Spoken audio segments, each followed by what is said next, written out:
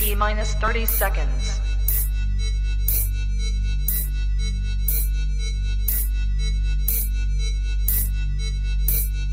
T minus 20 seconds.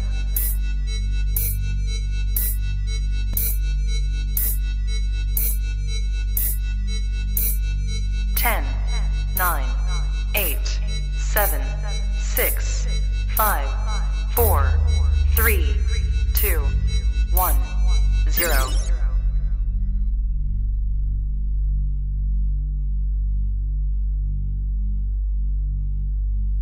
LadyChann! Fight!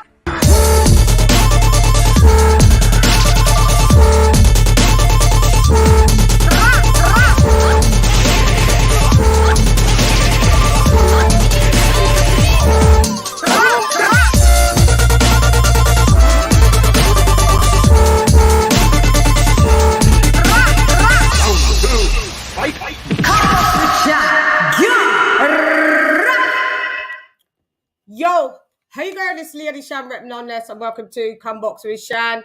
And it's been a little bit of a hassle. I had to unplug the roadcaster because I haven't really been in the building. I haven't had the time to really play with it since the last time. It was giving me some audio problems, and I just thought, let me just revert back to type right now to what I know, and then I'll get it all done for the next show. Bars. Anyway, hope you lot have had a great day. Fucking hell, it's hot, I'm telling you. It's been quite we went from like high, like if we're talking to our Americans, we went from like the 90s into like the cool 70s, kind of like the low 70s, and now it seems like we're trying to get back. It's quite a warm night tonight. So today's show is, I know you lot was like, is this bitch? Yeah, I haven't been the best. Like, I had to take a bit of a hiatus. Not feeling the greatest. Bars. I'm fucking on my A game though. I'm spitting though. So let's get what the banner's called. It is called, the banner is called, so it won't be call-ins today, by the way, because roadcaster over here. Get that done. New piece of kit. And last time it was giving me some audio. So there's something, that audio problem. So there's something that I'm not sorting out. So let me sort it out. So we get good quality audio, because I hate bad audio. Canelo v Triple G, boss, says it's personal. See? It's personal. It's personal. It's personal. Pero no lo sé. Let's see.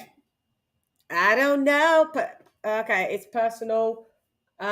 Also, we have Tyson Fury in the building. No, we don't have him here. Tyson Fury seems to be. This is the weekly wrap-up show. So we've seen that Tyson Fury pulled a few stunts. He seems to be a little jealous of old AJ, yeah? Seems jealous of Anthony Joshua. Yeah. Okay. I'm reloaded. Let's save. Ooh. Jeez. Woo. A bitch be fucking. I don't know why, but it's fucking. Let's get this fan going on. What's going on? I'm getting coming over. We soon done. Gun by my side just in case I gotta run. Jeez. All right. I feel so rusty. You do 8 days of no YouTube. I've been on, shouts out to Knockouts with Nike. I've been on her show. I was supposed to be resting my ass, but it was a good one. Shouts out to Nike. But yeah, mi hermana, Nike. Anyway, hope you lot, ¿cómo va tu día? ¿Todo bien? Espero que estés muy bien para ellos. Para mí no me siento bien. Pues hoy un poquito mejor, ¿sí? So, entonces, vamos a ver. Let's see now. Who's in the building? Okay, sorry, forgot to put that banner up. Oh, so who have we got? We have got Lisa Bales in the building. AJ in the building. What's happened? Julius. We've got a super chat. Carino in the building. Me baby in the building. In the building. So let's have the super chat.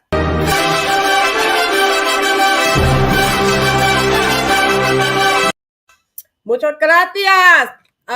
Ring IQ in the building. My guy, $4.99 in the building.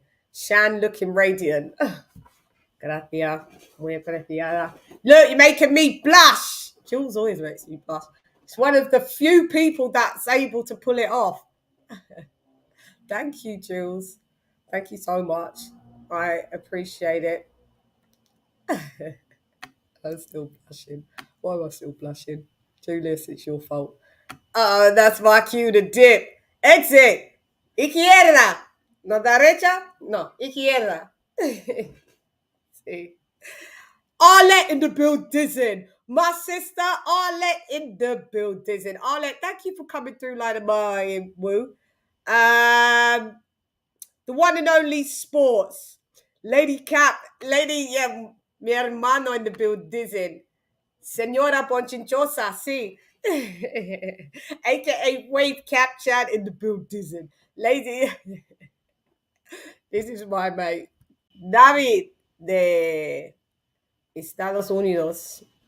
My Puerto Rican mate, though, in the building. Thank you for joining me, David. He always calls me Señora Ponchinchosa. See, Miss Gossip. We got Ben Adams in the building. It's the crazy mango lady. Who's that? I don't know who that is. Oh, it put me up on game. I don't know who that is. He's a crazy mango lady. Who did I just mention? I don't know. Dr. P in the building. Paul Evans is in the building. Yeah. Okay. So let's give everyone a round of applause. Shan is mad fucking rusty in the building. Man.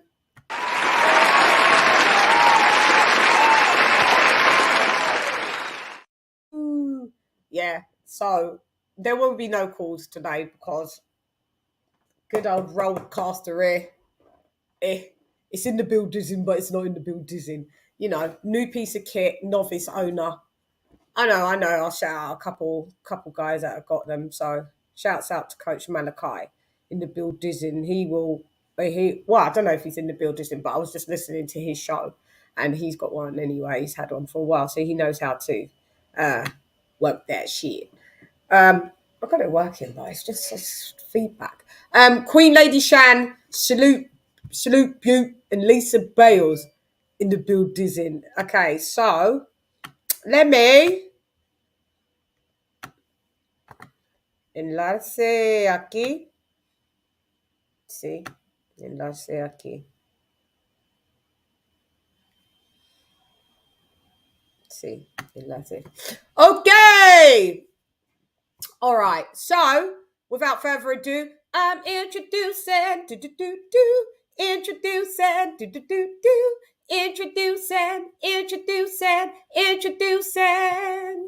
One and only Kenny.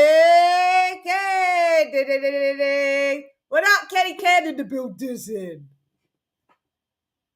Why can't I hear you, Ken? Ken, have you got your mic on? Muy interesante. Oh, he's disappeared. He's tipped out. We're having technicalities. You know. Sometimes we just have technicalities. It's called technology. Technology comes with technicalities. It's all I'll wait for Kenny Ken to get his ass right back in. So, like I said, como va tu dia? How's your day? How's your day going? I hope it is going well. Mine was okay, just chilling like a villain. Thinking, oh, am I going to do this live? Do I feel 100%? And then I was like, I owe it to you guys. You guys have always sent me your well wishes. You know, when a bitch don't feel. Sometimes you need a hiatus as well. Sometimes you just need a YouTube cleansing as well. Like, you could be on other people's shit, but you just don't want to be on your own. Let's get him back in. Get it again. Is it me? Is it me? Hang on. Oh, hold on. I think it's me because because my Bluetooth may be connected to this goddamn. Oh no, it's not connected to the Rodecaster. Can you guys hear Kenny? Let me see. Let me go on my phone. It's the Rodecaster. Can you guys hear Kenny? Kenny, we can't hear you. Let me see. Let me go on my phone. How do I feel? LOC in the building. Can you guys hear Kenny? Kenny, we can't hear you. We can't hear you, Ken. It's something on your side, and I like that background. It's something on your side. Can you guys hear him? No. We can't hear you, Ken. Is your mic turned on? Is your mic physically turned on? Yeah. Can't hear him. No, nobody can hear you. It's something with you. It's a setting. Have you got a new setup on, like, with your mic plugged into something else? I can't hear you, so you're talking. Look, press on audio. You see where underneath it says settings, it says mute, stop cam, settings. Can you see that? Can you see that? Go into settings and then click on audio and see what comes up. It should be whatever you're using. If you use it, are you using your phone? Or Lappy? Lappy. Okay, so you've got to click on like what I said, and then when it gets to a drop box, pick the laptop that. Hello? I think I can hear you. Hello? Pick the laptop. Yeah, I can hear you. Fucking hell. I can hear you. We got it. We got it. I gotta give you a round of applause.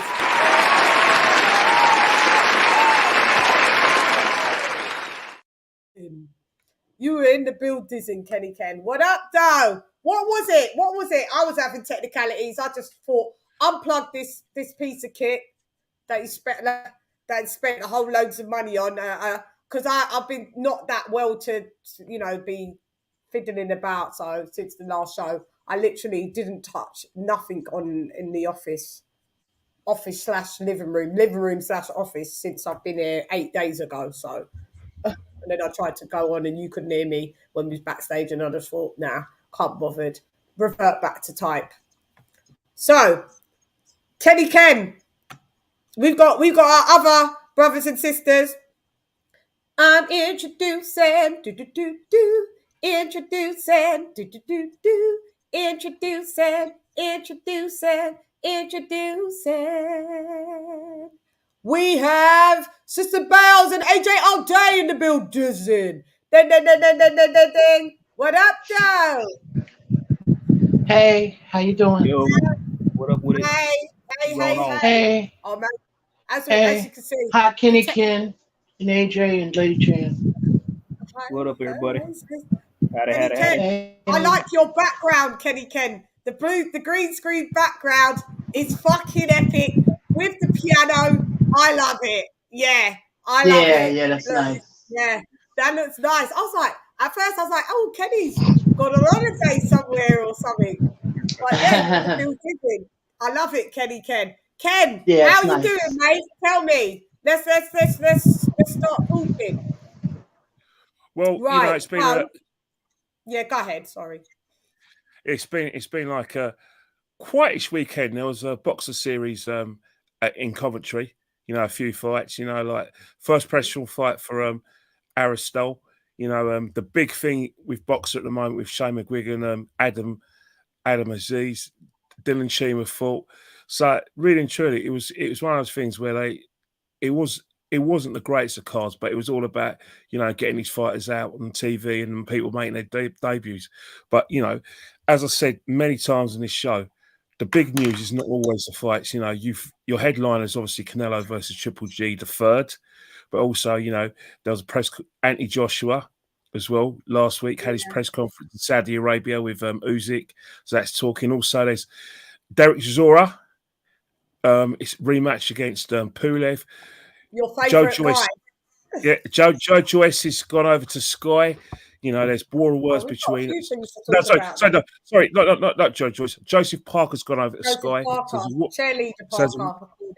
So there's a war of words. Yeah, so there's a war of words between himself and Joe Joyce because Joe Joyce is very put out by it. So, as I said, there's loads of discussion points. In Christian Hammer. Yeah, there's loads of. Hang on, let me just get my life according to Matthew, Mark, Luke, and John on together out here. You know, because geez, right now. Just make sure you lot can hear me. This wants to turn now. It wants to do its own thing. Yeah, coolio. All right, so I let me tell you a little secret. I watched no boxing weekend gone. I wasn't feeling well. I just literally, that's how you know I wasn't feeling well, because I had no interest in it. I watched only McCaskill. Was it McCaskill? Yeah, she fought. Yeah. And just like deleted like the other girl. And that was it. I conked out, faded out to black. So you've mentioned, so we've got. You see, Adam. Will we? Yeah, might as well, because you know they all won their fights, you know, pretty quickly. Adam Aziz won in them. He virtually threw the first punch in the first round. It was over in about 30 seconds. Adam Aziz his fight on Saturday, so that's not a big deal. Dylan Schumann had a goodish fight on points, and you know Karis Aristotle, you know, bronze medalist in the GB team. She won on points as well. So really, truly, the so she won on points, did she? Because her partner, she made her debut. Right, Lauren Price fought about a couple of weeks ago. Which so was, in essence, it was kind of the cards that, you know, Sky contracted to put out, but it was nothing major, and it's quite disappointing. The next week, you know, we had a card in Manchester, but it's been called off because Hughie Fury's ill. So really, truly, there's not going to be much to write home about this weekend. But next weekend, there's going to be a fight between Derek Chisora. But other news, I hate talking about this, but I'm sure our viewers will like this. But the other Fury is having problems with entering the USA because he's agreed to fight the YouTuber. Yeah, we're going to get into it's all a fucking mess in the world of boxing, I'll tell you that. It's a complete catastrophe. I don't even know what it is in the world of boxing right now, but right now it's not.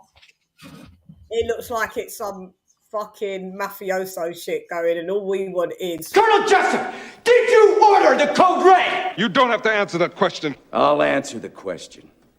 You want answers? I think I'm entitled. You want answers? I want the truth! You can't handle the truth! Don't know if we're ever going to get any fight right of truth over there. So, you know, what he said, she said, and that's where we're at. That's where we're leaving it in the building. But, yeah, we will touch. I did do a couple of reports on the Fury seem to having a lot of problems. Muchas problemas in the building. Sorry, look at me. Having a good old joke and chuckle to myself like an evil villain, super villain. I believe you. It's funny. It's funny. No, because Karma is a bitch. That's why. Karma is a bitch. And, you know, when you play nasty and horrible things get bestowed right back. Gonta says, and strike out. You know, you missed the 3 fucking strikes. He struck out. No home run. Get off the pitch. That's what's happened. So, okay, so we've got, let's talk about Canelo and Triple G. Yeah. Canelo says it's personal. Canelo says it's personal. Canelo is, I don't know. He's like a man possessed right now with Triple G, and he's absolutely just telling Triple G that he wants money. He's waiting around for him. He ain't really that wrong, is he? Payday. You want payday? I know that.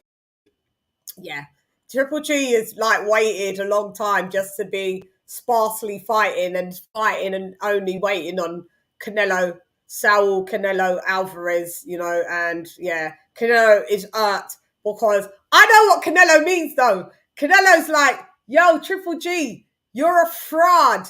You're a mentiroso. Eres mentiroso in the building. And you know why? Porque you say one thing over here and then to everybody else's face and my face, you pretend to be a nice guy and you're not a nice guy. Yeah, because I've heard Triple G slander Canelo, say, you know, he's a cheater. So I saw Canelo talking today on, I think it was on, well, I don't know, I saw it today, but it was on Fight. I think it was Fight Hub or Fight Hype, one or the other. And someone had asked him, like, why is it so personal and what has Triple G really done? And he was like, Triple G's called me a cheater, like basically tried to make me look like an idiot to my country, to my people. Yeah, one thing to me, one thing to others. He don't got no balls.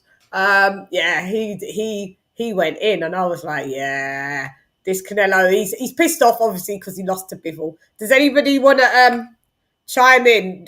Well, Kenny, let's go with Kenny first. Did you see any of this? The face-off where, look, well, they've had 2, haven't they? They're doing some world face-off tour, aren't they? Yeah. So did you see how...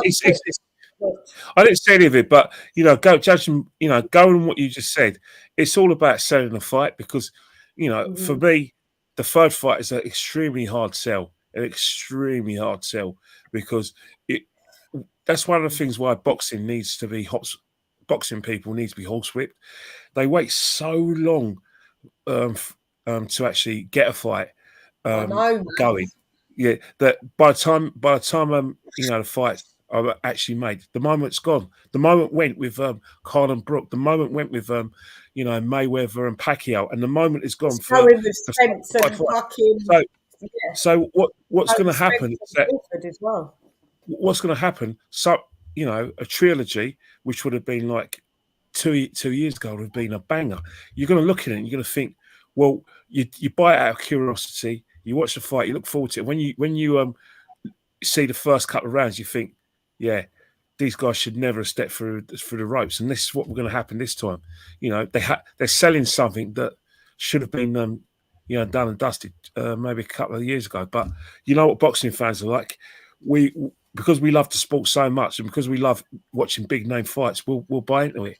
But as I said before, in terms of Canelo saying, "Oh yeah, he's a diss me," you're selling a fight. You're a businessman, mate. You're a PR man. Come on. There's no Saul. Get going, Saul. Don't be such in your feelings, Saul. Saul hates nobody.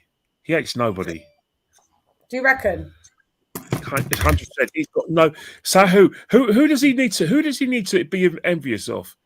He's a multi. He's well, it's not about being envious. I just think he's not envious. He's pissed off of what Triple G is said about him. Allegedly. Canelo gets a bit funny when anyone brings up that, you know, that he's pop dirty and stuff like that. And what he's going to have to realise is that he did pop dirty, and it's a fact. So like. Which boxer? Saying that you're not a great fighter still. Thing with modern boxing is you'll find more fighters nowadays failing drug tests than they ever did before, because boxing is now an open book in every aspect. So the fighters' lives are an open book. The test is an open book. and TV's involved. So it's not a book. They're probably failing drug tests even back in the 80s, but we never knew about it because boxing hasn't got this high profile. So for there's I don't see why Canelo's getting up, but if he wants to sell a fight and sell some sort of rivalry, crack on. Triple G's got more to be aggrieved about than he has. Triple G got cheated in the first fight, and I thought he sneaked the second fight as well. So he's the one who should have the grievance, not Canelo. Yeah. Canelo's gifted those Yeah. 2 fights. Yeah, I've never had Canelo. Guys, have you? Welcome AJ and Lisa yet again. I've never had Canelo absolutely beating Triple G. I mean, I've never had Triple G. Sorry, I've never had Canelo beating Triple G in the 2 fights. I had it Canelo losing by 10 rounds, Triple G 10-2, and the second fight, I think I scored it a draw, and I had the pleasure of you guys. We did the rewatch. So, what do you want to take about this? Is having it personal a bad thing to go into the ring? Being personal with Canelo, sis.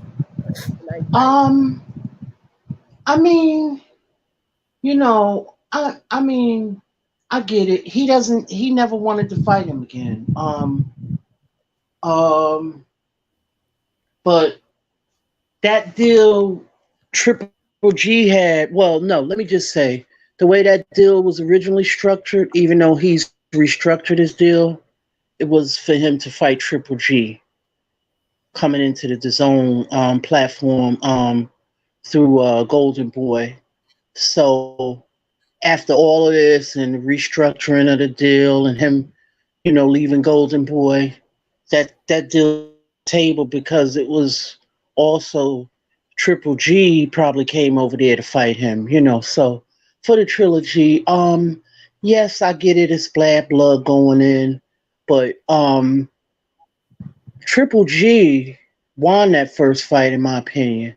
Now with the second one, I felt maybe Canelo slightly edged it, but it could have been a draw.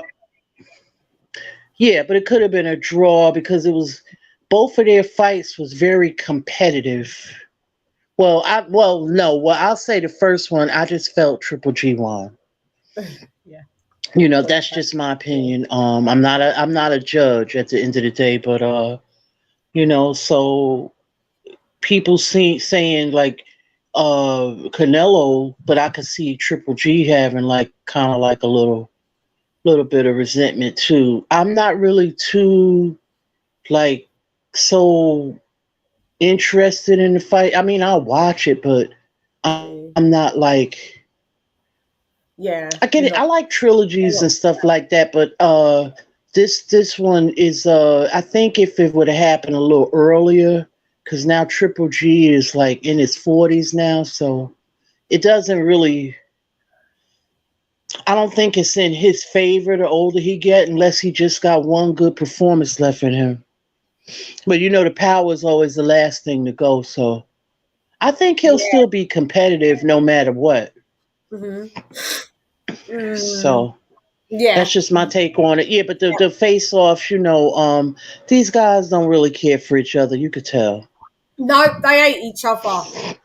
But at least Canelo's just telling the truth. I think Triple G. AJ, what do you say? I think Triple G is pretending to play the nice guy because he knows it's doing Canelo's head in.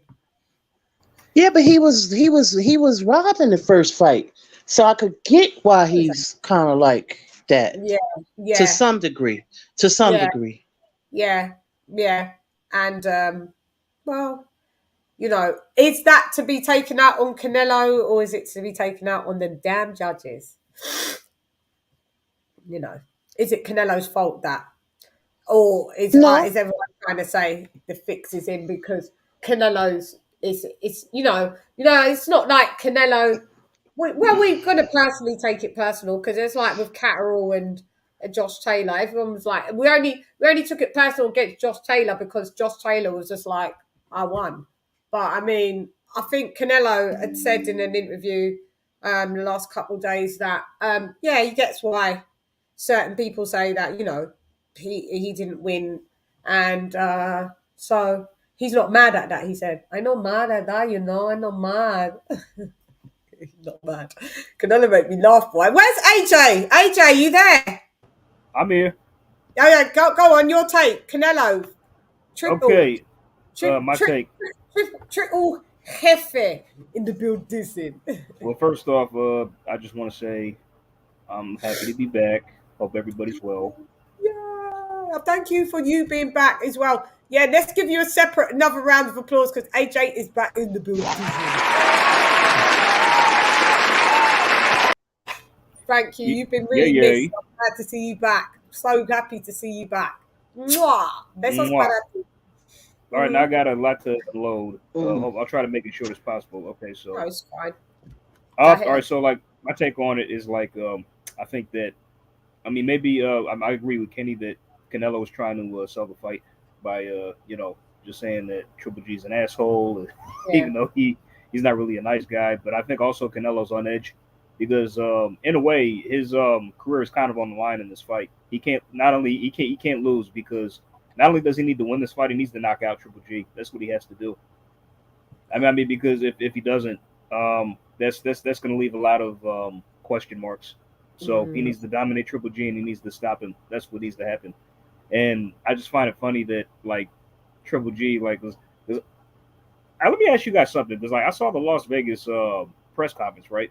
And I saw the New York press conference. Did Triple G dye his hair? Because isn't it not still grey? It looked a little darker in the New York press conference. I mean, because I remember like I saw him outside in like the Fight Hype videos. Because it was gray in like Las Vegas, and I saw him outside. Yeah. And like he kind of looked like an old grandpa having a good time. I'm like, oh, that's cute. Old, I'm like, oh, that's cute. They let him out. They let him out late to play. And yeah, he looks old. Yeah, he looks old in my opinion. I'm just trying to pull it up. Yeah, it's cute. It's cute. I mean, I just find Canelo's energy funny because I think mostly this is just stemming from his loss to Bivol. Because honestly, I think like the loss to Bivol has honestly made this fight now more interesting than it was before. Because if he beat Bivol, like everybody's gonna be like, oh, everybody would have been shitting all over the fight even more than they are now. I mean, so I think like him losing just added more intrigue to it, and everybody's wondering because I thought a lot of people are actually picking Triple G to win this fight. I don't know if y'all knew that. I know, like, I mean, I don't think that's going to happen, but you know, it's just that's what even makes it more intriguing. It's because of the loss to Bivol. Yeah, I think because of the loss to Bivol, people are seeing Canelo as slightly, maybe a little bit mortal at the minute. So I get it. Hang on, I'll show you guys what this is. I do not own the rights to this, guys, but we'll just have a quick look at this face-off on. Shouts out to Little Giant Boxing, I think. Shout out to Swab too. What's up, Swab? Swab, are you in the building? Swab, what up, though, Swab?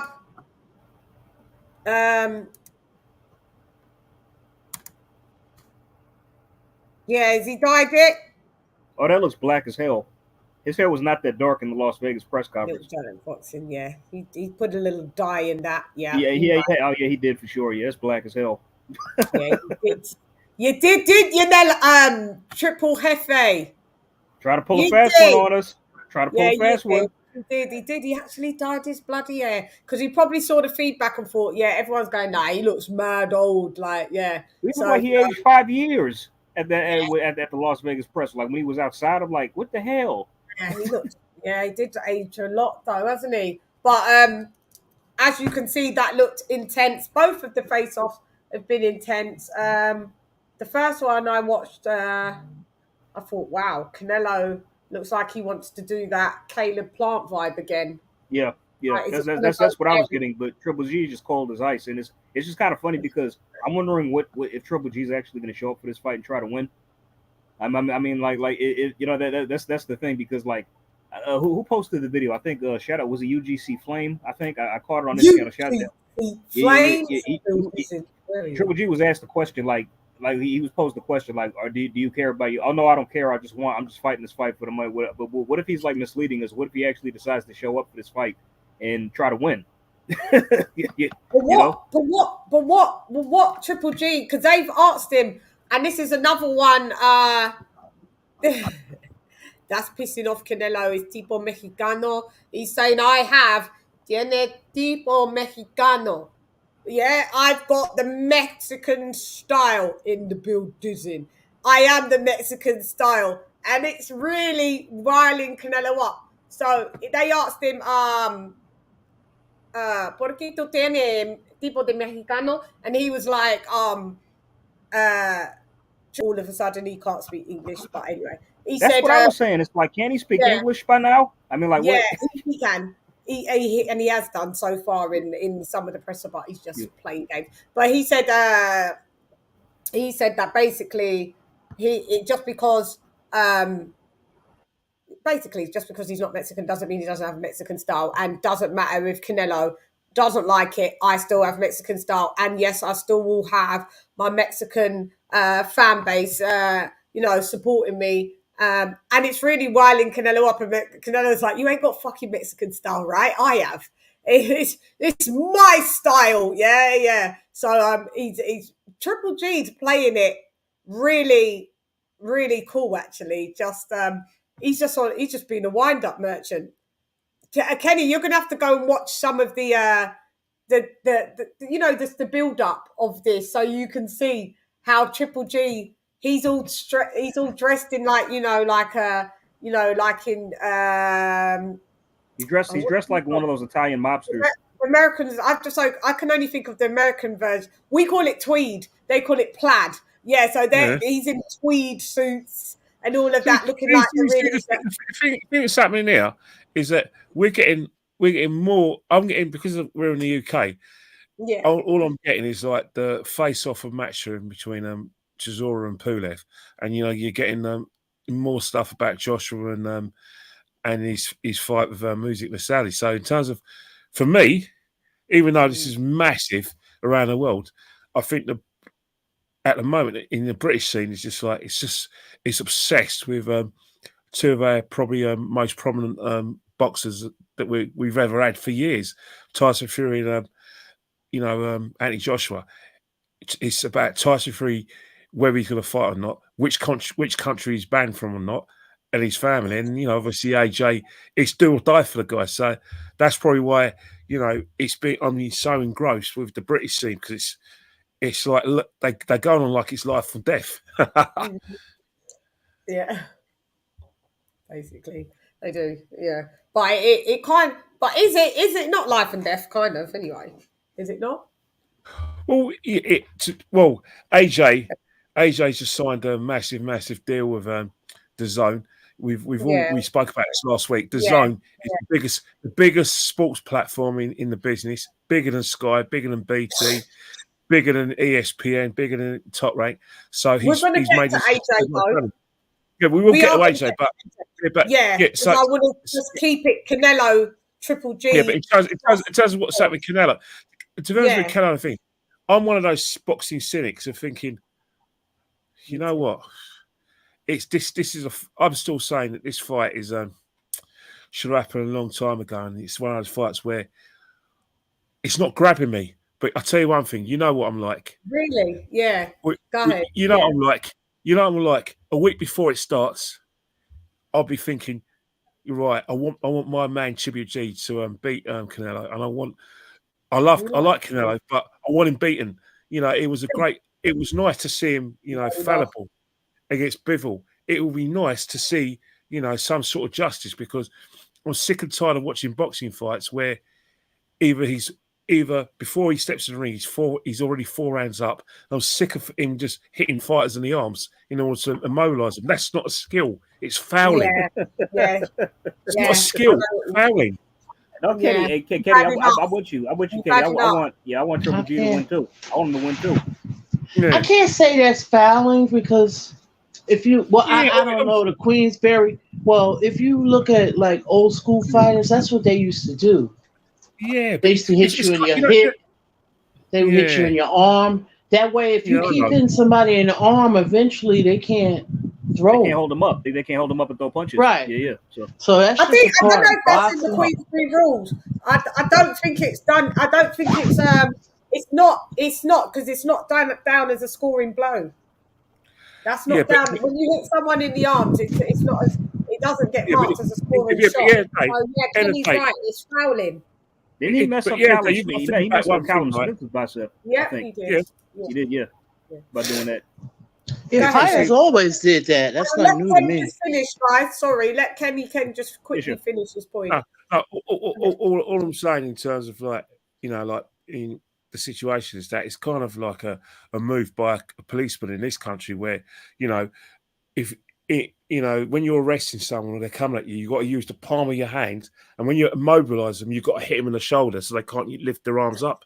So, so when you're on top of them and they try and lift their arms, you punch the shoulder. And I was thinking, hang on, I've seen a few officers of the Met do that in Finsbury Park. But don't get me wrong, I blame Canelo Smith more for that tactic than Canelo, because simple reason is that Canelo Smith went in there and he was like all overawed by the whole situation. He was just glad to be there, and Like he pork chop. yeah. Oh, absolutely a pork chop. I'm very angry with him. I really feel let down by him because I'm really looking forward to that fight. And he just fought like a pork chop. No, Days, yeah, he fought like a pork pie. Not even a pork chop. He fought like He came to survive. No, That's all he did. He's good enough to go on a barbie, because the thing is, my pork chops, if you're not good enough to go on a barbie, you've got to stay in the freezer. He was good enough to go on a barbie, that one. And he's 6'3". He's 6'3", never used any range. Most boring fight going. Yeah, so you're right. I'm not happy with it. I'm still angry with him for that. Yeah.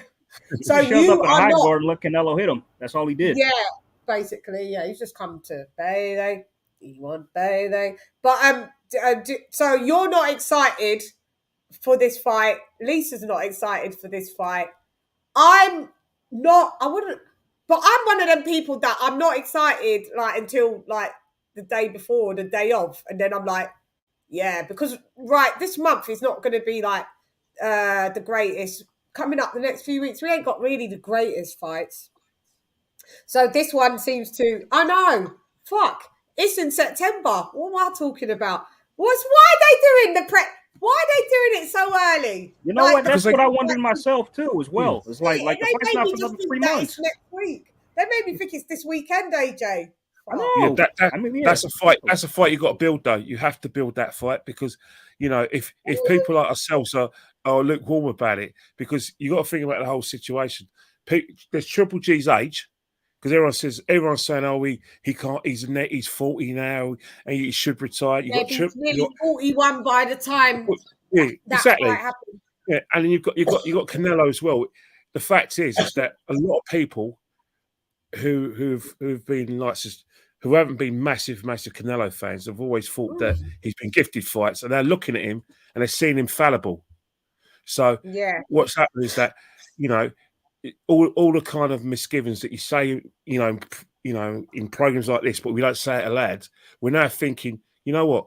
We're not really that massive Canelo fans anyway, and we think that, that despite the fact that he's fought all these fighters, a lot of these fighters he fought were intimidated and overawed by the whole situation. And we actually think that a lot of these fighters were a lot closer than before, but because it's Canelo, he was giving them these decisions. So I think it's hard for a lot of fans like myself to get into this fight. But as you said, come a week before the fight starts, we're going to be in with it, because they will sell the fight really well. Because but a fight like this, it has to be built. You can't just have the kind of a press conference at 11 hours. Build the fight, and any Triple G fans who are looking for revenge on his behalf, get into your mind, see him train, and prepare yourself for the restoration of his title. That's how we. But this is a fight that has to be built. Yeah, perhaps says hitting in the arms isn't a foul. Hit yes, arms no. But in the Queensberry's rules, Hap, I'm sure hitting in the arms isn't deemed as a scoring blow, though. Maybe not a foul, but you can't get a point off of it. That's what I was the understanding. But I could be wrong. Though. But yeah. So you think they've got to build this fight? This fight's got to be built. Them doing 80 days around the world in the building. Yeah, you in the building, Thunder Road. What up, though? So 80 days around the world. You think it's going to garner more traction? So we got Arlette. She's pulling for Triple G. Kenny Ken, who are you pulling for? You're pulling for Triple G. Lisa, who, if Yes. you want to pick, who are you pulling for, sis? I don't really have a dog in the race. I think I think I'm gonna say Canelo's gonna win. No, but if you got anyone that I know that's a prediction, but is there anyone that you'd prefer to win? No, it doesn't matter to me. No, you don't mind. No horse in the race. Yeah. Yeah. AJ, are you pulling for someone to win? Not a prediction, but are you pulling? Would you prefer someone to win? Oh yeah. Triple G, because it'll be fucking hilarious. So I mean, that'll just be awesome. It really would. I mean, one it'll mean that Canelo's career might be over, and also that'll be one of the biggest upsets. It's probably going to be the upset of the year if that happened. I mean, probably hands down. It'll be a candidate for upset of the year if Triple G pulled it off finally. Like if he beat Canelo decisively or knocked him out. Yeah. I mean, but just one thing I like that, like Canelo, like it's like he needs to just calm down, because even though Triple G's old, he's still dangerous. I mean, he still got his power, and he looked, even though he looked shaky in the Murata fight, he still in the latter half he fucked him up and stopped him. So I mean, he looked like vintage Triple G of old in like the latter half of that fight. So, I know he's moving up to 168. The weight game may help him. It might not. Yeah. How do you think? Well, do you think the weight game helps him? I think it should, because he doesn't have to drain to make 160. So the extra 8 pounds should add something to him. Should add some strength to him, or just some vitality to him. So because he doesn't have to drain himself to make 160 for this fight. So it should help. It should help. So yeah, it's be interesting to see him what he looks like at 68. So Ken, are you pulling for Triple G? Because it's more because he's one of your faves fighters. It's not personal. It's Canelo. It's just that Triple G is a fighter that I've got a lot of admiration for, and I just felt that first fight I just couldn't understand the scoring. The thing that got me is that the audacity of one of the judges to give Canelo 8 points. It gets me. 10 rounds. I find that really offended me. It really offended me because I thought because I it's one of those things where we're trying to attract fans to the sport, and when they see things like that, it makes them even more cynical about the sport. Ken, you know what that reminded me of? The Floyd fight where Canelo got a draw on one of the scorecards. That's what that reminded me of. It's the same. It's like the La Hoya and Floyd and Mayweather Jr. in 2007 as well, where for some only I still don't understand how that became a split decision. There was no way that that was a close fight between the La Hoya and the Mayweather Jr. But again, it's one of those things where sometimes judges, are boxing fans and seem to be fans of fighters, or if they're not, then they're heavily influenced by the presence of the presence of all the boards of the organisations. We saw a situation with Taylor in the Taylor fight when everyone from all the organisations, boxing bodies were at that fight, and it was like I thought, wow, this is brilliant. This is like an all British fight, Catterall and Taylor, and then when I saw the judging cards and everything, I thought, yeah, these lot were here, and these lot had an influence on that fight. Blatantly did. Blatantly. Yeah. Mm-hmm.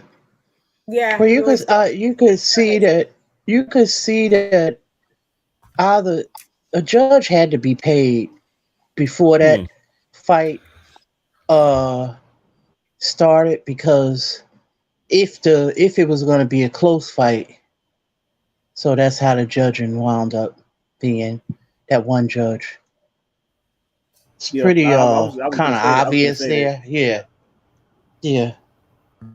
I mean, because I don't know if y'all noticed, but the Jose Ramirez Josh Taylor fight was controversial as well. Even though Josh Taylor got the nod, he only won by 2 points on each. They would have made it a draw, wouldn't they? Even though he scored 2 knockdowns, like he won by 2 points on all 3 judges' scorecards.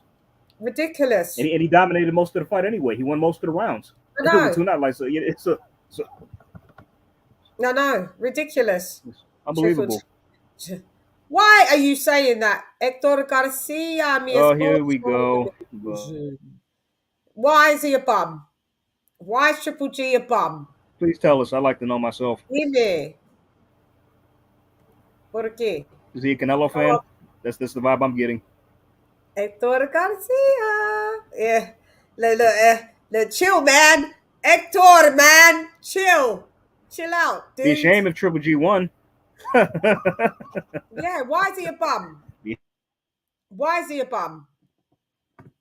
You tell me, dime. Come on, hurry up. Quick. Oh, his resume's trash. His resume ain't I know why. I know what people are saying because I question a lot of bits of Triple G's resume where he could have fought and things like that. But I don't question that the guy, he's a Hall of Famer. He's a great boxer. It's not like, you know, some people's got a trash resume. The thing is, I think it's with Triple G, it's frustrating because the resume, you know, some fighters have got a trash resume, but they've had to have a trash resume because they ain't really got the skills, like, you know, Deontay Wilder, to have a great resume. Oh, yeah. You know, they don't have the skills to match it. Triple G is almost like, we almost feel like you underachieving because we know that you're a sick boxer. Like, you could have crammed in, like, you've only unified once you got to 40 years old.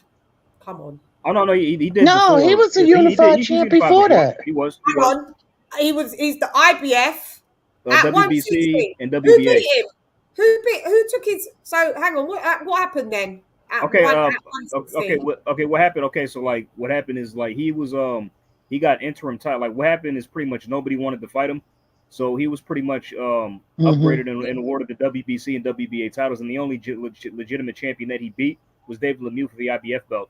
Then when he beat him, he had all three straps. But I mean, but pretty much he was so like. What happened to the? So did he vacate the WBA and the? Okay, so he went the first Canelo fight. He had all three straps, right? That yeah. Canelo took him. Yeah, I mean, he only got the second fight. Yeah, the second fight. Yeah, I mean, I think he lost one belt. He got stripped of the IBF belt because he wouldn't fight as mandatory. Then he went into the Canelo rematch with the WBA and WBC belts and the ring title, I think. Then like Canelo he still got the IBF. He had the IBF still. Oh, no, he didn't have that. He got stripped of that. But and then in the second fight, Triple G did. Triple G did in the second fight. He didn't have that. And then he gained it back because he's IBF. He when he fought Derevchenko for the vacant belt, he got it back then. Then he just beat Murata for the WBA title. You're right. I'm thinking he's twice unified because Canelo took his shit. I mean, but Chan, it's funny because back when Triple G got he got the WBC title in the first place. Yeah. Because Canelo fought Cotto, right? Took his WBC belt, but he ducked Triple G back then, and then they just upgraded Triple G to they upgraded him, and Canelo vacated his Jamal Charlo. Canelo vacated the WBC belt, then they upgraded Triple G to because he was all that And some of those title defenses that he have is they're trying to put it off like. But some of them is like the regular title. So they was trying to say that he was at the time tied with or he was going to surpass B-Hop. But it's like the little Yeah, but I don't put him in the category of a B-Hop or hold up. Marvin Hagler or Monsoon or Sergio Martinez or nothing like that. I think they've had better competition. Yeah, so do we. I agree with that. Yeah, he's not a Marvin. They keep trying to match him with a Marvin Hagler. Do you match him, Kenny? Marvin Hagler, Triple G. No comparison. Yeah, well, that's the thing with Triple G. People say he hasn't got a great resume, but some people put too much emphasis on resumes that we're not allowed to enjoy a fighter who's got a good record anymore because they have to for them to prove themselves they have to fight this one. It's like we have the same situation with Tyson Fury, whether we like it or not, we have the same situation where Tyson Fury's got to prove himself over and over again because of his earlier fights. We're not happy with his resume. And I think that's the same with Triple G. But if you want to talk about resumes, Marvin Hagler, was accused of not having a great resume but when it came to, the fights against the Four Kings, he beat all the Four Kings, in my opinion, including Sugar Ray Leonard. But Sugar Ray Leonard got a decision. You know what I mean? Because for some reason, Sugar Ray Leonard just nicked the rounds. He teethed that fight. He stole that fight from Marvin Hagler. Yeah. Stole it. I watched it when I was about 15 years old. He pickpocketed him. Right, Saved all his energy for the last 20 seconds of the fight. Threw a few punches. None of them really landed or hurt Hagler, and he sneaked the win. It was daylight robbery. He shoe shined for like the last 30 seconds of each round. I remember. Yeah. It was the biggest con job ever. Yeah. No, not con job. I can't like when it comes to Hagler, I'm gonna have to put him in his own category, and I'm gonna say this for the reason why, because the government had to get involved. Nobody wanted to fight this man. Yeah. Get his first the title government shot. had to get involved for him to actually get a title shot. So his situation is a little bit like kind of unique in its own right. Nobody wanted to fight this man because they said a couple of things. One, he was good. One, he was a southpaw, and another, he was black. That's what Joe Frazier said. That's what Joe Frazier told him. That's what. Yeah, exactly. Yeah. So that's different. But we got Paige here saying Canelo has a better resume than Hopkins. Woo. Oh wow. Can I answer Paige? That's a crazy one. AJ also quit in the corner. That's the part. He didn't quit in the corner. What are you talking about? Hang on, let Kenny answer, then you go, AJ. Sorry, go ahead. With Paige, the thing with Canelo, right, is that Canelo is one of those fighters who's got a lot of fans, not just boxing fans, but he appeals to the casuals, especially people in Latin America. But the fact is that I'll say this, and I don't feel it may be controversial, but Canelo has had probably one of the biggest gifts in boxing. A lot of people in British boxing who are jealous of AJ say he's been giving gifts. But I tell you one thing, factually, that man from Mexico has been giving gift after gift after gift. He's won titles of fighters with shit. I mean, bloody Rocky Fielding.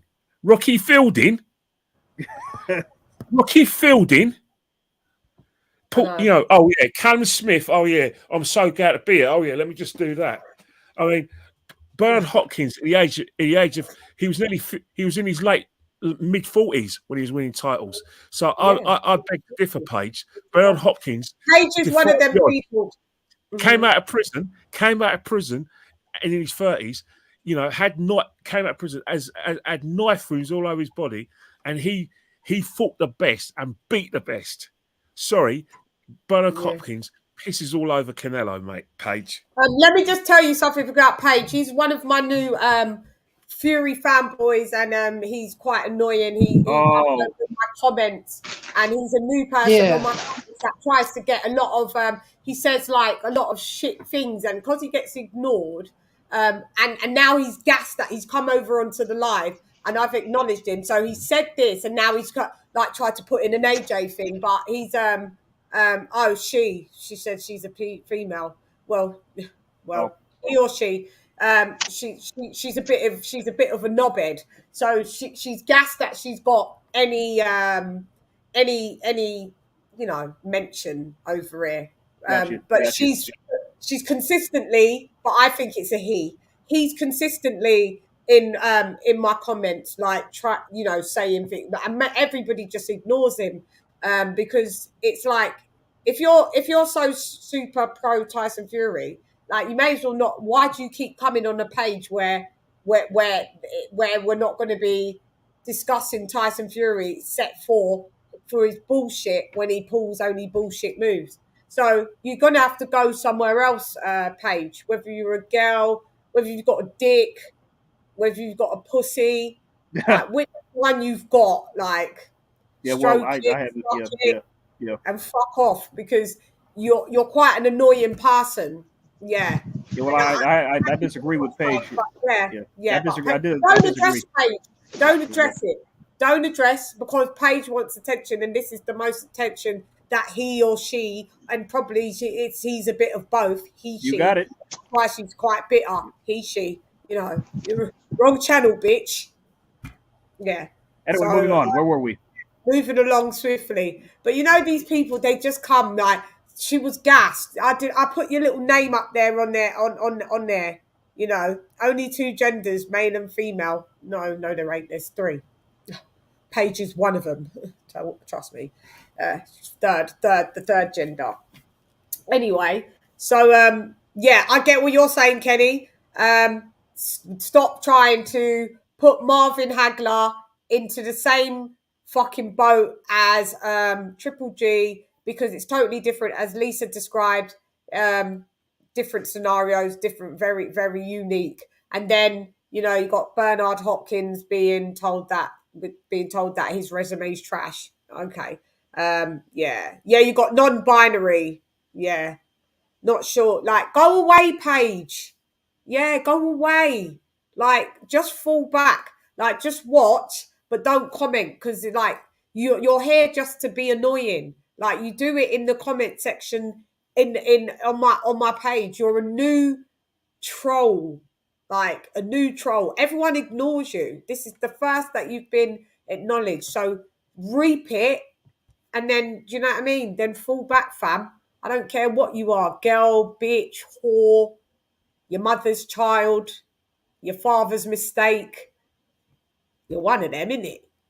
Anyway, so okay, so right, so moving along swiftly.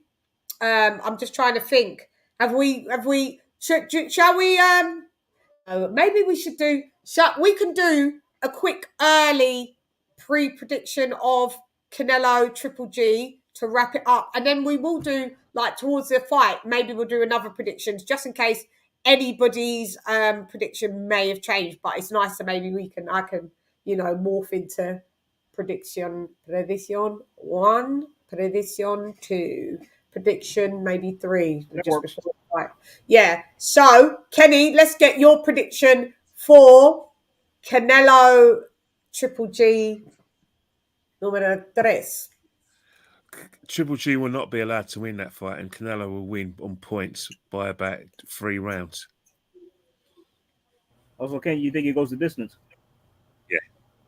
Yeah. Okay. So what you're going? So Ken, I'm writing this down, sir. So I've got you.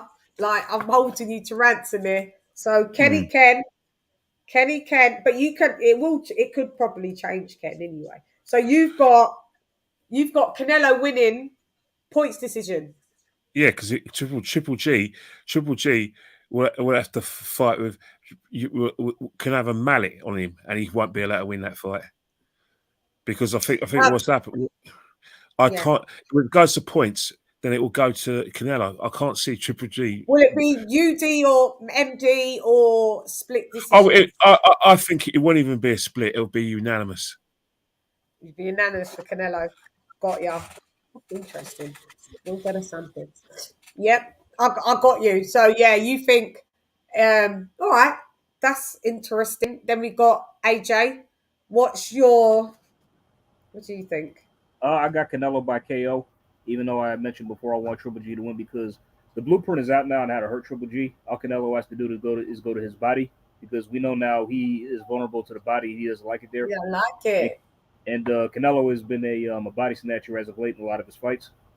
So all he's got to do is take it there. He can probably stop him to the body. But yeah, I mean, I'm with Kenny too. If it goes the distance, I don't see Triple G getting the nod on points. So either way, this fight. Do you want to predict a batch of rounds? Do you want to predict a round for the KO, the stopping KO, whatever? Mid to late, probably between 6 to 8 rounds. That's what I guess. Yeah, 6 to okay, so 6 to 8, round 6 to 8. Sister Bell's in the building. What have you got, Lise? I'm going for Canelo points. I'm kind of agreeing with Kenny Ken. On unanimous decision. Yes, he'll probably get, hit in the body a lot, but we got to understand too that Triple G has muscle memory from Canelo. So, Triple G has never been knocked down. No. Or knocked down to the body, to my knowledge. So, neither one of them have actually. Yeah, I realize. But he's just the power is the last to go. So I just see him just losing by an unanimous decision. Okay, and then we'll have Francis, and then we'll have little old me. I'm going for Canelo stoppage. Round ronda nueve. Or maybe round 9 or 10. Let me go 8 to 10. Yeah, let me go 8 to 10. I don't think it's even gonna go 10. No, I don't. That's just me chatting shit. I don't really think it's gonna go up to round 10. So don't really say it, Shan. All right, I'm gonna just go with, round 8 or 9. That's where I'll go. Canelo stoppage. Round 8, 9. Like, these are just our first off predictions. They may change coming up, so yeah. I just feel that he looked so vulnerable against Murata. Murata early on, he did, yeah. And if Murata could actually have the gas engine to keep that up, it could have been the first time you would have seen a stoppage for Triple G. Yeah. Like, whether the ref would have waved it off or something. He did not like those body shots. Not any fight. Many people don't. Who likes body shots? And Murata was coming off a 2-year layoff. 2-year layoff. And Murata is he's a bit up in age. He's about 36. 36, yeah. So Canelo's 31, 32. Triple G is going to be nearly 40. He's going to be just shy of 41. Yeah. He just turned 40 this year. So 41, I think, at that time when the fight happens. No, he'll be 40 still. He'll be 40. He turned 40 this year. He turned 40 this year. Oh, did he? He did, in April. In April. I think his birthday was the day before the Murata fight. Actually. Oh yeah, no, it was the day. Yeah. You're right. So he'll be 40 and change still. Yeah, I just don't see. I see a stoppage. It's going to be. I don't see it going to points, man. I really don't. I can see points though. Yeah, I get it because he's never been. It's always been a points decision. I don't think Canelo said I won't be happy with no fucking going to points. I just don't. I'd love it to go to distance so we get to see more of the fight, but I'd like it to be some kind of asses on the canvas. Imagine Canelo gets put down for the first time. Oh Lord, yeah, that's what I'm saying. That's the intrigue. That's why it's interested, Yeah, because Schwab said Canelo KO round 7. Okay, Schwab, I see you. Yeah, I don't know. Yeah, okay. So interesting. All right, Coolio and the motherfucking gang. So moving along to where did Kenny Ken go? So I wanted to speak about, before I get to, we can talk about. Is Tyson Fury being jealous next? Yeah, may as well get this fucking clown out of the way. I really don't have much to say. I'll keep it short when it's my turn. So you can kickstart it off. Okay, sure. Okay, so I just find it hilarious that he can't get back into the U.S. It's just the how's the saying go? Mind the company you keep. Like you really should. And he's always been jealous of AJ. Like, no matter what he does, Tyson Fury is never going to give him credit. It's if his next fight was announced right after he beat Usyk again, he's fighting a Rottweiler. Oh, Tyson Fury, I got the Rottweiler by knockout. Yeah, he doesn't have a chance against that Rottweiler. So, that's what we all know. That's what Tyson Fury would say. So, I just I'm just stay retired, bro. That's pretty much my 2 cents on the matter. Yeah, he's always going to stay jealous. He's never going to change, and that's that. So, Yeah. Kenny Ken, we move on to Tyson Fury. Is anyone Tyson Fury? Look, as yeah, you well know, I've got a soft spot for all our British fighters. I know you love him. I love Tyson Fury because of the story. I love AJ. But Dillian White's always been my favourite. But in terms of Tyson Fury, Tyson Fury's, you know, if there is envy, it's understandable. It's not envy is never justified, but envy is understandable. You look at Tyson Fury, you look at the management he's had. You know, Tyson Fury's had Nick Hennessy, and then he's had Frank Warren and he's had Bob Arum. Now, arguably, whether you like it or not, they are older. Nick Hennessy never had the kind of profile that, you know, our cousins from Brentwood had. Frank Warren seemed a bit of an old timer. A lot of people think that he should give the reins to his sons because they're more in tune with modern younger fighters, and I think boxers want to be with younger fighters. And AJ, as soon as he won his gold medal in London, he had the pick of promoters, and he chose the right promoter. He chose a young promoter in Eddie Hearn, who was 34 at the time, and Eddie Hearn had the back in the sky. So if you have the back in the sky, which is the biggest sporting platform in this country, then of course he has every right to be jealous, because AJ, you know, if you look at, you know, the money he's made for his pay-per-views, the traction he gets from his Instagram, his Facebook, his Twitter, that's all down to Sky. So of course, I get it. And, you know, it's never justified, but it's understandable because, you know, we had a guy in last week who you savaged. That's the second person from across the pond that you savaged. But one point I wanted them, I should have made that, and I only realised it afterwards. The reason why, if it had not been for Anthony Joshua and the traction he's brought to British boxing, then Tyson Fury would never have, and Dillian White probably wouldn't have got the sellout at Wembley, because Anthony Joshua has made that possible for boxers. Because Anthony Joshua has made a lot of people in boxing eat very well. Fighters eat very well. You look at all those people who had the pay-per-views, all these jobs in the Sky. You know, because Anthony Joshua was winning, they all made money. They all got relevance. You know, from you know, Smith, Wallhouse, Nelson, all based on Anthony Joshua winning. So Tyson Fury's got every right to be jealous. And, you know, Tyson Fury's, you know, he's made a lot of money. But has he made much money as AJ? Hell no. I'll be jealous of AJ. I'll be jealous because I've Tyson Fury probably think I'm a better boxer than him, or, you know, I've had a better amateur record than him, but this guy's making all the money. He's got bloody Eddie Hearn. He's got Sky. Oh, this is unfair. I get it. Respect Tyson for being human, because I'd be jealous. I wouldn't. I don't respect it. It's a punk. Yeah, I don't respect it. Because, yeah, like Arlette says, he doesn't do an interview. There's a day where he has to do. All he does is mention AJ every fucking interview. He should do. He should do. He passed his career off of.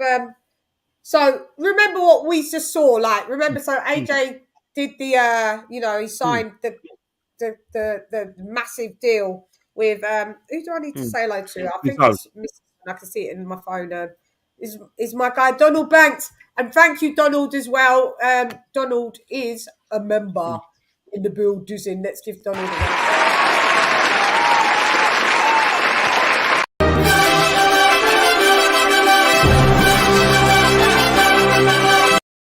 It's kind of like a super chat. I do need to update that as well. Thank you, Donald, my guy. Thank you so much, guys. You know, if you spend money on a coffee every day of your life for like £3-4 quid, from Starbucks, because if you like the nice ones and the lattes and the fraps, right?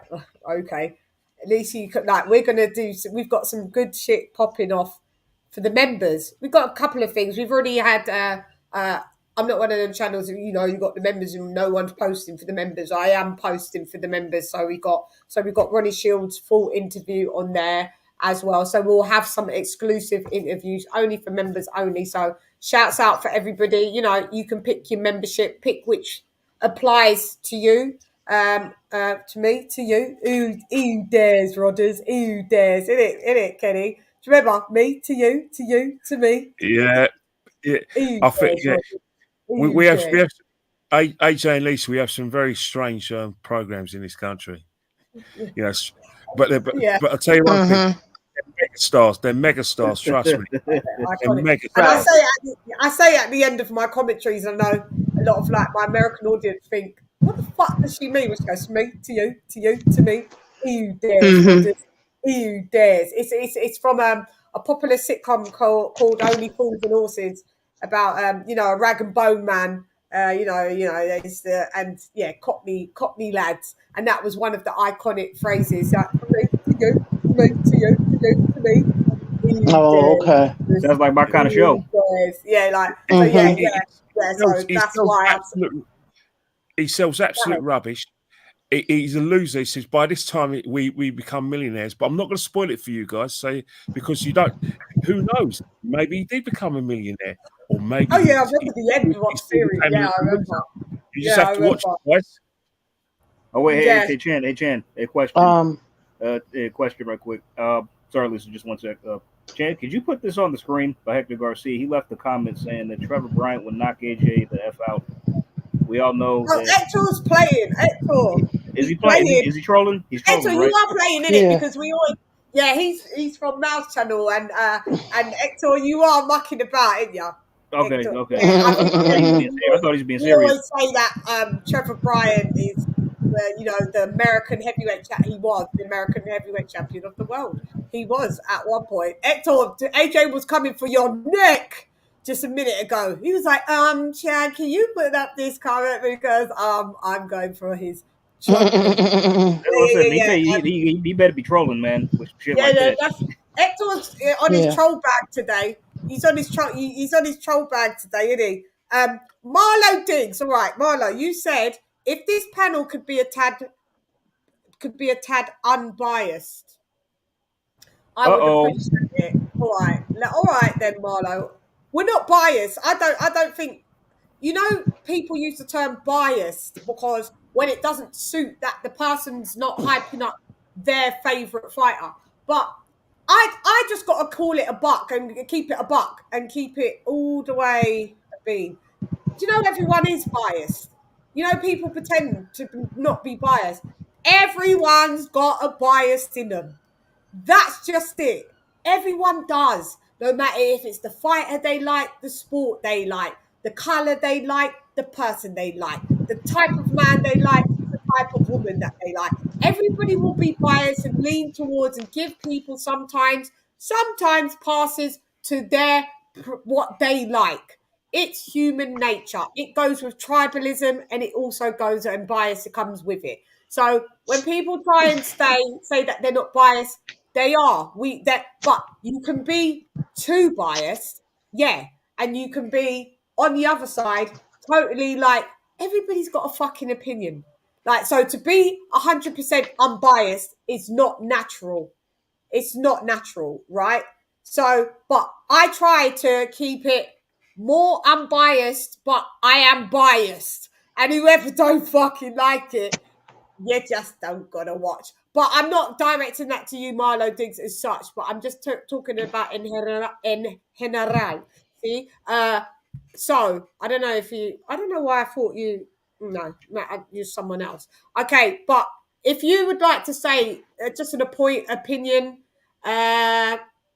why do you think that we're being biased and who's being biased specifically and on what topic?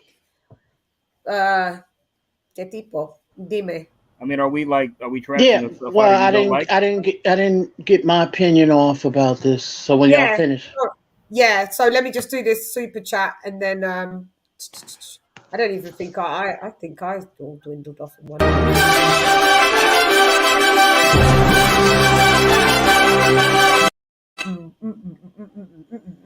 Okay, Will. There you are, Will. Thank you for that, dropping that quarter of a dub on your girl. Tyson Fury is just mad that he will never have the credibility or respect AJ has. He might be a champion, but trash in a castle is still trash. Ooh, wow. Damn. Tell us how you really feel. Don't hold back now, Will. Don't hold back. What's your jump on the panel, man? Hey, can I answer his question? Because before I have my opinion about the Fury and AJ thing. No, I'm talking about this guy example. When Bill Haney was denied entry to Australia, it was the Australian government and even Cambosos was blamed. Does the panel recall that? Not that Tommy Fury. Hold up. Yeah. Not that Tommy Fury is denied entry to the U.S. It's Tommy's fault. I never said that. I don't know what he's talking about. I never heard anybody blame the fighters. Nobody blamed Cambosos. We didn't blame Cambosos. Nobody. What's he so talking about? Marlo, you're Australian. So are you biased? Because what you're saying, you're being biased because you're in your feelings because you're Australian and you feel like because you're Australian, compadre lost. So now, see, you're being biased. And you're saying that we're being biased when you're being biased. So what I'm trying to say is everybody's biased. So if you can find me any footage of myself or anybody on this panel stating that Bill Haney was denied into Australia because of Cambosos. Obviously, he was denied coming into Australia by the Australian government because they're the ones that fucking oversee who comes in. There's their country. So yeah, so that was what I said. But when did you find anybody say that Cambosos was blamed on here? And does the panel recall that? No, we don't. So now that Tommy Fury's denied entry to the US, it's Tommy's fault. Who said that? I'm not sure where you're coming from. I don't know who said that. I don't understand. I think with this, I think we should not focus on that because what it does is it slows up the progress of us talking, and we never get to the point what we want to talk about. Yeah, go ahead, sis, because you wanted to. I didn't know what to do. Yeah, because nobody, to my recollection, have said that. So it's a moot point at this point. As far as the Tyson Fury, you said seems jealous of Anthony Joshua. I think it's more of like what Kenny Kim was saying. More, I think it's more of an envy thing because remember when Tyson beat dethroned Klitschko, and he beat him, and then he had some issues after that. So he was immediately stripped for one, I believe, and whatever happened else after that. But when Joshua fought Klitschko, it was like more of a fight that was, like they were like kind of like tailor-made for each other. It was more like competitive. It was more action involved. Even though Tyson pretty much kind of schooled Vlad, but the AJ had got a lot of like accolades for that fight. So maybe Tyson felt that he didn't get that from his country or whatever. So for whatever reason, I think that's where it stems from. So, but I noticed like Arlette was saying and other people, like every time he does a video, it's like because Tyson is a troll, because he's good at that. So what he does is what he's actually doing is anything good, like any story that comes out about AJ, it's like he tears him down or trashes him. So it's like kind of like more or less kind of destroying, anything that he does and makes fun of him. And even with the zone deal, he came back the next day. Because like anytime there's some light shed on him, he comes back. So it's like he's trying to like stomp on anything that he do and destroy him and yada, yada, yada. Even, I'm going to share this before I stop and pass the baton. Even when he was back in the day when he was not fighting, and during his time when he was out, he would be on the bed. Remember, he would do those little shorts, and he would be trolling, saying, yeah, like talking about his penis size, and he would be trolling everybody. Wait, what? So he talked about his penis size or something. I remember that. I remember all these videos. I was like, what the hell is Tyson talking about? He's crazy. That's crazy. Wow, And that I shit used is to laugh. crazy. I say, yeah, but like he's a troll, so So I think it's personal with him. So he's trying to literally kind of like pretty much destroy anything, this guy does or whatever. That's just my opinion. Thanks, sis. I think You're we've welcome. and we've got someone that I assume is from China in the building. Zhu Yai Wong. Sorry if I butchered your name. This is the first time I've seen anyone from China in the building. So what is the topic panel today? The topic is, sir, and tell me if you are from China. If I think with that, I think that name is Chinese and not Japanese. So yeah, I think Canelo v Triple G says it's personal. And Tyson's Fury seems jealous of Anthony Joshua. Well, it says Tyson. It's really meant to say Tyson Fury. Let me specify before people think that it says I'm talking about Mike Tyson. Go ahead, Kenny, or AJ, while I have a type. Cool. Yeah, I think it's you, AJ, isn't it? To say, I know. You did have your I have my say. Yeah, I have my say. Yeah. Kenny, do you want to dive? What I want to say is, do I have my say? So as we saw AJ get that DAZN deal, and then Tyson Fury. Did you guys realize that Tyson Fury came out with a massive announcement and there was no announcement? Yeah. Yeah. Kenny, I know my sister and my brother down below saw that. Kenny, did you see that? Tyson Fury always does this.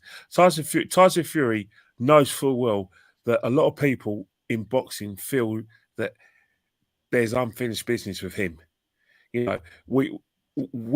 Tyson Fury may say he wants to retire, but Tyson Fury is only going to retire when we let him, when we're ready. Tyson Fury's finished when we say he's finished. You know what I mean? I'm not. The certain reason is that Tyson Fury's still got a lot of after the sport. He has, but don't want to do it, Ken. Yeah, he says he doesn't want to do it. Let's remember, Tyson Fury says he doesn't want to do it. He says a lot of things he doesn't want to do, and he ends up doing them.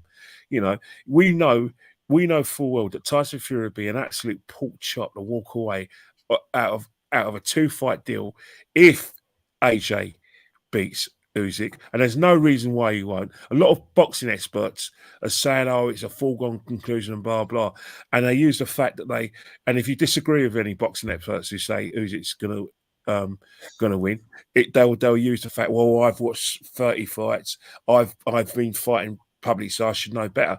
The thing with boxing, we just don't know. Especially when someone's had an experience of fighting for the world heavyweight title for a long time. We think Usyk should win because he's a better boxer, but we look at AJ's size and think, well, physically he should win as well. So it's a 50-50 fight. But in terms of Tyson Fury and AJ, Tyson Fury only wants to fight one fighter, and that's Anthony Joshua. He wants to fight Anthony Joshua because the simple reason is that he knows he'll make the most money he'll ever make. He doesn't have to go abroad. He will make big money fighting AJ. So Tyson Fury wants AJ to win for his ego and to scratch that itch, which is AJ, to stop him talking with AJ. He needs that fight. He needs it. That's why he talks about AJ. So Tyson Fury is we're only going to let Tyson Fury retire when he's had unfinished business with Anthony Joshua. We pretend that, oh yeah, we like to see unification between him and Usyk. Do we, heck? Us British fans want to see the two best heavyweight in the country, in the world, who we believe is Anthony Joshua in the world. Who we believe is Anthony Joshua and and Tyson Tyson Fury. Fury. And guess what? Us Brits, And Alexander Usyk. You and you know, you've but us got Brits, him. You can't say that us Brits, Alexander Usyk isn't one of the yeah, best maybe heavyweights so. in the world. But the fact is, He's us just a Brits, career heavyweight. us Brits love the fact that two of the best fighters in the world are British. Oh, We Brit. love it. Yeah. We love it. We love the Yeah, fact that we don't have to get up at 5 o'clock in the morning to see two great American fighters fighting. For once, They I know. us. When it used to They be got to come and heavyweights, watch us, and that's what we like. we did have to grow up watching, Mike Tyson and all the banger people over in 2 rounds, in 1 round after staying up until 5 a.m. and then it would be over in two minutes. So we're like, God damn. The comment that person put, and I know I said don't talk about it. That's ludicrous. Like, why would Tell me it. Which one? Which one? Sis? somebody said this is crazy. Like, why would yeah, let me put the link out for the panel. I believe AJ fanboys are jealous of the fact that it's clear to most people that Fury is the best of his era and is in the conversation with all-time greats. Meanwhile, AJ isn't on that level. I wish. Well, why would Ohio and say these things? I don't mind people jumping on the panel, saying their point. Right, they should come on. Point. Come on, if you want the links in the chat, you can come on. Right. I promise. What I'm going to do is I'm going to do a show. What's today? Today's Tuesday, isn't it? Because I'm so used to doing. I may do a show tomorrow. I think I'll do a show tomorrow, and then I'll have it set up, and you can do call-ins. And I'll do it maybe in the day, and you could do some call-ins for people that are not that accustomed into clicking that link. I'll do a call-in show. We'll talk about Tyson Fury, AJ, chop it up, whatever you lot want to say. We can still chop it up now, but I'm going to a dedicated show to people that's about it as well. But what I'll do is after this show's finished, I'll need to test something on this equipment. If you and AJ don't mind hanging out back. Yeah, no problem. Yeah, but I was just going to answer. I got to answer that. First of all, I don't even understand why he would be putting the mentions with the all-time greats, because you have to do more. I don't think none of these heavyweights have done that in this era yet. You know what I'm saying?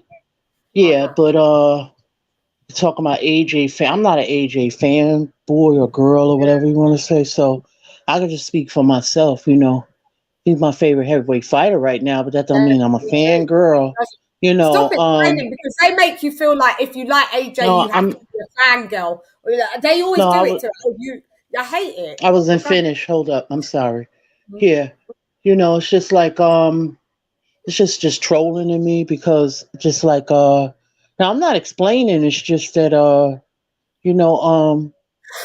people act like you have to people act like you have to like Fury, the same thing. So why come over here and nobody cares? If Fury was considered that, I wouldn't care. But he is not. And if you want to fall for the okie doke, be my guest. Because I was born at night, but I wasn't born tonight. Or last night. Exactly. Yeah. That's a mic drop. I just, like, everyone's like this now. Everyone, we don't know what to say. So how I got trolling? Because he's mic drops this. Go ahead, AJ. What did you say? We got trolling. I think Ohio's trolling. He says that's what AJ fangirls and fanboys do to the truth tellers. So are you calling us that? I mean, what are you trying to say? I mean, if you're gonna come with the facts, you better come with all heavyweight stats and facts. But from back in the day to now. Yeah. Because if you can't do that, you're talking about what these people are saying because it's the narrative. You're talking about because they want to, because I already know what was said the other day. Lisa? Sis? You there? Sis? Lisa, you drop out? technicality. Shouts out to Dr. P in the building. It went south. How do I pronounce your name? Zhu Yai Wong, innit? It went south when AJ was short circuited. I'm coming back up. Y'all hear me? Yeah, we got you. Yeah, it kind of went out a little bit. Yeah. Okay, she went out again. Oh, snaps. So Zhu Yai Wong said it went south when AJ was short circuited by Ruiz, who turned out to be a bit overrated. Yeah. Who? Yeah. Who? Go ahead, sis. No, I'm saying if he goes out undefeated, like kind of like a Marciano, that's what kind of like, you know. But yeah, that's all what this is predicated on. But you know, but who knows? You know, like I said, that's not even my concern. You know, I'm just keeping it as real as I can on things. And 2 title defenses doesn't make you put you up there with the greats.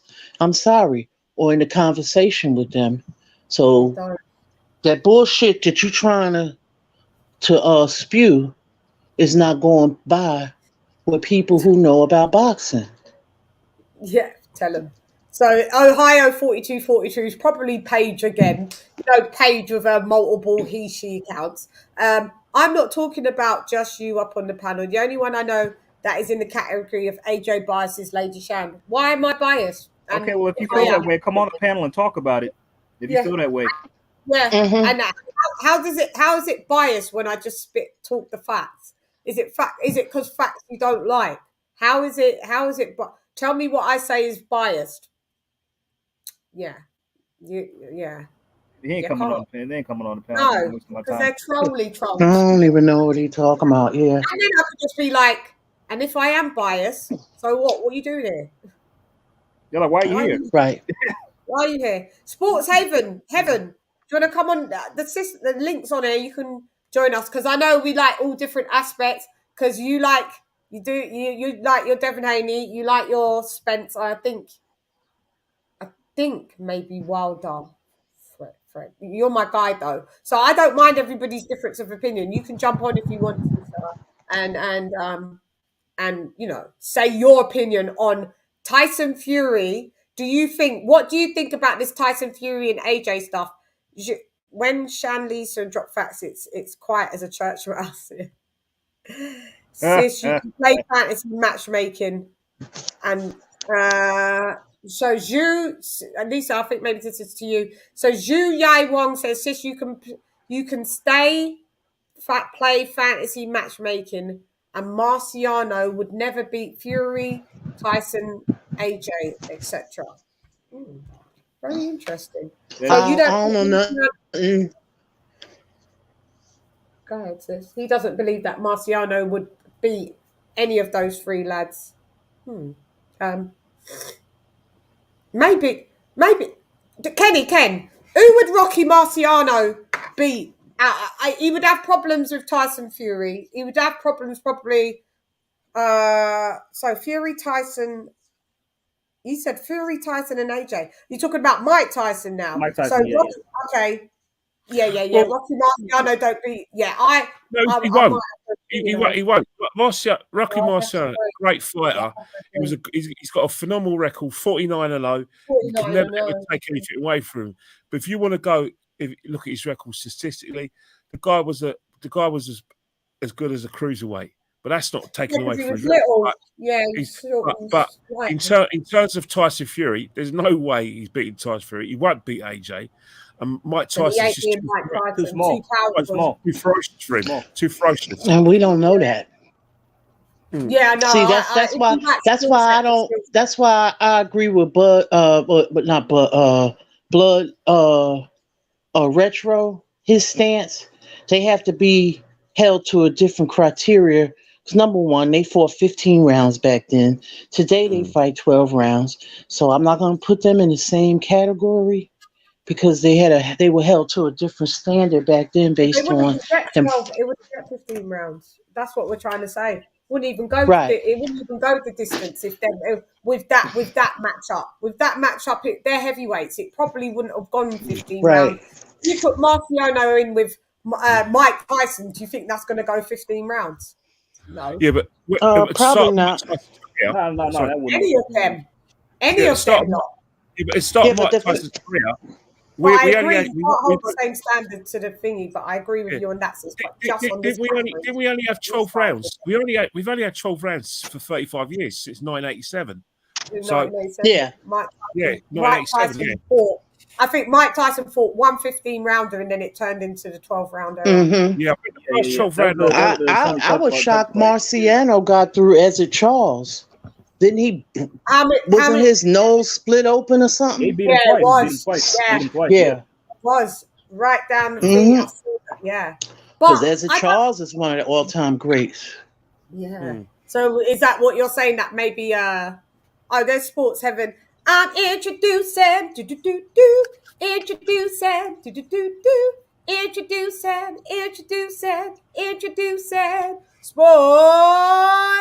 Heaven in the building. What up, This guy sounds stupid in the chat. Hang on, What he got? Stupid. I'm not interested. Hey, LadyChann, stop making me blush. Yeah. I want to say hello to the panel.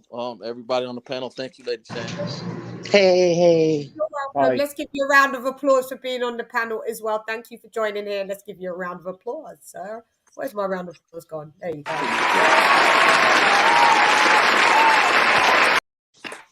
Thank you very much.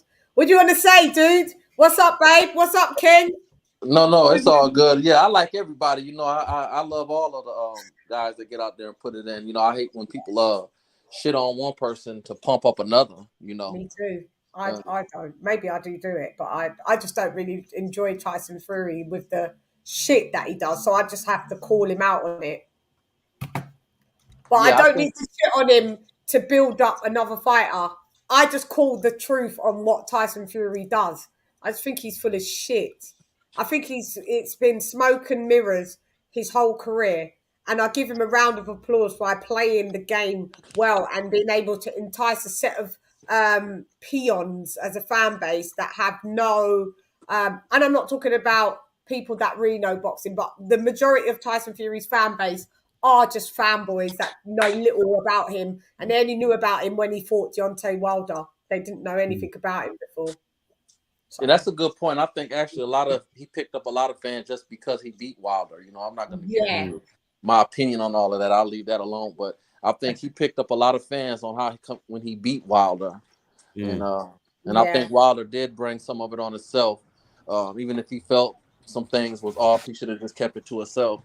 And until he proved it. Yep. Well, sometimes just you know, just make your adjustments. You know, I like Wilder a little better than AJ, but what I give AJ his credit is you know, he get up off the ground and he make his adjustments. So like, say it again, please, Sports Heaven. Whether you not rock with him or not, that's a fact. Yeah, and the think that Usyk that's respect. Run through him is ridiculous. He gave Usyk a good fight. He had him wobbled a few times, and if he makes adjustments in this fight and he beat Usyk, then what is everybody going to have to say? Because it's very possible he can knock Usyk out. You know what, Sports Evan? They're all going to grovel back. Like, what happened is, do you remember when AJ lost to Andy Ruiz and they was like, nah, he should take a tune-up. He shouldn't go right back into this rematch. He ain't going to win. And then when he won and beat him 12 rounds, everybody was like, oh, but he ran. Oh, but you know, and then it was silence. Like, he's damned if he does and he's damned if if he don't. I mean, are you one of those that think, because I keep getting people that will say, oh, he quit against Ruiz. It's quitting meaning that you get up every single time that you've been knocked down. Well, I mean, I thought that first fight, I think it hurt him. I thought that in my opinion, I still think he's still not the same from that. I think that fight against Usyk, I think he got hurt in that fight and he tried to outbox him. I think instead of just sticking with the game plan, I think he got hurt and he backed up a little. So definitely, but you know, that's what it is for a fighter. You know, it's easy for us to sit back and talk, but you know, but the point is though, I thought he ran a little bit, but at the end of the day, he won, and he did what he was supposed to do. He wasn't supposed to stand there and throw punches with somebody with faster hands and power. He's supposed to get the hell out of there. That would have knocked him down. Yeah, this is what I'm saying. Like, you have to fight every fight with a different game plan. If you know that someone has got faster hands than you and they've given you your first L, you know you can't fight them in the pocket. Doesn't mean that you're less of a fighter. It makes you a better fighter. That means you are fucking adaptable. You're not, no disrespect, because I like most of the Mexican style, but Mexican style is pretty much one fucking style, okay? And there's no adjustments, all right? And they just come forward, whether hell to high heaven, and they take punches and bunches. Some's got better defense than others, but there's pretty much only one style. I respect a fighter that can box on the back foot. I respect a fighter that can come forward. I respect a pressure fighter. I respect a counter puncher. I respect all types of fighters, but I respect that a fighter can have all of those facets, all of those strings to their bow. And I don't understand why, people will call a fighter, he's a runner. I have seen fights where fighters have just ran. I ain't gonna lie, Rigondo. You ran. Yeah, you ran. Yeah, and I like you, but you fucking ran. love Rigondo. Yeah, but you ran. So what I'm saying is there's just... And he still schooled them with moving. Yeah, do you understand? So come hell or high water, that's what it is. Hey, TY, if you're available, the link is in the chat. TY, what's up? I'll let you know. You're always, anytime you want, you can always click the link, Queen, and jump on the panel and say what you want as well. I'll let it just, how it clicks, and you can just click it. And if you're on your phone, it will bring you straight in. So, yeah. So, yeah, Sammy Ali, sometimes I don't get some of the American fans that they will say things like, I think sometimes when a boxer is a back foot boxer, they call it a runner. He ran. No, he boxed. Sweet science is hit and don't get hit. Yeah, and I agree with everything that Sports Heaven has said. And I like AJ. I love AJ. I love AJ and Bud, my favourite fighters. I make no bones about it. Favourite fucking fighters, yeah. But I will critique where it needs to be critiqued. Truth, you're welcome, Queen. Truth is in the truth and proof is in the pudding. I just want people that are not necessarily AJ supporters, but they support the sport of boxing, just to tell the truth and say, maybe I did think he ran. I respect what you said, but at the end of the day, it's not a quitter, is he? He got the W, didn't he? And that's what fucking boxing's about. Sometimes you win, sometimes you lose. And if you have to win by outboxing someone, that's what you do. If you have to win by plowing through someone and knocking them out in 2 rounds or 5 rounds or 8 rounds or 10 rounds, that's what you do.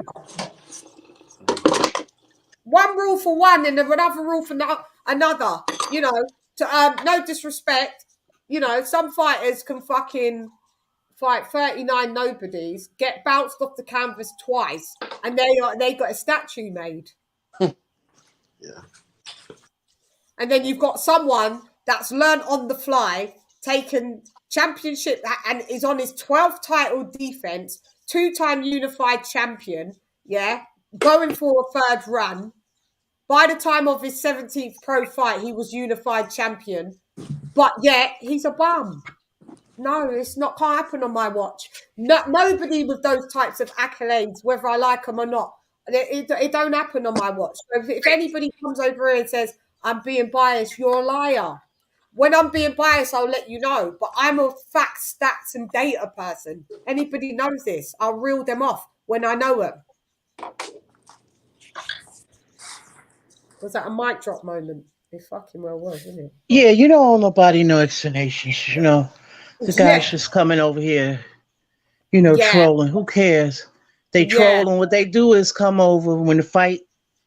They're gonna come over, and troll, and that's what they do. Because it's because you don't know, nobody any damn explanations as to who you like or who you support. So that's what they do around here. They got that Beyonce Beehive type of mentality. Yeah.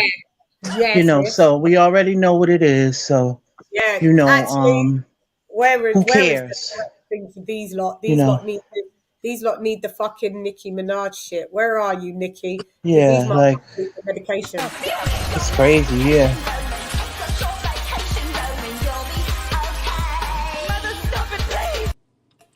Yeah, they need their medication. They need their meds. Sometimes Oh my they god. yeah, that's what they are. That's Yeah. what they are. Sports heaven. So chiming in, Kenny. I know, Kenny. Stick with us for another 10 minutes and round it up for the 2 hours, and you can dip out, and then I'll take the lead with the rest. Yeah. I just want to get sports. I keep calling you Haven. I'm not sure why, because it is just heaven. Yeah. British but can't speak English. It's really weird. Yeah, sports heaven. Is there anything that you want to talk about with regarding the? You can go back on the Triple G and Canelo take. Can I have your take on that, King, please? Yeah, I think. I mean, Canelo looked his he looked a little suspect in that face off, but I think realistically, Canelo's gonna beat him. I don't beat the brakes off him. I don't know if he's going to knock him out or not. I think he do got to be careful though. I don't think the way he's been boxing some of those guys like Billy and Caleb and Smith. I don't think he can just walk. I think he has to be careful. I don't think but I think he know better than that as well. So I just think it's a curve move. I thought, he should just really, push the fight, Charlo or Demetrius or, try to, do Bivol at 168, which, I don't think he would win at 168, but I just think this Triple G fight is a cop out. And, that's just my take. I think he's going to beat Triple G. But it's good. It's a good, but you know what? What's your prediction? I think Canelo is going to beat him. How? In what? Like decision or? I mean, it's easy for me to say knockout, but I don't want to disrespect Triple G because he's still Triple G. Yeah.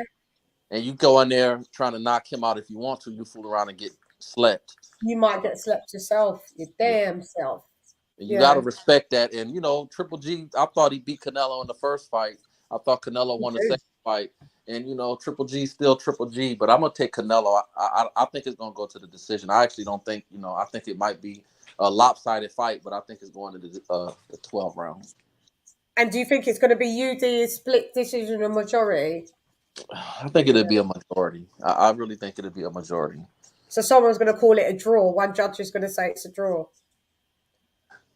Majority decision means, I think one judge says it's a draw. Another judge says it's triple. Let's take that back. I think it's going to be a unanimous decision. Unanimous. I think they're going to be cheering Canelo. They're going to be playing his music, and he's going to be, back on cloud 9. They're going to have the mariachis out, with it. Can't fucking have no Russian national anthem. We get it. You lot are not going to. Thank you, Six Guard Joe for got a new sub. Thank you very much, and yeah, I'll see you around, sir. We are in the building. I have been I've had a week off, but I'm back. What was I going to say? Do you not think that there's a possibility that Eddie obviously got Bivol, and Bivol still to this day hasn't been paid, right, for the Canelo fight. So what says that Triple G gets paid? Is it because he's not technically Russian, even though he speaks Russian? Is because he's from, what is he? Uzbekistan. What is Triple G? Kurdistan. What is he? Kazakhstan. Kazakhstan. Yeah. So do you think, is there any possibility that he don't get paid and his money gets sanctioned? No. Why not? No, I don't think so. Is that a part of Russia? Well, he speaks Russian, so I think they're a part of, like how region, North Ireland is part of the UK. But no, Triple G speaks Russian, doesn't he? I don't know. Yeah, he does. Yeah, He does. Yeah, he speaks Russian. Yeah. I think this is his retirement fight. I think he's gonna do everything he can to get his money. I don't think he pay me. Imagine they hold it. Yeah. Imagine they hold it. Imagine it gets sanctioned. No, but what I'm saying is, why should Bivens one gets fucking sanctioned? But what's good for the? I'm just saying, none of their money should be sanctioned as such because they're sportsmen, right? But if you're going to sanction Bivens' money, don't you think then why doesn't Triple G's money get sanctioned?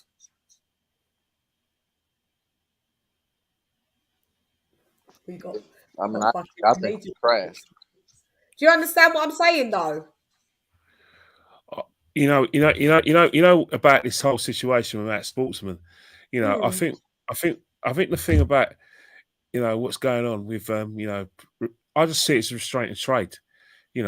Restraint of trade. I understand that they did it 40 years, 50 years ago with South Africa. That there were sanctions, sporting sanctions because of the apartheid situation. I get that, but in terms of what they're doing with blocking Russian businessmen and not paying Russian fighters, not letting them fight at Wimbledon.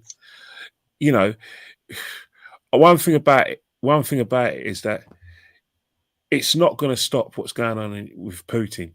It's not, we're only hearing one side of the whole argument. It's, wars happen because two sides can't agree, which means the Ukrainians couldn't come to the table and vice versa. But all this restraint of trade, there's loads of other situations in other countries where I don't see fighters from other countries who commit atrocities getting their fighters having their trade restrained. I don't see their business getting sanctions, and I don't see them being banned from major tournaments where they can earn a living. But because the buzzword is it's involving Russia, these men and women who work their nuts off and from Russia and Belarus are getting sanctioned. So this poor man has spent months preparing for a fight. He's been allowed to fight, but he can't get his money. How does that work? So he's sitting in Esquire right now. Ow. It's mad. Fucked up, isn't it? Yeah. Fucked up. No, sorry. So before I start, we're going to have a... So we're going to have a situation where, remember, it's the South Africans who had to change nationality. We're going to have trigger happy. Sorry, I thought I was muted. So, we're going to have South Africa. You remember how South Africans changed their nationality? What? We're going to have Russians changing their nationality so they can get paid to fight? Mad. It's bad, isn't it? It's bad, and he denounced it as well. And was part of the Soviet Union. Yeah, Eric, that's why they speak Russian. Yeah, that is correct. Yeah. You said I'm a Dylan White fan. Yeah, what was Arlette had another point that I saw what you said, Arlette. What did you say? She said, people are in there going, okay, so what are you saying? Cinnamon tried to bully. He know what he doing. Yeah. AJ Spay, you thought White would beat Fury. This guy is going, he's just talking, in it. This guy, I think it's probably. Yeah, he's reaching. In the chat, I'm trolling as well. So yeah. Okay. These topics bring out this type of fan base. It's like that's why I say, unless they're being mad disrespectful wrench holders, like super disrespectful, but. I know I've got moderators that we moderate on another channel, so we know. I give them free reign. You know who you are, but also don't just time out people just because they've said, "Oh, you're weird, bro. We don't think about you." That's not a timeoutable offense. Friend, he didn't disrespect. So every time I've noticed I give you a wrench, you keep going a bit too trigger. So I'm going to, if you do it again and use it like that, and you know who I'm talking to, I will take it away and you won't get it back because you get too emotional. I know when my people's use wrenches and they can use it and I don't even have to question it because more time I look at it and it's just like, yeah, fuck it. Yeah. But you, little man, stop because I'll take it off you. Who else is here? Sport. I need to give you a wrench, Sports, as well. I'll give you one as well. Well, thank you. You're welcome. I need to find you. I'll find you now. And what do you also think, Kenny? There was something else that we wanted to bring up with the. Was there something else with the AJ and Fury topic? So, do you think that Fury is gonna fight AJ because he's asking for this fight $500 million? And do you think that he's going to have the squeeze put on him? That's what I wanted to ask. Because Mauricio Suleiman, with him not being able to really fight, and I just believe the reason why Tyson Fury's kind of dipped out and said he's retired is due to all of that other MTK global stuff. I just feel that he's making the WBC belt kind of like worthless because it's not being put up in fights. What's the brother's name? At Which the top, one? with the in the middle. Kenny. Yeah, how you Kenny doing, brother? I think How you Kenny doing, hit it mate? right on the nail. Thank you. How you doing, brother? I think you hit it Thank right you. on the nail. I think that AJ is a big major money fight. Arguably the best, the biggest fight of this generation. If he beats Usyk, no question about it. And so I What think if he doesn't beat Usyk? Does he go to the trash heap then? Is that what we're saying? you saying he if don't. AJ doesn't beat Usyk, Yeah. If no, he no, doesn't beat Usyk, does that make him no longer a great? no. Or I does mean, that... I don't think we No, can say I'm that. just putting that question out there. I know you're not saying that, but you could. I just want to know what people, because I see people go, "Oh, if he loses, his stock does go down, right?" Because we're not in the years in the back in the day where Ali's 5 losses. Lennox Lewis has got 2 losses. Well, That was AJ's an exception. AJ's an exception because the fact is that he has won the title twice, and he's still a massive money draw. Because one thing that's been evident in the last 5 years when it comes to boxing is that there's loads of fighters who've got O's on their records who are just not marketable. The public don't want to see him fight. If AJ, there's a lot of people. Look, there's a lot of people in boxing who think AJ's the underdog in the rematch with Usyk, but that hasn't stopped him signing a massive deal with DAZN, because at the end of the day, AJ is the biggest thing that's happened to boxing. If he loses against Usyk, I think that there's still fights for AJ. With the deal he signed, is he going to retire? No, which means he's going to work his way back up to try again, and I think that's how he's going to sell himself. That what, I'm AJ. I never ducked from anyone. I still think I'm going to get that title back. Yeah, he beat me, but blah blah. But it's no over. Who knows? He could lose to Tyson Fury, and then I can go and get my belts back from Tyson Fury. So there's massive fights for AJ. Massive. I want to add too. We talking about Tyson and AJ. Let's just pause for a minute, because Usyk is a gold medalist. He's undisputed at cruiserweight. He came up and he looked at. He played he did take some shots. He showed championship grit. He's humble in his own way. I don't think losing it, if Usyk was to beat him again, I don't think you can hold your head down. I don't think that's nothing to hold your head down, because besides Tyson gaining 300 pounds and trying to just sit on the whole fight, Usyk, I won't put him on a level of Holyfield personally, but I think that I don't. I think that it's possible by the time his career is done, there can be an argument made that he's on that. No, because there's no. Go ahead, sis. There's no heavyweights.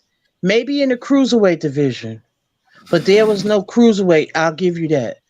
But there was no cruiserweight that was equivalent to a Kwawi Muhammad. But as far as the cruiserweight division and the World Boxing Super Series, but when it comes to the heavyweight division, there's the heavyweights that Holyfield fought. There's no comparison. Well, Miss Lisa, Queen, I definitely agree. I agree, Queen, with you 100. I'm not. That's why I said I personally don't think he's on Holyfield level. But there will be talk about that, and I think that is fair. And it is fair, because listen, this is what we need to stop doing. We all realize those that are at a certain age. Obviously, anyone that's above, you should be above 32 and up, 35 and up, 40 and up, definitely, that that about the great era, the golden era as well, right? We all know we haven't got the same quality of fighters at this time, but we can't keep penalising the fighters of today because of what the fighters were yesterday. Usyk can only fight what is available to him. And yes, he can be put in the conversation if he clears out the heavyweight division. It doesn't matter if the heavyweight division isn't the golden era. That is not his fault that he was born in this era. And if he cleans out this era, yes, he is entitled to be put in the same conversation as Evander, Real Deal Holyfield. Yes, AJ, yes, Fury, if they do great stuff, that is for their era. You can, if you're always going to judge these cats against the other era, they may as well hang up their fucking gloves and go home. Let me ask the panel, and let me ask this question. I've sat back maybe 3 months ago and I matched him up and I thought he was about 50-50. What is y'all opinion on AJ, and would he be, what level of competitor would he be in the 90s with Holyfield and Tyson and Riddick Bowe and those guys? What do y'all think? He would have got beaten by all of them. Okay. Yeah, I agree.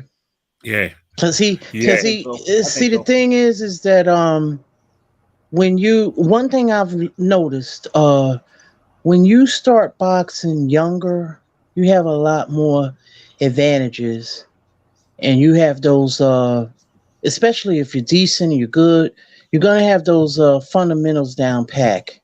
So the boxers that started very early and have a really good pedigree, amateur, and they come in, they're always gonna have an advantage over usually over a fighter that started late, usually, unless that fighter has some type of attributes, Now for him, he has the attributes of size and power. So that's what he has to use, Yeah. But maybe he hasn't learned that. You got to learn how to fight like a big man. Do you think he's gonna beat Ray Mercer? No.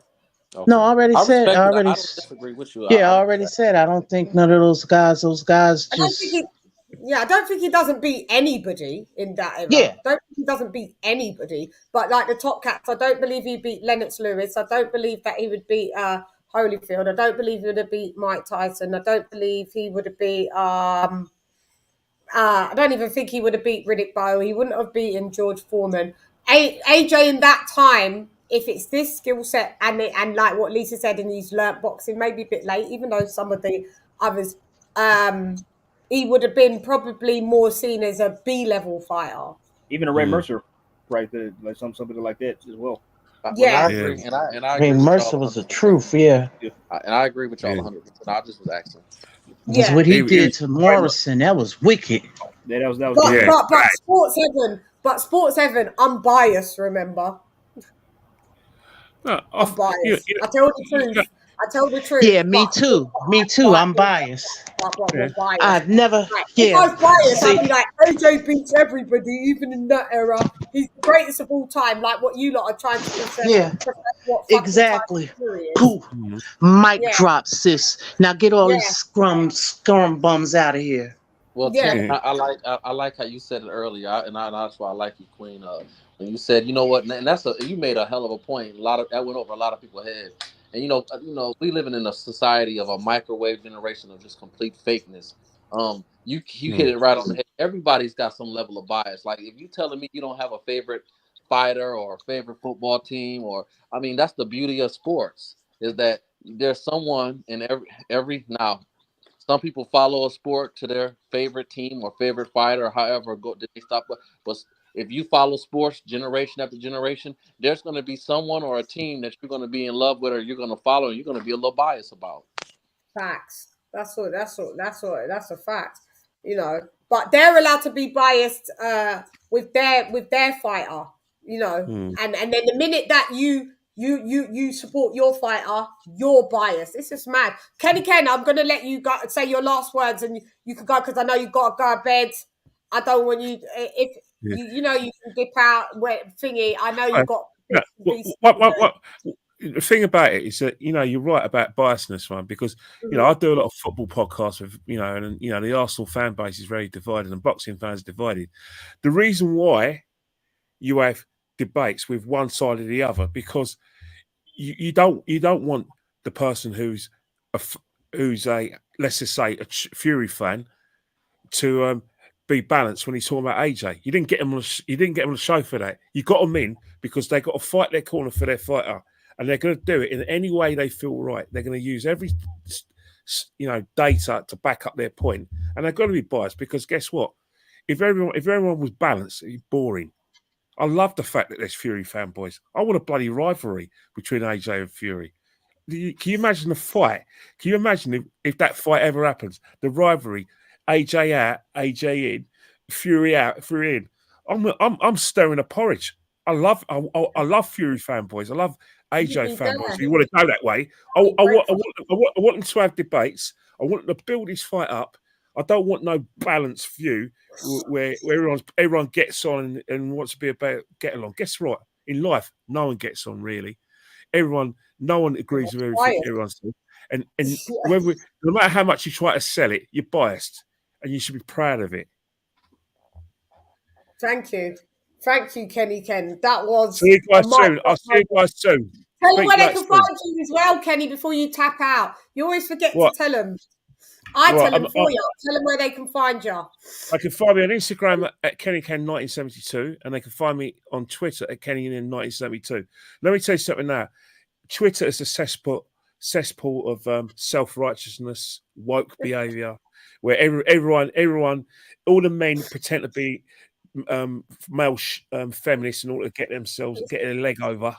They don't really care about women's rights, but they want women to like them. And most of the women who get all these views, they look like the back of bus 29. They're not that good looking, but men who can't get a girlfriend go and think that these women fancy them. They don't fancy you, mate.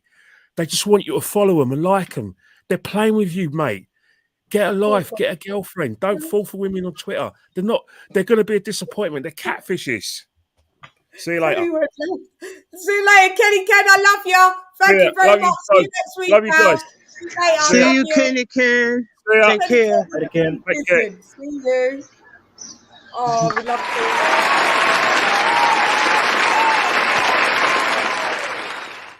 Bill Dizzy. Sports Heaven dropped off. We've got a super chat, have we? Yeah, let's have a look.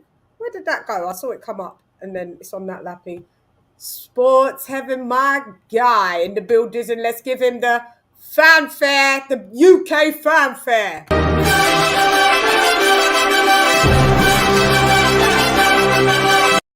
He gets 2 because it's $10. Shut your bitch ass! Oh, you weren't supposed to get that. Sorry.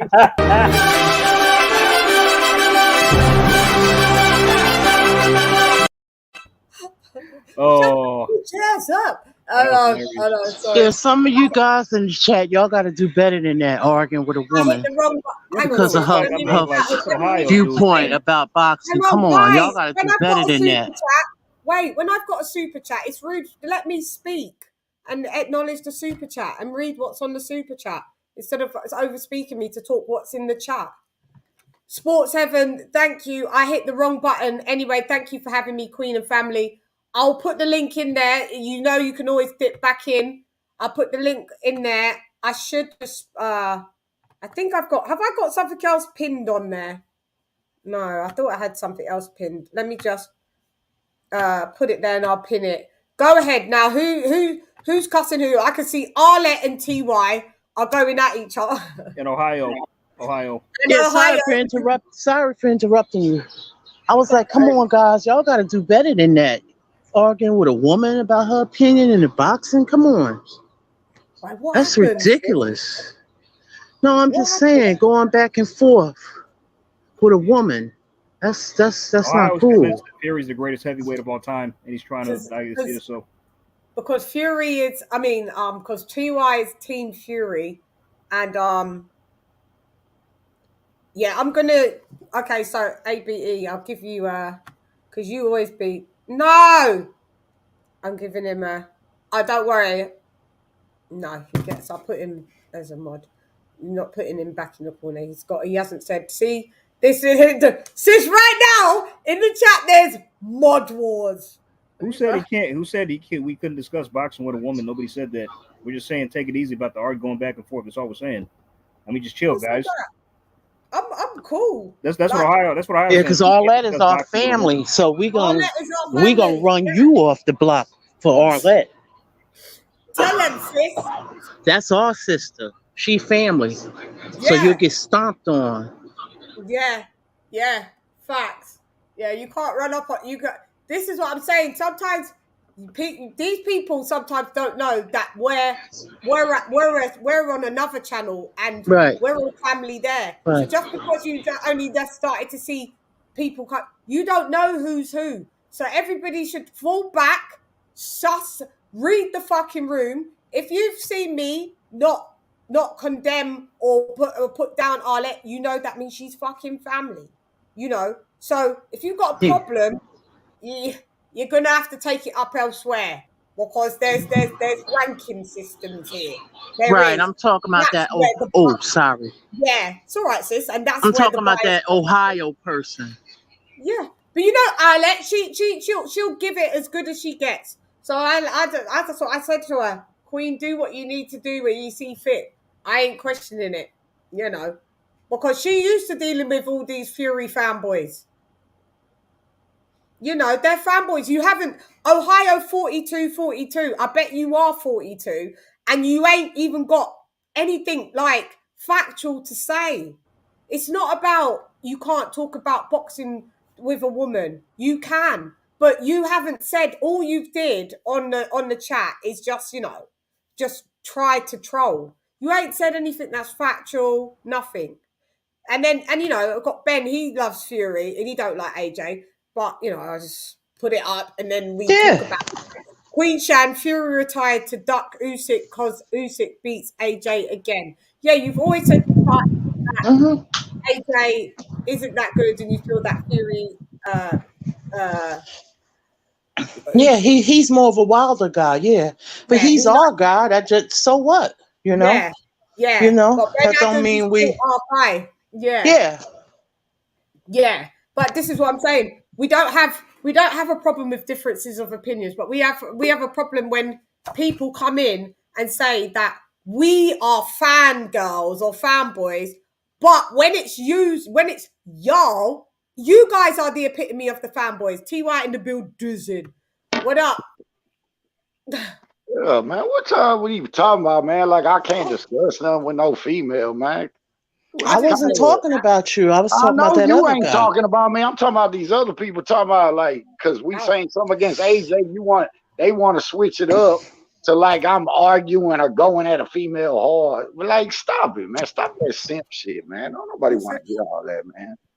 No, like, but I'm saying that don't argue with the girl. People trying to make it seem like I'm all, you know what I'm saying? They stop it, man. They need to put an address to that shit, man. Like I can't discuss with a female because I gotta agree with her because she a female, or that means I'm going at her. Like, stop. But we gotta. You know what they trying to do, Lisa. You know what they. No, but we talking about the context of what Chann's discussion is today. It was about the jealousy. We all talked about that earlier, or the envy. And we still are discussing I choose to say envy, not jealousy. Chan knows as long as I've been dealing with her for a couple of years, I know everybody in her chat damn near hate Fury. Me personally, like Arlette said, talking about I'm mad for what? Like to me, it's funny because at the end of the day, your favorite fighter can't beat him, and that's just what it is. And I'll go at it with all y'all on. I know that's your favorite fighter ain't got the skills to beat him. The only person. If you want to be truly in this heavyweight division, that's going to have a chance to beat Fury, is Usyk. You know what I'm saying? I mean... So what if AJ beats Usyk, T.Y.? Yeah, I didn't even throw AJ even about No. I'm saying AJ got Usyk problems right now. He got Usyk problems right now to worry about Fury. Okay, I'm asking a question. What if AJ beats Usyk? Then so what? Well, AJ, well, Fury gonna come out of retirement and fight him. That's what he gonna do because he ain't retired. That's that game. He said the only person I know better, and a lot of us know better. He's supposed to play that game. If Usyk loses to AJ this time, there's that. So you said AJ can't beat Fury, but what if he beats Usyk? Then so we're not doing triangle theories. That means he can beat Usyk, and I'm not ever gonna just say to tell another man he can't beat nobody. But I'm saying my personal what the eyes tell me. Watching boxing for as long as I've been watching boxing, and I look at AJ's skill set, and I look at Fury's skill set. The eye test tells me none of them are gonna beat Fury. Okay, I got you. Yeah, but far as what that person said in the chat, that's not facts. What they say? The only fact they said, "Thank you, TY, for speaking the facts to Lisa." A fact is when they get in the ring and the bell is rung. That's a fact. Yeah, that is a fact. You're right. And whatever the outcome is, that's a fact. So what you're speaking on is hyperbole, just theory, fantasy. Get him, Lisa. I just don't. You know, me personally, man. Everybody got their own character as a boxer, man. You know what I'm saying? We see shenanigans with everybody. That's what make them. For me personally, why Fury gets so much hatred is probably because a lot. Well, I know why Chan don't like him. I mean, I could go down the Christmas list on that one. You know what I'm saying? Why don't I like him? You tell me. You tell me. I want to see if you really know. Like, because I've did shows on it and everything. Like back in the day, like what you tell me why you think what you think why I don't like it. Him. Ain't what I think. Me and you talk about this all the time. We talk about. Yeah, but it might be wrong though. No, all right, we'll say publicly why. First of all, you don't like his antics, period. You don't like the shit he does. And we know what his antics are, so we ain't even got to break that. Yeah. I know what his antics are. I love it, though, to be honest with you. You know what I'm saying? But that's not you got to play, but you got to play the game. I like you got to play the game. But you feel me, though? You got to play the game inside the game. You got everybody got their own character. Like AJ, he's quiet. He's a quiet person. He's a very humble person. Personally, I like AJ. I just, you know what I'm saying? Really, to be honest, I don't even really think I shit on AJ. I just don't think AJ is what a lot of fanboys and fangirls say he is, because it's different. All y'all that like AJ ain't fanboys and fangirls. Some of y'all actually believe in his skill.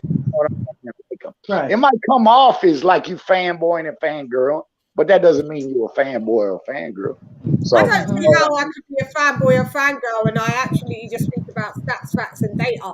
And because people don't like the facts that I present, and I defend the boxer that should be respected, no matter what race, religion, creed, or gender. Yes. I'm a fanboy or a fangirl for it. Well, I'm not, because if they spend any time with me or know me or actually fucking watch my channel, I call things quite straight across the board.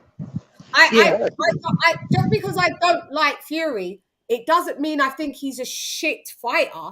No, I don't. No, exactly. Then that would make you biased. Yeah, that would make you biased. I just don't like his antics. And there's people, but I don't think he's a shit fighter. So I can't be a fangirl or I can't be being biased. If I'd be being biased, I'd be like, no, Fury don't beat no one. I know there's pros. I know his pros and I know his cons. I know AJ's pros and cons. I know Lomachenko's pros and cons. I know Devin Haney's pros and cons. I know fucking Jimmy White's pros and cons. You know, he gets set with an uppercut. Why is he good with the inside game? Yeah, he's good. Yeah, but you know, I know all their pros and cons. All I try to do is match skill set for skill set. And I feel that sometimes I have to defend AJ a little bit more because I am a fan of the sport. And I grew up respecting what fucking fighters did with their accolades. So I can only so I will defend it. And look, let me say this real quick. See, it's just like this. Okay, look, I don't read too many comments. So I look at the comment, see, and this is what I call trolling, but I'm cool with it. Like I said, okay, Arlette, you say I'm hurt. You know what I'm saying? I'm mad, I'm this and that. See, that's, with all due respect, that's why I know you personally, Miss Arlette. That's why I know you a fangirl. You know why you a fangirl? And I can prove it to you. In those type of things that you just said. Because one thing, I'm not mad, obviously. Why would I be mad because somebody's saying Fury this and Fury that? We hear that all day. You hear that about any person that don't like a fighter. Everything you saying is not have nothing to do with no skill set, no boxing. You talking about AJ's looks like all the rest of these females do. His looks, he's so popular. Okay, that's fine. And Danny, you a female. You can lust over his popularity, his looks, and everything else. But we're a man. We're men. You know what I'm saying? So we're not supposed to do that.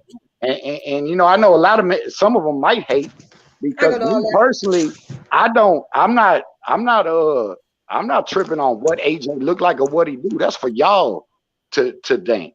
But when you're saying the stuff you're saying in the conversation at me, that has nothing pertaining to boxing. That is fanboying and that's fangirling. That's exactly what that is. Tell me I'm wrong. It's not, but you're not gonna tell me I'm wrong. Okay. But how you gonna speak up on something she say? So when you start doing that, then that means you're fangirling for AJ. How can you speak up on what she's saying to me and I'm saying to her when this is between us two? That's like me jumping in on any of y'all that's going with somebody that you know is a fanboy or fangirl, and then I come in on that just because I like AJ the same way, and this person don't like Fury, so I'm gonna ride with you because see that's fanboying and fangirl. That's fact. Okay, so let me ask this question, TY. Let me ask this question, right? If a woman, just say this, if a woman is talking about, oh, this guy's this, that, and the other, right? Fine or whatever. Okay. Okay. What's the excuse for these men? No. But I'm just saying, no. Real quick, I'm gonna answer that, but just keep it on top of what I just spoke up on about the actual boxing, not the popularity, not right, this. You keep chopping it up. I'm going to sort it out so Arlette can call in, but I need to just set up. I do this roadcaster thing. Arlette, you're gonna be able to call in, Queen. Give me 1 minute. He's not destroying nobody, dude. TY's family. Yeah. Who said what they say I'm destroyed? Hold on. Me and Arlette. He's not destroying anybody. We're just discussing this. I'm talking about why is it now Arlette is just speaking her opinion and what she feels, just like any other guy. But we're talking about these simp ass men or moist men who go and fight these women over their opinion of a boxer. That's what I was talking about. And I know what you're talking about. I've seen it personally. So yeah, I know what you're talking about.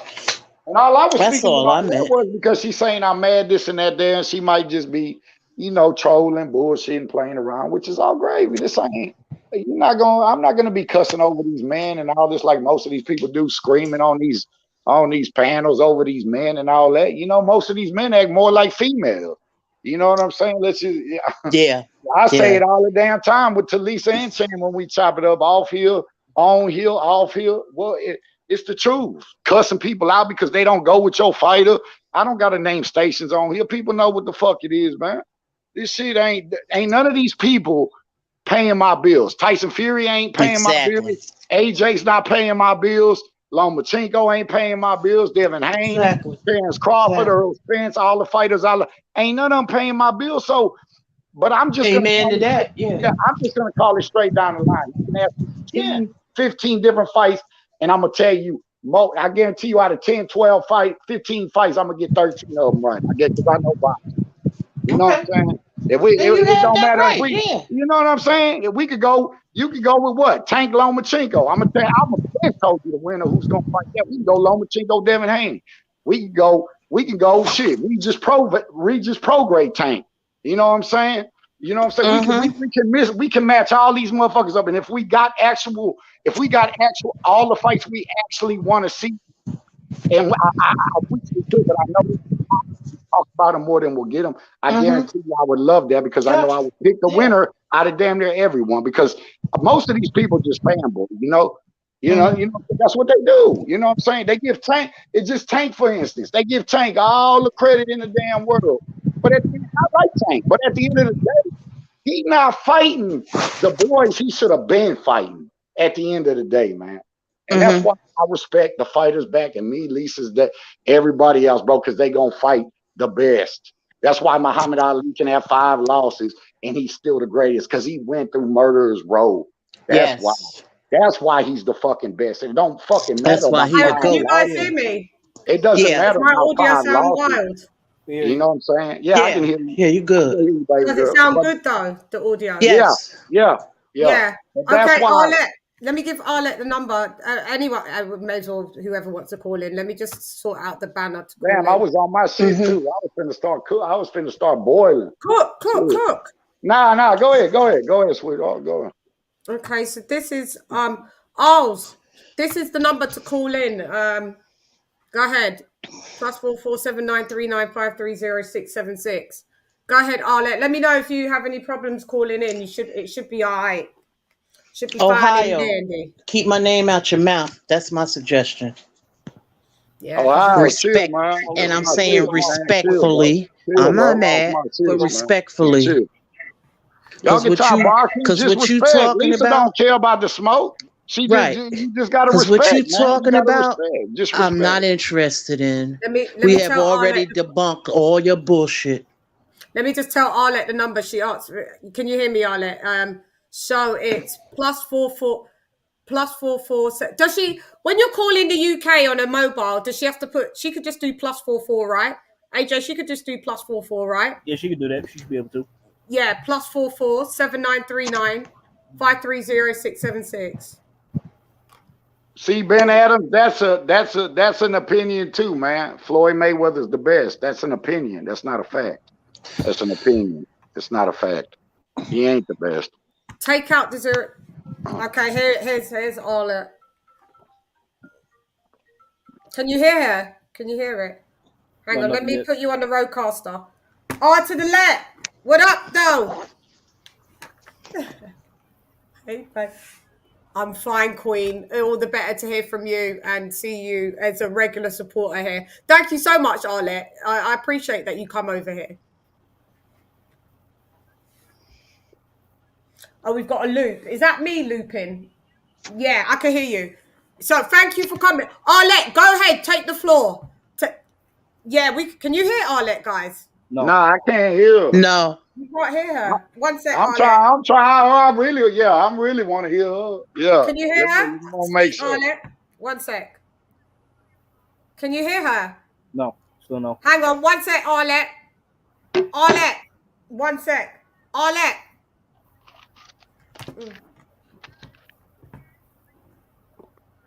Can you guys hear her? No. We can't hear her. Not yet. Arlette. Not yet. Arlette, one sec. For some reason, they can't hear you, Queen. And I've got you up on all the Ben channels. Adams, that's not a fact, man. Maybe you could say in one generation, you can make a point for that, but he ain't the best ever boxer. Because he got an O behind him. Because he got an O behind him. Everybody entitled to their opinions, I guess. Exactly. That's what I'm saying. It's not a fact. Arlette, keep talking. Arlette, can you do us a favor? Just talk one sec. Can you hear Arlette? Arlette, can you hear me? Not yet. No, still no. I could hear vague, like a faint. Yeah, like a low voice, a little bit. She can hear you though. She can hear you. Because he ain't better than no Sugar. He ain't better than no Sugar Ray Robinson. When everybody else called in the last time, we could hear it. He ain't better than no Sugar Ray Leonard. He ain't better than no Roberto Duran. Hold up. We trying to get Arlette. Yeah, hold up. Sec, TY. I'm trying to get Arlette.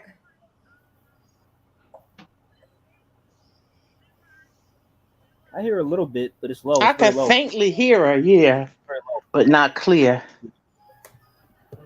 Can you hear her now? Go ahead, Arlette. Go ahead.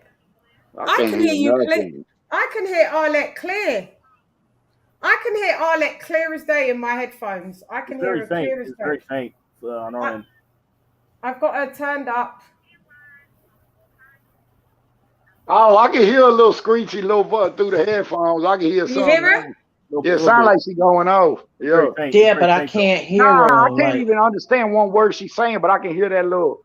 It kind of sounds like Destiny Black, but lower. Okay, but you can hear her if I block myself out. Go ahead, Arlette.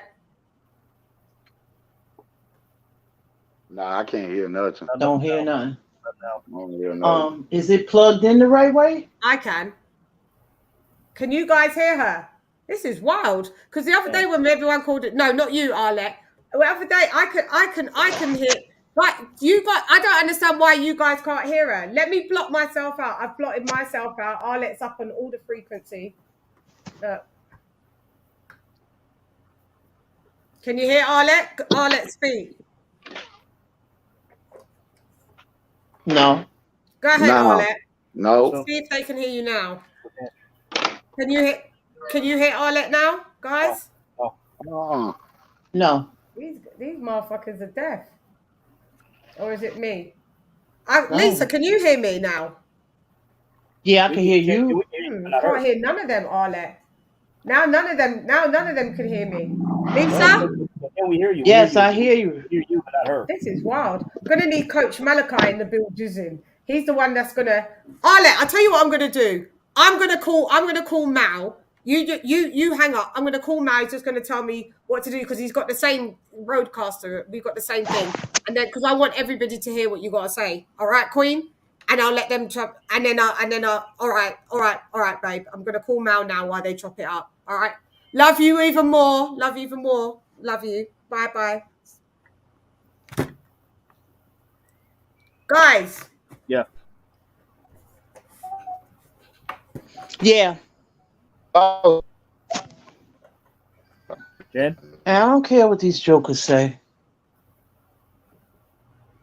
Hello? Can you hear me? Yeah. Yeah. Can you hear me? Yes or Yeah. no? Man, Yes. None of y'all. Can you hear me? I can hear you now. You hear me? Yes. Yeah, we hear you. We hear you. You hear me, What is Chad? it then? For fuck's sake. Oh shit! I know, guys. She did something. I think she hear Lisa, I can you just hear couldn't me? hear you guys just a minute Yes. ago. Now Yeah, I can't hear none of y'all. Hey, if you keep trolling me, I'm gonna keep bashing your skull in that timeout corner, man. I'm telling you, I'm gonna keep putting you in the corner like baby. I'm telling you. Keep on trolling me, I'm gonna keep putting you in the corner like baby off Dirty Dancing. I'm telling you. Colette can't jump on the stream with us, or No, she just wanted to call in. okay.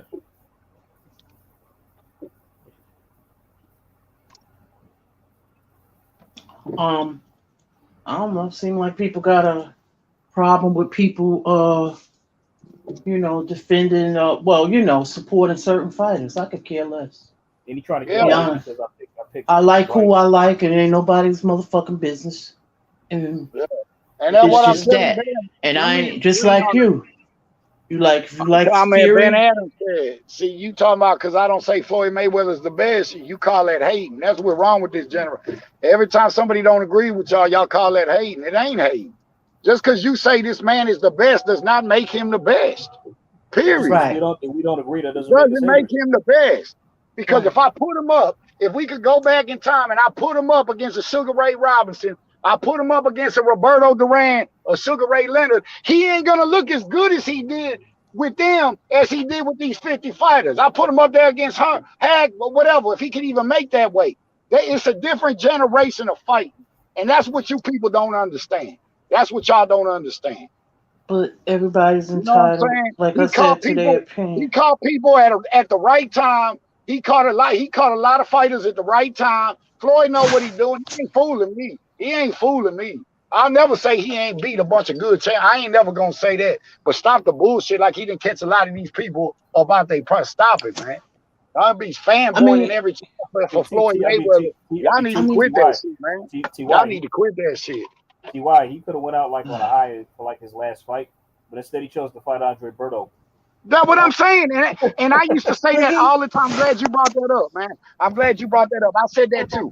You sit there and pick Andre Berto was on a what? Three fight losing streak. Three-fight losing streak, and you pick. That's what I'm saying. And I remember when they interviewed his dad about saying, well, why Floyd cherry picking at the late? He said, why can't he cherry pick these last fights? And you can look in the interview.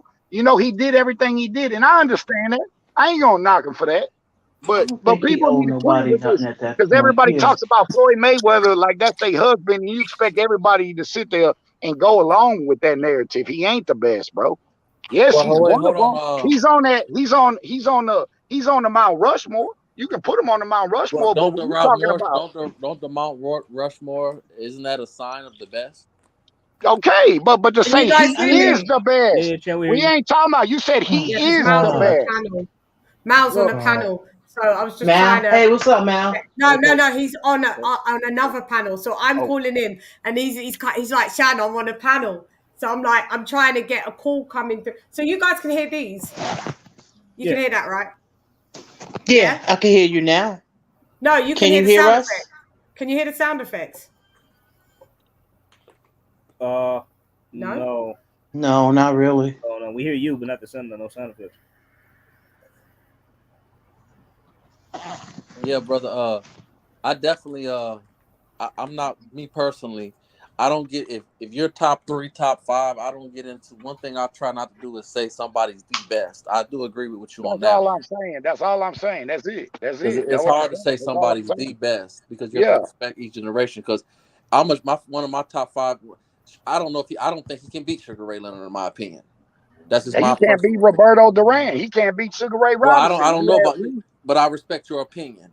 But what I won't you know what Roberto Duran would get up in there and do with this boy, man. That shoulder roll ain't gonna do shit with that bullshit, man. I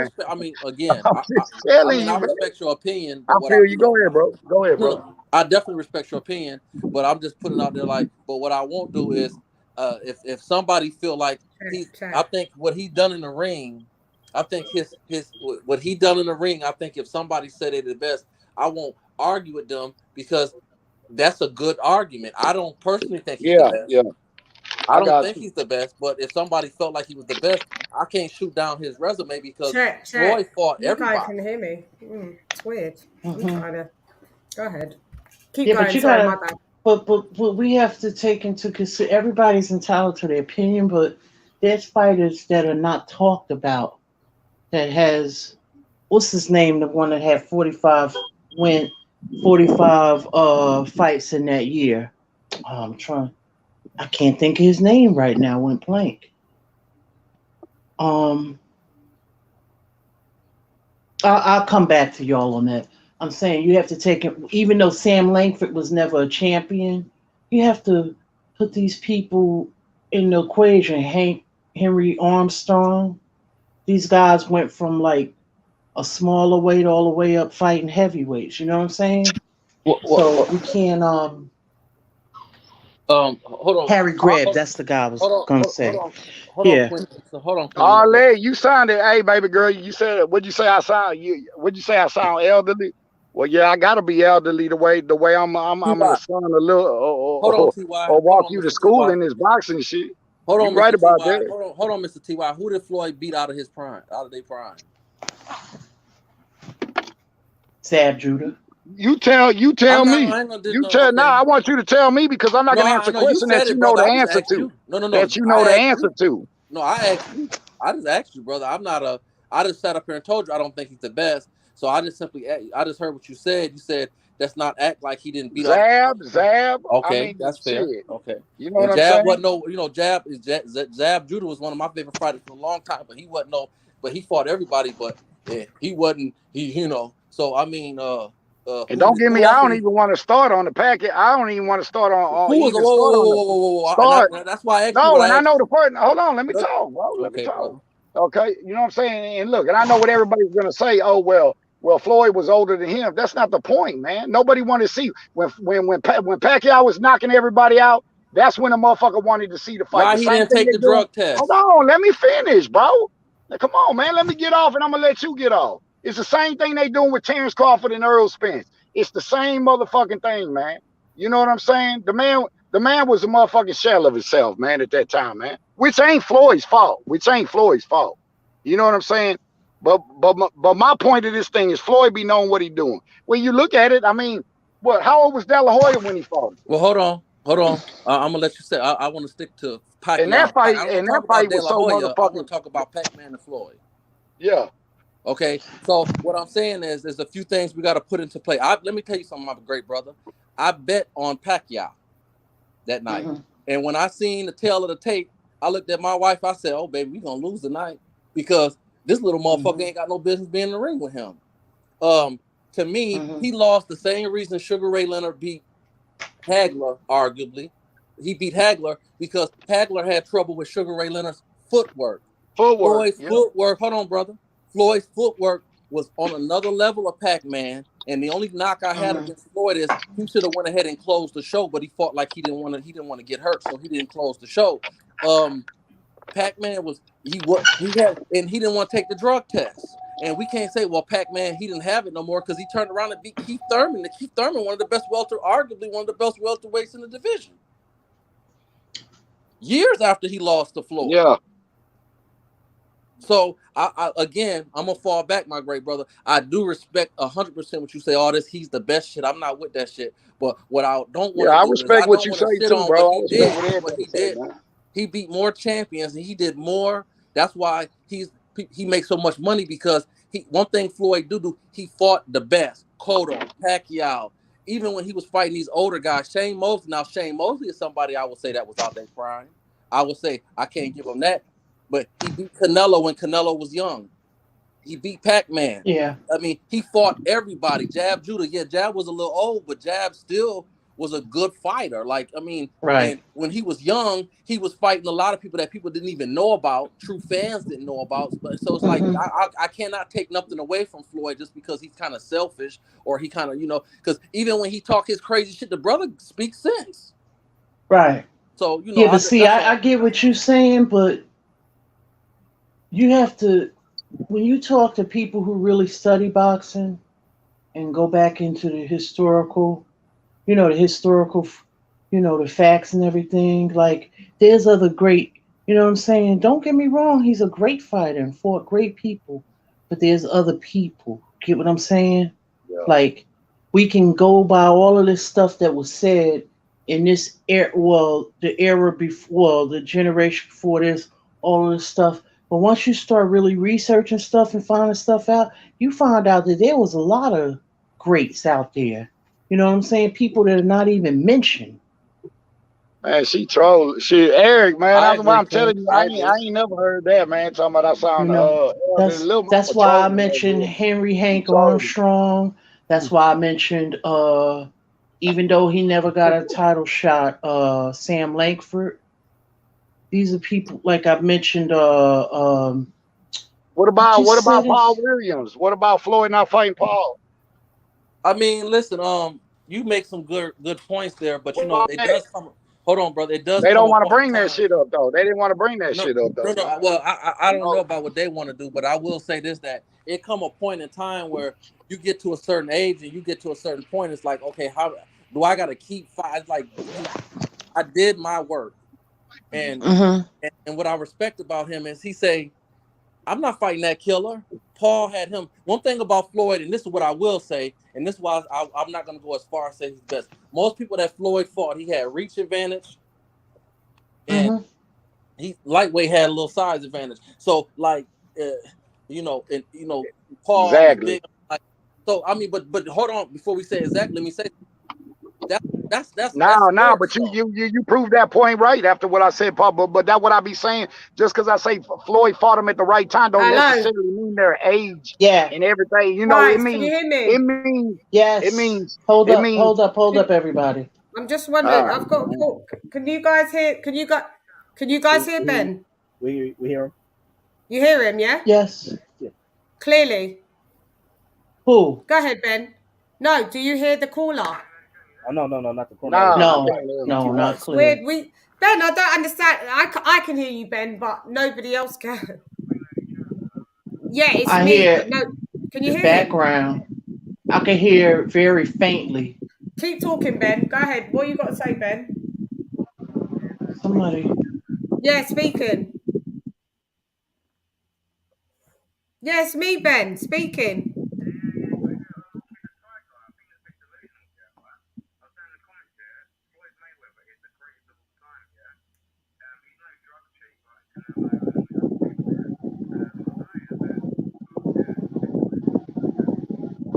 He said you're a bit delusional, TY.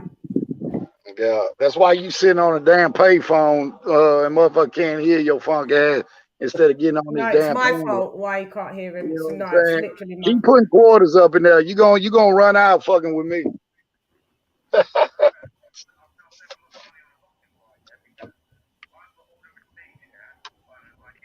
nobody come on here to talk about Floyd. I just brought up a point about this fanboy stuff that go back to Arnett.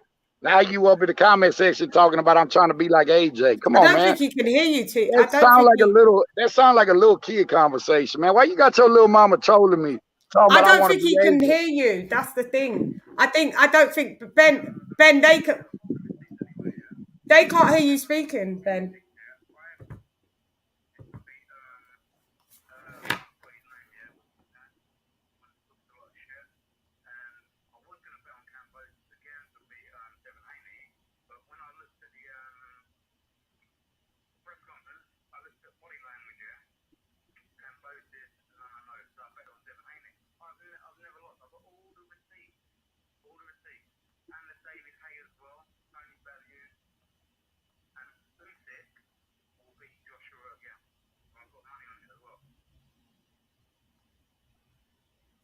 Can you not hear him?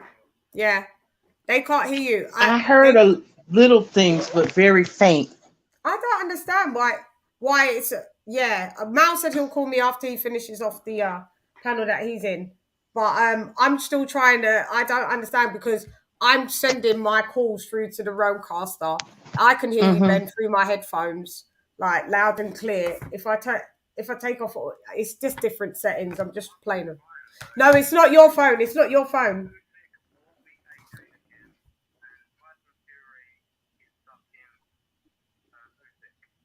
He said, all right, thank you. I can hear you. Thank you very much.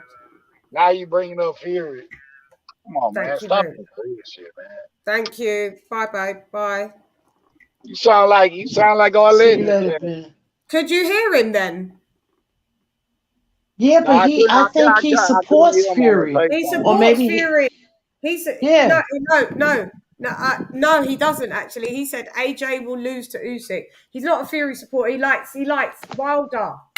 He's really a Wilder, yeah. Yeah. And Usyk, yeah. It sounds like he's a boxing fan. That's what it sounds like. Yeah. Yeah. That's yeah. Can you hear the phone ringing? I've got another call. Yeah. Can you hear I hear it ringing, yeah. Hello? Hello? Who's this? Yeah, I can hear you. Who's this?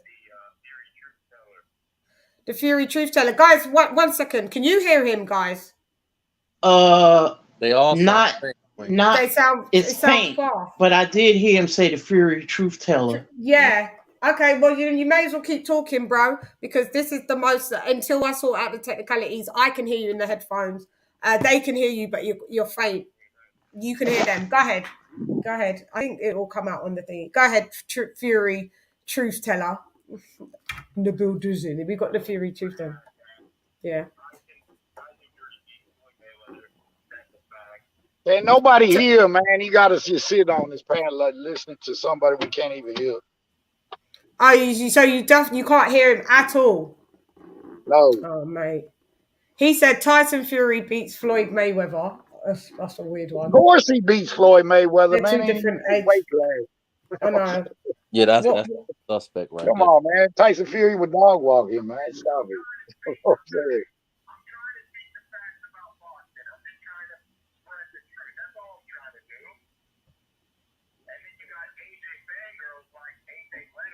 Like Arnett, fangirls. Yeah, he sound crazy. He 1 second away from losing a Wilder.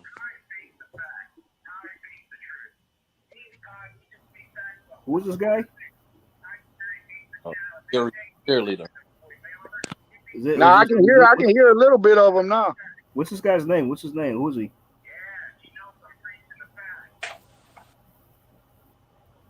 You ain't lying about that, though. You ain't lying about that, bro. You ain't lying about that. It's a bunch of fangirls and fanboys over here.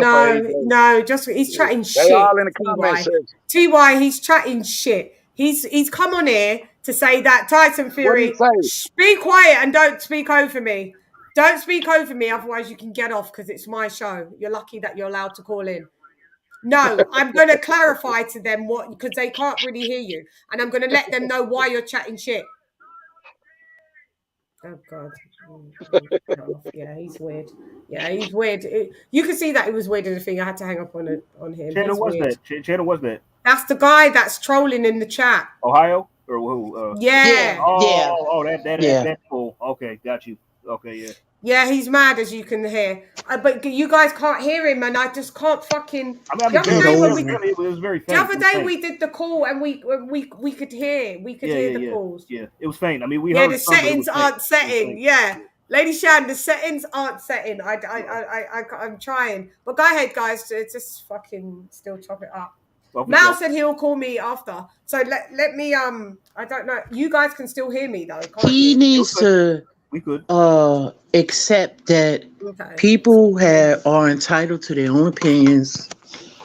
People like who they want to like. Right. And being in this community has given me like a kind of disdain for boxing, as far as, you know, it's easier for me to just like boxing and watch the fights without talking to some of you guys, because you guys are idiots.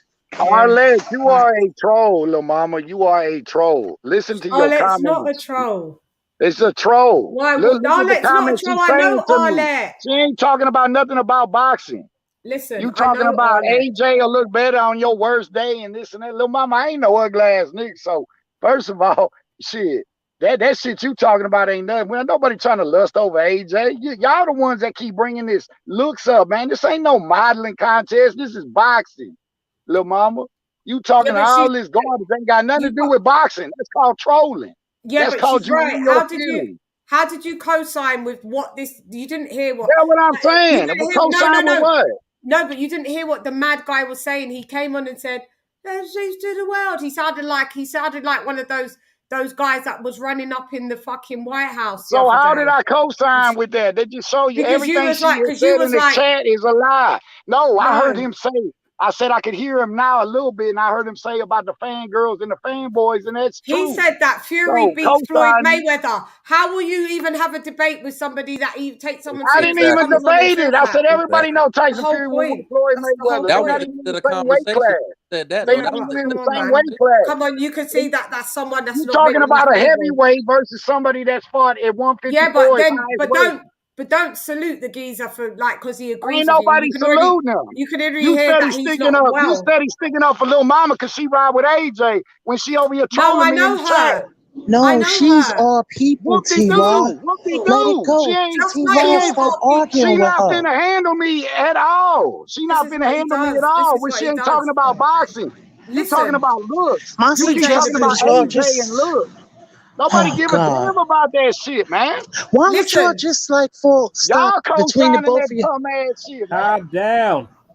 T.Y., calm down. Steady co-signing between the both of y'all. Maybe y'all just not acknowledge each other. Like, man, come on, man. She's talking like she's 15 years old, man. Look at the comments. It speaks for itself, man. Come on, man. This is why I don't like coming on panels. Yeah, that's why I don't come on here. I got a bunch of weirdos. No, Lisa. Bunch of weirdos up in here. You say that when you're on my one, and it makes me feel bad. Bunch of weirdos up in here. No, it's not you. It's not you. Shut T-Way. Well, then you shut T-Y down. No, I'm not. Because he's not listening. I don't listen. I'm not a fucking referee, and I'm not in no daycare. Lisa, low key. So everybody, Lisa, low key, I've been watching you for a minute now, listening to you. When it comes down to boxing, he talk about what he knows and stuff. It's a lot of stuff. You can low key shut him down if you just, ignore the emotional part. You can shut him down because right. It's not nothing personal. It's just it's just I said, well, maybe everybody just it's not nothing against Chan or anything. It's just it's just who wants to be a referee around grown people? It's not daycare center, T-Y. The reason why I'm trying to say Lisa needs to shut you up, because the same way you're our people, so is Arlette. This is what I'm trying to say. So when you're saying, oh, we're just agreeing with Arlette because she's AJ. No, Arlette's our people, T.Y. This is what I'm saying. Arlette's our people from another channel, and she's come on my channel. Can you guys hear the phone ringing, at least? That's why I just asked them to both. Can you hear me? Yeah, to just cease it between the both. Yeah. Hang on, let me put it through the roadcaster. Hello? Hello? Can't hear you, son. Are you speaking? Hello? Yeah, now I can hear you. Go ahead. Yeah, go ahead. Go ahead.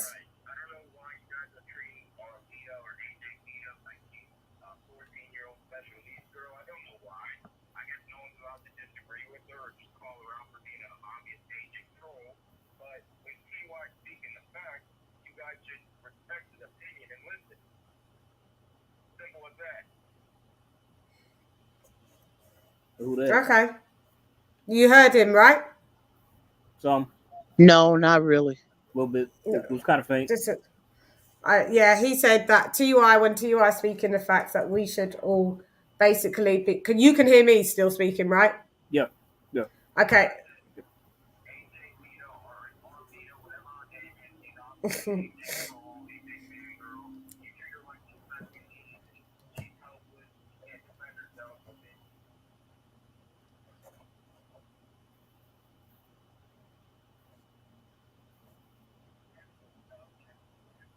Who's calling now?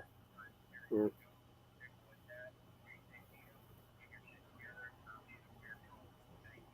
Thank you very much for calling in. He's having a go at Arlette. TY. Arlette, I don't know. If did you hear that any of that call? Barely. Who was that calling again? Who was that calling? That was the same guy. TY, jump back on the panel. All I'm saying is nobody told you to get off the panel. All I'm saying is sometimes God. I just can't even cope. Cope. We're even locked. Arlette, I want you to call in so badly, but I can't. They can't hear you if you do. Like, you understand? So I'm still trying to fiddle. Mal's still on. Mal is still.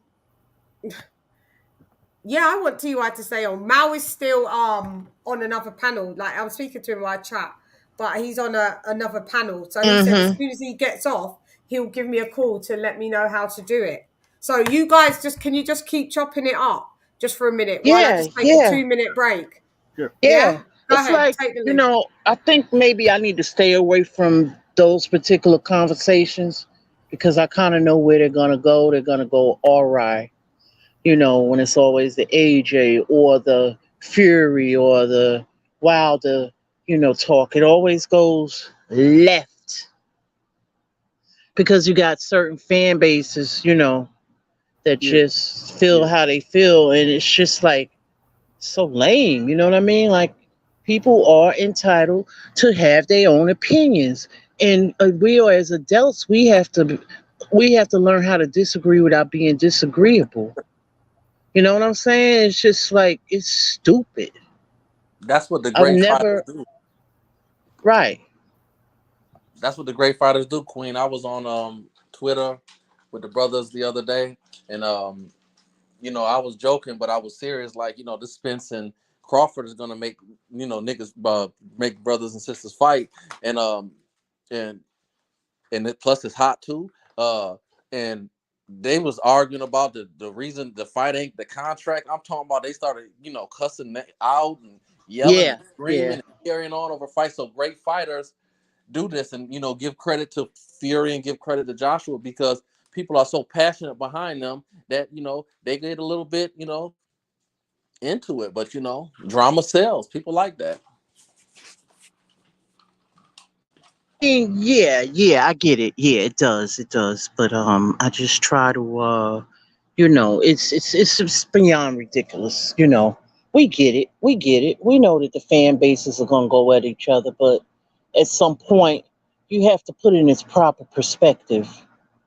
Know when it's just, like, I try not to get into the talks or the negotiations because what point is that? I'm not in the boxing business. You know what I'm saying? So at some point, when do I cross the invisible line of being a fan and a fanager? I'm not trying to manage these fighters. I'm not trying to talk about what they deserve. I'm not trying to talk about et cetera, et cetera. A lot of times it's the stylistic breakdowns, and I still have to learn more about that. The style, opinions is one thing, facts is another. It just gets ridiculous at this point. But And it's not even. Go ahead. Queen, it been like that. And you remember this because I listened to you. You a historian. You remember because I think I was like a senior in high school or a junior in high school, maybe even a sophomore. You remember when Mike Tyson fought Holyfield? All right. So I'll never forget when they was coming down to the ring. Me and my stepfather, we always got along. He would let me drink as long as I stayed in the crib and stuff. So we was about to fight. We was about to fight over Mike Tyson and Holyfield because Holyfield was a Christian and Mike Tyson was a Muslim. So this has been going on forever. Oh yeah, I know. I remember all of that. That was a big mess with Holyfield and Mike Tyson. Yeah, that was a big mess. Yeah. Because remember with Lennox Lewis and Mike Tyson? They had to have somebody in the ring to separate the two, and they had two different ring announcers. One was Jimmy Lennon, and the other one was Michael Buffer. Yep. And so I get it. They had a whole line of security splitting them up. Yeah, that was crazy because of the presser. So I get it. Don't get me wrong, I get it. But the thing was, I think you know what it is. We didn't have the social media back then. Exactly. So now it's just all in your face, everything. And we know the Bud and Spence thing has been crazy. It has been like it's like people, for me, it reminds me of being in school and we waiting for that big after school fight. Yeah. Yeah. That's what it reminds me of. I get it. To some degree, I get it. But I'm no longer a teenager. You get what I'm saying? Yes. So at some point, I have to act like an adult. Because it gets personal. That's the difference. Right. Kind of corner, people. And I get ignorant sometimes. I do. Yeah, I know y'all blocked me because I was saying, I was saying that Spence could be Crawford. I get it. I didn't block you. Me? Not you, Queen. Let me backtrack my thought. Who got blocked. Who was it? Mm-hmm. Who was it? Oh, okay. Who was? Or... No, it's not that serious. I'm just playing, but I'm just putting it out there. That goes back to what I say about what Queen said earlier about bias is real. And when you start talking about great fighters, and that's how you know they're great. That's a point of greatness when they get passion behind it. Because you're passionate about your team, you're passionate about your guy. Sometimes the fans get more passionate than the players because the players, they shaking hand, they going to the club after the game, or they going to the, they're going to hook up with each other the next day after the fight. But we'll sit up there and fight one another. But that's just the passion of the, the sport. It's like my problem is it's just that okay, you said you picking Spence to be Bud, right? Well, I'm just saying I made a point. I just made a statement that I think he can. Oh, what's your actual? Are you picking them when they fight though? To be honest, if you put a gun to my head, I would take Spence. I wouldn't touch that with a 10-foot pole. Though. I think it's a pure 50-50 fight. But if you put a gun to my head, I would give the edge to Spence. Yes. Okay, yeah, okay. So that's what I'm saying. It's obviously I'm picking Bud in the fight. I believe we'll win when the fight happens. Whether by knockout or on points. But it's my issue is I tell others, I tell other people who, I've had debates with people who picking Spence to win, and then they want to go above and beyond and try to trash Bud and say he's trash, he hasn't fought anybody, and they go overboard. They go that extra mile by completely disparaging his resume, and that's not cool because I even asked one guy I was saying he was picking Spence too, and he was trying to make it a point his Spence's resume is head and shoulders better than Bud and all this kind of stuff. I'm not trying to go into all that. But he was just it's not. He bought he's talking about he fought Lamont Peterson. I'm like, what the fuck has Lamont Peterson ever done? True. That's what he kept saying, and then he was trying to say I even asked him a question if Bud beats Spence regardless if he wins on play, he goes, oh, does he? What way doesn't matter if he gets the win, but you give him credit. He couldn't answer the question.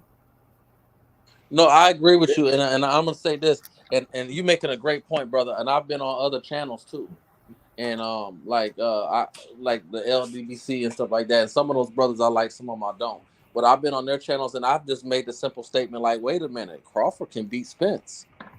And yeah, I mean, it's a fight that both guys could win. I mean, like I see it as a 50-50 matchup. I mean, I'm leaning towards Bud, but you're leaning towards Spence, and that's what makes it competitive. But we're not like at each other's throats and tearing each other down right now, are we? You know what I mean? No. And I'm gonna say another thing, my good brother, is that I don't think Spence's resume is all that better than Bud, because Bud he came up from 140 to 147 fighting big guys that can knock you out, and he stopped them that never been stopped. 135. That's where we first started. And Spence struggled. You're right. And Spence struggled. Even Spence said he got light in the ass. And Spence struggled with Porter. I thought Porter was winning until the knockdown. And and you can make, and they both struggle with Brook for a little bit. So it's kind of like this, and then people start talking about 60-40 and all this. No. So yeah, that shit does go carried away. I just think it's a legitimate 50-50 fight, and I'm just blessed. I just, hey, and if I can, I'm gonna go to that motherfucker. That's a blessing to just have that fight. See, it's like, but they got it. I mean, because like one thing that the Crawford haters and critics like to say is he never fought anybody. Okay, what does that mean? So you saying like he didn't beat everybody he beat to become a 3-division champion and a former undisputed champion, a 2-time lineal champion. He beat nobody, right? To do all that. Well, let me ask you this question, brother. This is simple questions I ask. Would Mikey be able to come up to if Mikey was to come up in weight when he fought Spence, would he be able to come up in weight and beat Benavidez? That's a fair question, legitimate question. That's fair. I'm not sure if I'm being honest, because Benavidez, he's a big motherfucker, man. Especially then. I was gonna tell you no, he wouldn't.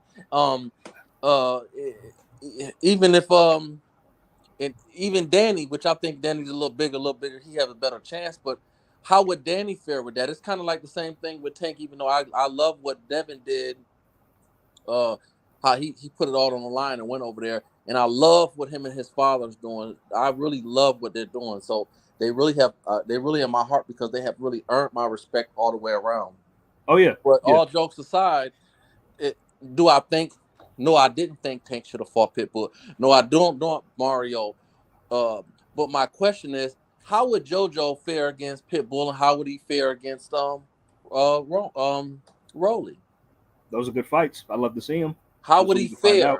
How will Linares fare with them? You know what I'm trying? I'm not gonna throw Mario in it because Mario's bigger, but we're just gonna stick with those two guys. And people are saying, because sometimes people talk about, resume. Well, hold on a minute. They had T.O. in the pound for fucking pound. And even though, yes, he wasn't himself, yes, but, fighting is mental.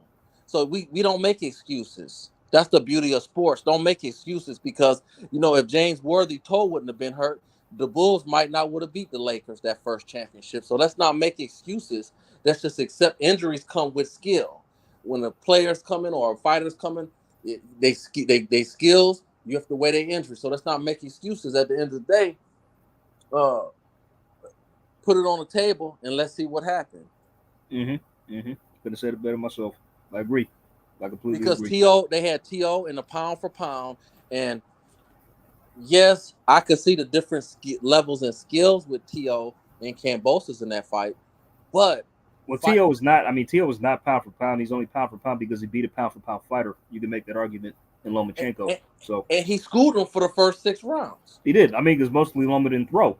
That's why he was hesitant to throw. But once he opened up and started throwing, he was winning rounds. He was a clean sweep when we started fighting back. And then in the 12th round, when he got clipped, you realize that's why he wasn't so quick to throw rounds, because the game plan was not to get clipped. Because Loma, I remember the scorecard like the back, like it was yesterday. So all right, so here's how I scored it. I saw it once. I kind of was torn on split on who won. I thought it might have been a draw, but then I saw it myself and I scored it again. So all right, I gave round 1 to T.O. Number 2 was a swing round. Then the T.O. won rounds 2, 3, 4, 5, 6, 7 was a swing round. Loma won rounds 8, 9, 10, 11, and 12 was a swing round. So if you gave the swing rounds to T.O., or like that, that's fine with me. Or if he scored a draw, that's also fine with me. But it was either I saw it as either a draw or Teal did enough to edge it. That's how I saw it. But Loma, but I didn't have Loma winning the first fight. I mean, when they fought, I agree. So. What I saw was this. What I saw. I saw arguably draw. I saw arguably even fight, and the 12th round was to decide the winner. And I saw Teal hurt Loma, and it made me say, okay. And I'm not gonna take nothing from Loma because I'm not a Loma hater. Actually, he reminds me of he's like the Achilles of boxing. Like his footwork is just amazing. That's why that young kid that fought Saturday, Rodriguez, Bam, yep. Bam remind me of him, but with a longer jab. Loma's footwork is amazing. He's fun to watch, but a strong argument could be made as, hey, you know what? You stepped up to 135, and you too small to fight them guys. Oh no, he's admitted that himself several times. He's too small for lightweight. Yeah, I mean, he said that himself several times.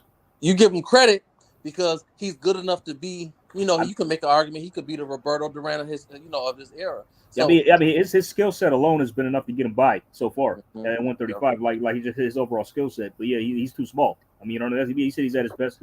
He's at his best when he's at 130 or 126. So yeah. So but I'm not gonna hate on him and say, oh well, because Loma's resume is awesome. I think his best 2 wins came against guys that were smaller, that came up, and that's Russell and that's Riggs. Yes.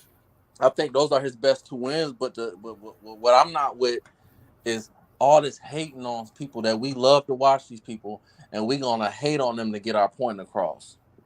It's like with Stephen Curry. Oh well, he ain't. Stop it. If he was dark skinned, that's backwards racism. If he was dark skinned, Stephen Curry, they'd be calling him Michael Jordan. I'm talking with that, right? It's like I'm asked the question. The CHANN knows and Lisa knows they were here, and I was asked the question of like how, what do I rank Bud's best wins, right? Okay, so I gave two entries. I think at 140 it's Victor Postal. Yeah. And at 147 it was Sean Porter. This dude had a problem with me picking Victor Postal. Then he's gonna go as far as to say, "Oh, he's trash. He never beat nobody. Yada yada yada. Blah blah blah." I'm like, wait a minute. I just answered your question. So why now you got a problem with my answer? That's just what I'm talking about. You know what I mean? Because of course he's a Spence fan, and then he's picking Spence to beat Bud.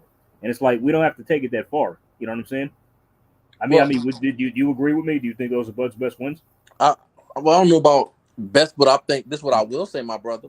Is I think that's a good argument that they his best 2 wins. Yeah.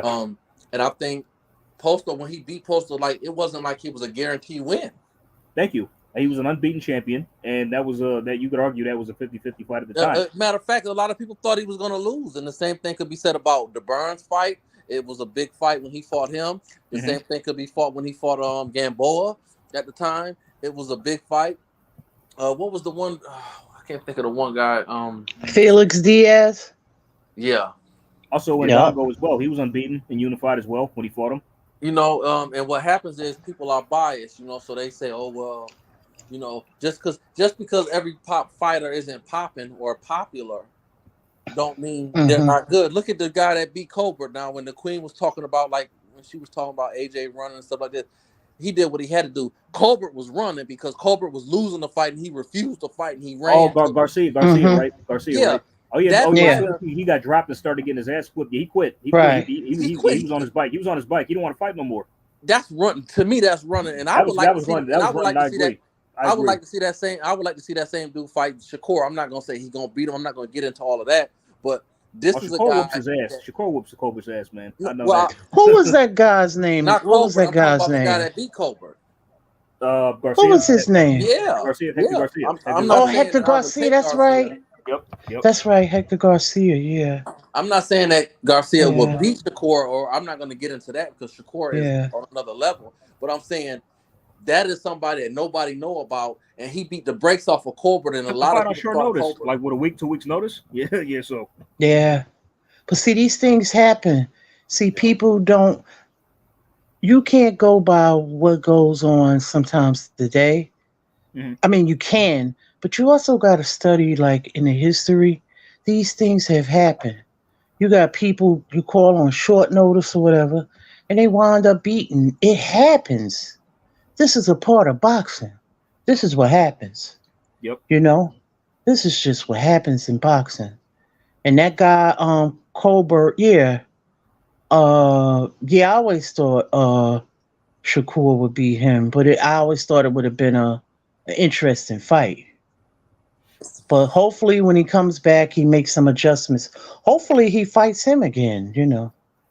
Garcia, he wants to run. You should run it back, or Yeah, But that'll Garcia is be a good, and you right on point, Lisa. Where people just don't know. People, the average person went in there thinking, okay, Colbert, he gonna win. People that knew a little bit more, they said it's gonna be a little tougher fight than what you think. But didn't, and correct me if I'm wrong, my brother. Didn't Garcia? Didn't he win in a gold? Didn't he win? Wasn't he an Olympian? yeah, he was. He was. Yeah, that's true. He was. He was. Yep. Yeah. And that's just like watching the guy. What was it? 2 weeks ago, he fought the brother from Africa that was 19-0 or 22-0. He just really just walked him down and stopped him in like the 6th round. He was like 7-1 or something like that, 6-1. Y'all Yeah, remember? it happens. Yeah. Boxing is unpredictable. You don't know what can happen. You don't I know mean, what can it really happen. is the theater of the unknown and the unexpected. Right. Anything can happen. I mean, who It thought Joe takes a Smith was going lot. to get blown out in 2 rounds by Beterbiev? I didn't. Right. That's why people when you on the top, like just say a person like boxing is about strategy too. That's the people that remain at the top, you gotta be a great strategist. You gotta know, like, that's why I can respect, like, and that's why I can tip my hat to like a person like Mayweather, who has come from a lineage of boxers. So Mayweather had already he was taught these things growing up. So Mayweather know every ounce of that ring, Preach. every corner to corner to corner. And the same thing with Tyson Fury. I mean, Comes from a fighting yeah, background, yeah, and I that mean, helps. Yep. And that helps. They're strategists, Well, I mean, and yeah, that's because what. I mean, it's the ring IQ was so high. It's like the corner didn't really need to tell them what to do; they already knew. Mm-hmm. Right. That's why he just completely and I love Wilder. He just completely exposed Wilder in that second fight because Fury made major adjustments, and he said, "You know what? I'm not finna sit up here and try to box this motherfucker. I'm gonna put on some weight, and I'm just gonna get on the inside because he don't got no real inside game because he young. No inside game, no back foot game, no nothing. And He I'm green. afraid. He really green. He kind of low key green. So I'm just gonna go out here and outbox him, and I'm gonna He knock gonna him out. come bring the fight to him, yeah. He pressured him, and that's it. No answers. And he has the boxing background, and also like coming from a lineage of fighters and trainers. He knew like what to do, and he put himself, you know what I mean, like he got with a trainer that just that benefited, worked for him, and he sat down his punches. This happens in boxing. Changed his whole style, and you nailed that right on the head, Lisa. You are 100% Right. accurate. He's a whole nother boxer now because that's what happened with White. White wasn't expecting to get knocked out. He was expecting to say, "Okay, I'm gonna be in there for 12 rounds, and I'm gonna hurt him, and the game's gonna change." And he got stopped. Right. That on that uppercut. Because people were going by his from the past. Yeah, they were going by the flicking and how he used to, but not understanding that he also had some power and could sit on it. A man that size is still going to have power. And before he was just like sticking the jab out, sticking it. You know what I mean? Like how he did with what's his name? Klitschko. But if you keep sticking that jab out there like that, eventually, you can hurt, someone. But he wasn't putting all his power on it. But that was his IQ, like you said. He knew Klitschko really was just a big motherfucker. He really wasn't no skilled boxer. So he said, I'm just going to go out here and outbox this dude. And I'm just going to outbox this dude for 12 rounds. I always thought Klitschko was pretty skilled. I thought he got better, but I think, you know what it is? I mean, he was skilled, but he was kind of clumsy, though. You know what I mean? Like, George Foreman was a good fighter, but if you really pay attention to George was kind of clumsy, even when he was older. I thought he was better when he was old. I thought he was a better all-around boxer as he got older, but if you really pay attention to him, he was low key clumsy. A little bit, yeah. I mean, because when he was younger, he had like if you really pay attention to like George Foreman's style, especially when he was younger, because like in the Frazier fight, he had like subtle nuances to like what he would do to try to land the shots. He has like ways of like maneuvering you into like punching range and kind of like stopping your momentum and landing his own shots, which is really clever. You got to notice, you got to pay attention. He did that to Frazier in their fight, which is really impressive. Yeah. So like, plus he had a low key good jab too, even when he was younger. His jab was pretty decent. Yeah, definitely, yeah. Well, somebody asked about the bending gloves. Well, I'm not a glove specialist, but I've seen that in other fights. They say now I've heard that this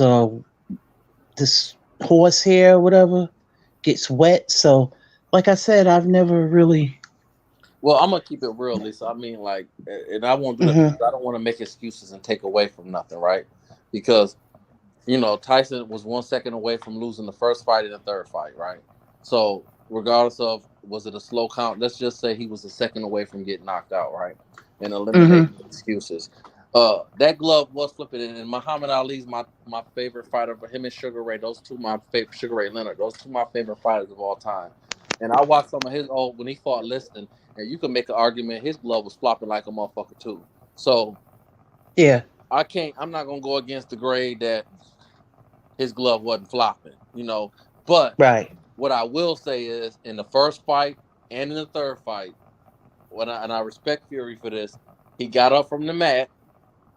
Because even in that first fight, when he got dropped in the 12, he looked like he was on the verge of stopping Wilder in the first fight on the 12th round. And after he got up, yeah. After he got up. Yes, sir. And even in the third fight, you can make an argument about the count. I think he should have lost. But at the end of the day, what I will say is he got up. He got up. He got up, and he stopped him. So let me explain my perspective right quick. Okay, so like I've seen the fight a lot of times now myself because it actually was a good fight. And so Wilder put him down. The count was long, but that's only because Wilder didn't get back in his corner. Like the ref was counting, Fury was down, and then like Wilder wouldn't get back in his corner, and the ref had the motion get in the corner. Then Fury strategically stayed down to take more time. Then when he started counting again, he got up. Well, let me say this, brother. There's supposed to be somebody that keep counting, so the ref's supposed to continue to count that the person on the outside of the ring is doing. Yeah, but I mean that was mysterious to me. I mean, I thought about that. That was a knockout. I will say this: the same thing with Tyson and Douglas. I love me some Mike Tyson, right? I feel like that count was long, but what I won't do, see, this is what we gotta understand: the best man win. It's a fight. Tyson got up from no matter what I think, it don't matter. It ain't like he got up and got stopped. He got up and he started to whip Wilder's ass at the end of the day. Hey, did you happen to mention that you thought the Buster Douglas Tyson count was long too, or the yeah, but I'm biased on that. But I think it was arguably long. But I mean, it was funny. You could actually look that up on YouTube. They actually compared both counts, and they were actually the same length of time. The only difference is Douglas beat the count, Tyson didn't. Yeah, so you know what I mean. Like, I'm biased on that, and you know what, you make a good point because I don't know. As a grown man, I don't know if Douglas really. I'm not lying. I'm serious. It was on YouTube. I looked it up. I saw it myself. They compared like both counts at the same time. They were the same length of time. It's just Tyson got up. He got up. He hit 10, and Douglas got up at 9. That was the only difference. Because here's the thing, my brother. If your whole thing is, I got to win based on a knockout, then are you really the better fighter? Because you got a good punch in. That's considered. I don't know. Yeah, sure. It's weird. Yeah. So see, so many things happen when you had these trilogies like this. Yeah. Yep. So many things happen. So I was laughing because, the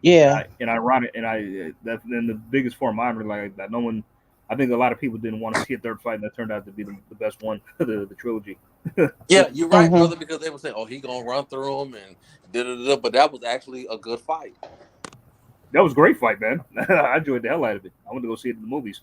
I didn't even really care for the fight like that. I mean, like it was a good heavyweight Well, fight. I just thought, well, yeah. I mean, if you going like for just knocking each other down, that part was good, but I just thought they both came in a bit too heavy, and they didn't make it necessarily. It just it got crazy. Yeah, that part, yeah, was like right. It was nothing skilled about yeah, that that's fight. what I meant. Yeah, I mean, it's like yeah, even though they was Tyson trying to kill each other. even though Fury dominated, he didn't look his best. I'll say that. No. I mean, like Yeah. the second fight, he was sensational in the second fight. Well, here's the thing: when you get hit in your whole goddamn body, from your neck to your feet, vibrates. Right, you're not gonna Yeah. look your best either, bro. Yeah, that was crazy. That part, I never saw nothing like that. I was like, what in the heck? Yeah, that just tells me Fury is like, this dude is like, he's got like supernatural recovery powers. It's like that punch probably would have knocked out anybody. You know what I mean? I mean, yeah. just like shot the wildlands. Like, oh, okay, man, Fury, this dude is like a freak of nature, man. He really is. I mean, just to get up from something like that. Yeah, definitely, yeah. That's yeah, that's just some wild stuff. But it's just like when you talk about strategy and boxes and everything, it's and this is what makes these guys great. And this is Phew. But my thing is, don't tear other people down, because there's other good boxers out there. I don't tear people down. Just based on it's always like this same old fight that never ends. Like I could see the good in all the boxers. Like the brother, he called Floyd out for Paul Williams. Mm-hmm. But here it's kind of like when Jones had that arguable in MMA. I don't know who watched that, so I'm not gonna make it a big thing. But Jones arguably lost to Reyes, but Reyes got knocked out the next two fights, right? So I used that to experiment with Paul. He ducked Paul, but Paul, we don't even talk about him no more. The only reason we talk about Paul because people will say he ducked, Floyd ducked him, but Paul we don't talk about him no more. So you follow what I'm really trying to say? It's like you're talking about he ducked somebody that's really irrelevant. It's hard to be great. You know what I mean? Like you can make whatever excuse you want. But I mean, well, you could have fought him, but the thing is, like, you can't fight everyone. You can't. There you go. You can't. Yeah. I mean, that's why everybody's like in single file line to fight Canelo right now. Well, you can't fight all these guys. You know what I mean? Right. I mean, everybody were those two in negotiations to fight? That's what I'm saying. I mean, like we talk about Canelo and somebody else, or no, I'm talking about Paul Williams and Mayweather. I don't think they ever were. I mean, like, it's just, I think Paul Williams wanted the fight, but it just never happened. Who knocked Paul? Didn't Paul get knocked out or stopped or something like that? Sergio Martinez, in the rematch. He I remember that. That was a highlight. That was a highlight reel KO. So check this out. When Floyd had a rematch against Castillo, when he arguably lost the first one, he did. He didn't get knocked out in the second fight. He made sure he showed he was the best. When he had the rematch against my man that beat Broner, Madonna, yeah. And the first fight was close. Yeah. The first fight was close. Yeah. It wasn't he didn't get knocked out in the second. You follow what I'm trying to say? Like greatness always. That's I see what you're saying. It's like saying I ain't gotta knock you out. I'm just gonna beat you so decisively on points. Greatness always rises to the top. That's even I'm not a Fury fan, but I like some of the shit he does behind the camera. But he shows his greatness in the fight. We can say, oh well, he cheated or okay, whatever. But what happened when he got up? Yeah, because I'm not. I mean, I got my nuances about Fury. As you probably know, people who listen to me on this panel, I can't stand him. But I'm not denying the man is a shit fighter. He's a good fighter. I rate him very highly. I really do. You know what I mean? Yeah. But people act like you're supposed to like these fighters. That's the thing. Like people act like because I never was a fan of his, and I don't have to be. I like his boxing. I like his. He can fight. I like. Right? Yeah, he's a good fighter. Yeah. but that doesn't mean that I have to. You know what I'm saying? These people try to browbeat you, whatever else, and all that kind of stuff. The people try to browbeat you into this and that and this and that. No, mind your business. Like, why is it your hold up, Adrian, hold up. Why is it that's okay? Why is it your concern about who a person likes or what a person say? You know what I'm saying? Exactly. Like, and I don't get that. And I'll never get it. And I ain't bucking. Because I don't think Tyson, I mean, for a big ogre, he got skills, but I don't think he's better than Usyk. Usyk is a let me tell you this. I didn't know because I didn't really study them, but I did. Usyk is a motherfucker. And he has some of the best, in my opinion, he's got some of the best skills for a heavyweight since Larry Holmes. That's just my personal opinion. I'm not going to say he's better than Larry, because Larry's the most underrated heavyweight ever. But he far from a boxing standpoint, for a heavyweight, I don't think his footwork is as good. But I think that from a boxing standpoint, he's the best heavyweight that I've seen. Mike Tyson's a different conversation. Far as fundamental boxing, he's the best fundamental boxer that I've seen since Larry Holmes. That's credible. Y'all wouldn't argue with that. He's a good boxer. Yeah, he's definitely a master boxer. Yeah. Yep, definitely a master boxer. Like that. What Ohio kept saying, like Fury's an ATG, and I'm like, well, so let me see. So Wilder 3 times, Dylan White, Klitschko, Otto Wallin, Tom Schwartz, Pianetta, Fury. That's an ATG resume to you. Compared to, like, everybody, AJ's fought, and I'm not calling Anthony Joshua a ATG either, because I like to wait till these guys' careers are over to make comparisons. You know what I mean? Until they retire. That's what I'm gonna do. Right. But it's like, even right now, I don't think he's the best heavyweight of this era. He's saying he's calling him the best heavyweight of this era. It's like, well, then to do that, because Lennox Lewis, he put it perfectly. He was asked whether or not he would who would win, like him in his prime or Fury, and he said, I'm not going to answer such a silly question, but I will say what Fury has to do is he has to become undisputed, then make several defenses to beat the next crop of heavyweights coming up, just like I did. And there you go. That's what makes that's all people are saying. Yeah, I'm not going to crown someone. I'll be talking stuff. Yeah, my fighters.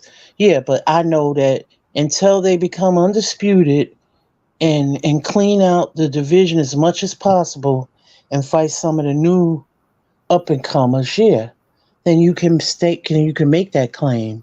But this is stuff that the media has been propagating.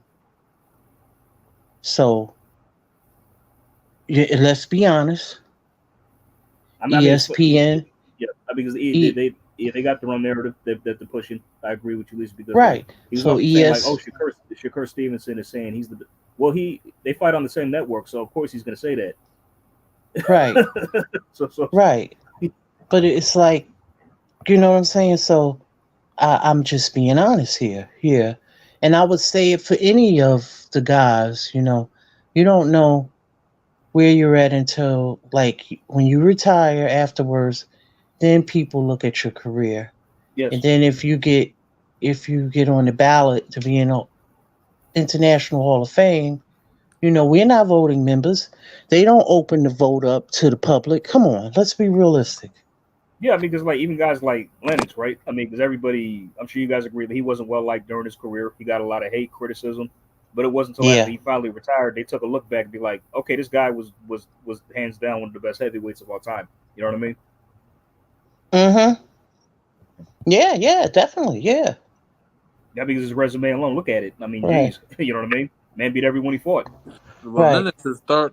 To me, he's the third best heavyweight of all time. To me, that's my opinion. See?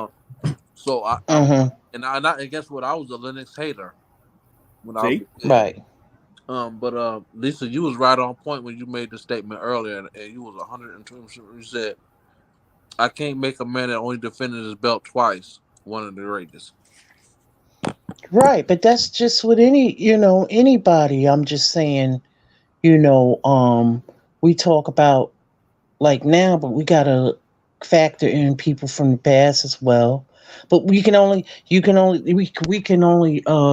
we have to judge them by their era. I get it. But yeah, it's just more to it than that.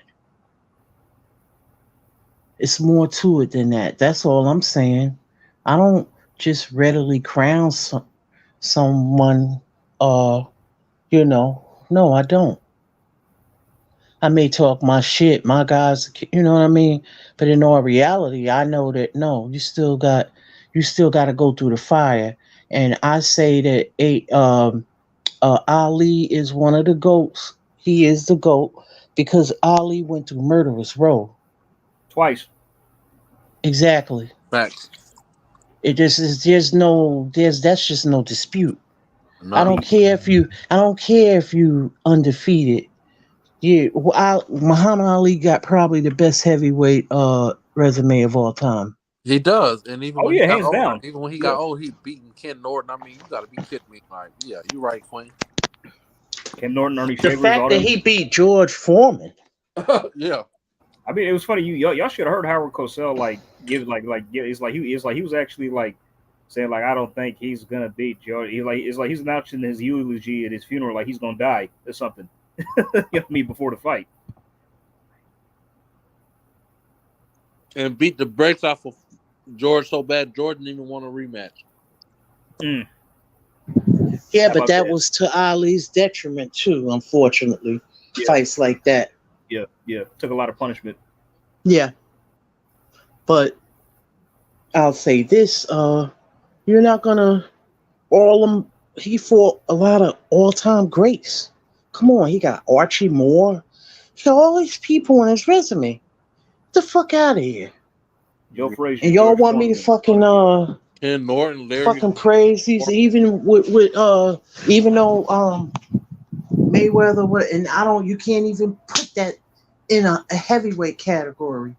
You ain't got them kind of people on your resume. I'm sorry. That's true. Well, you're telling the truth. It kind of annoyed me, like the whole 49-0 thing. It's like that's a heavyweight record. Why they using that? You know what I mean? Like that.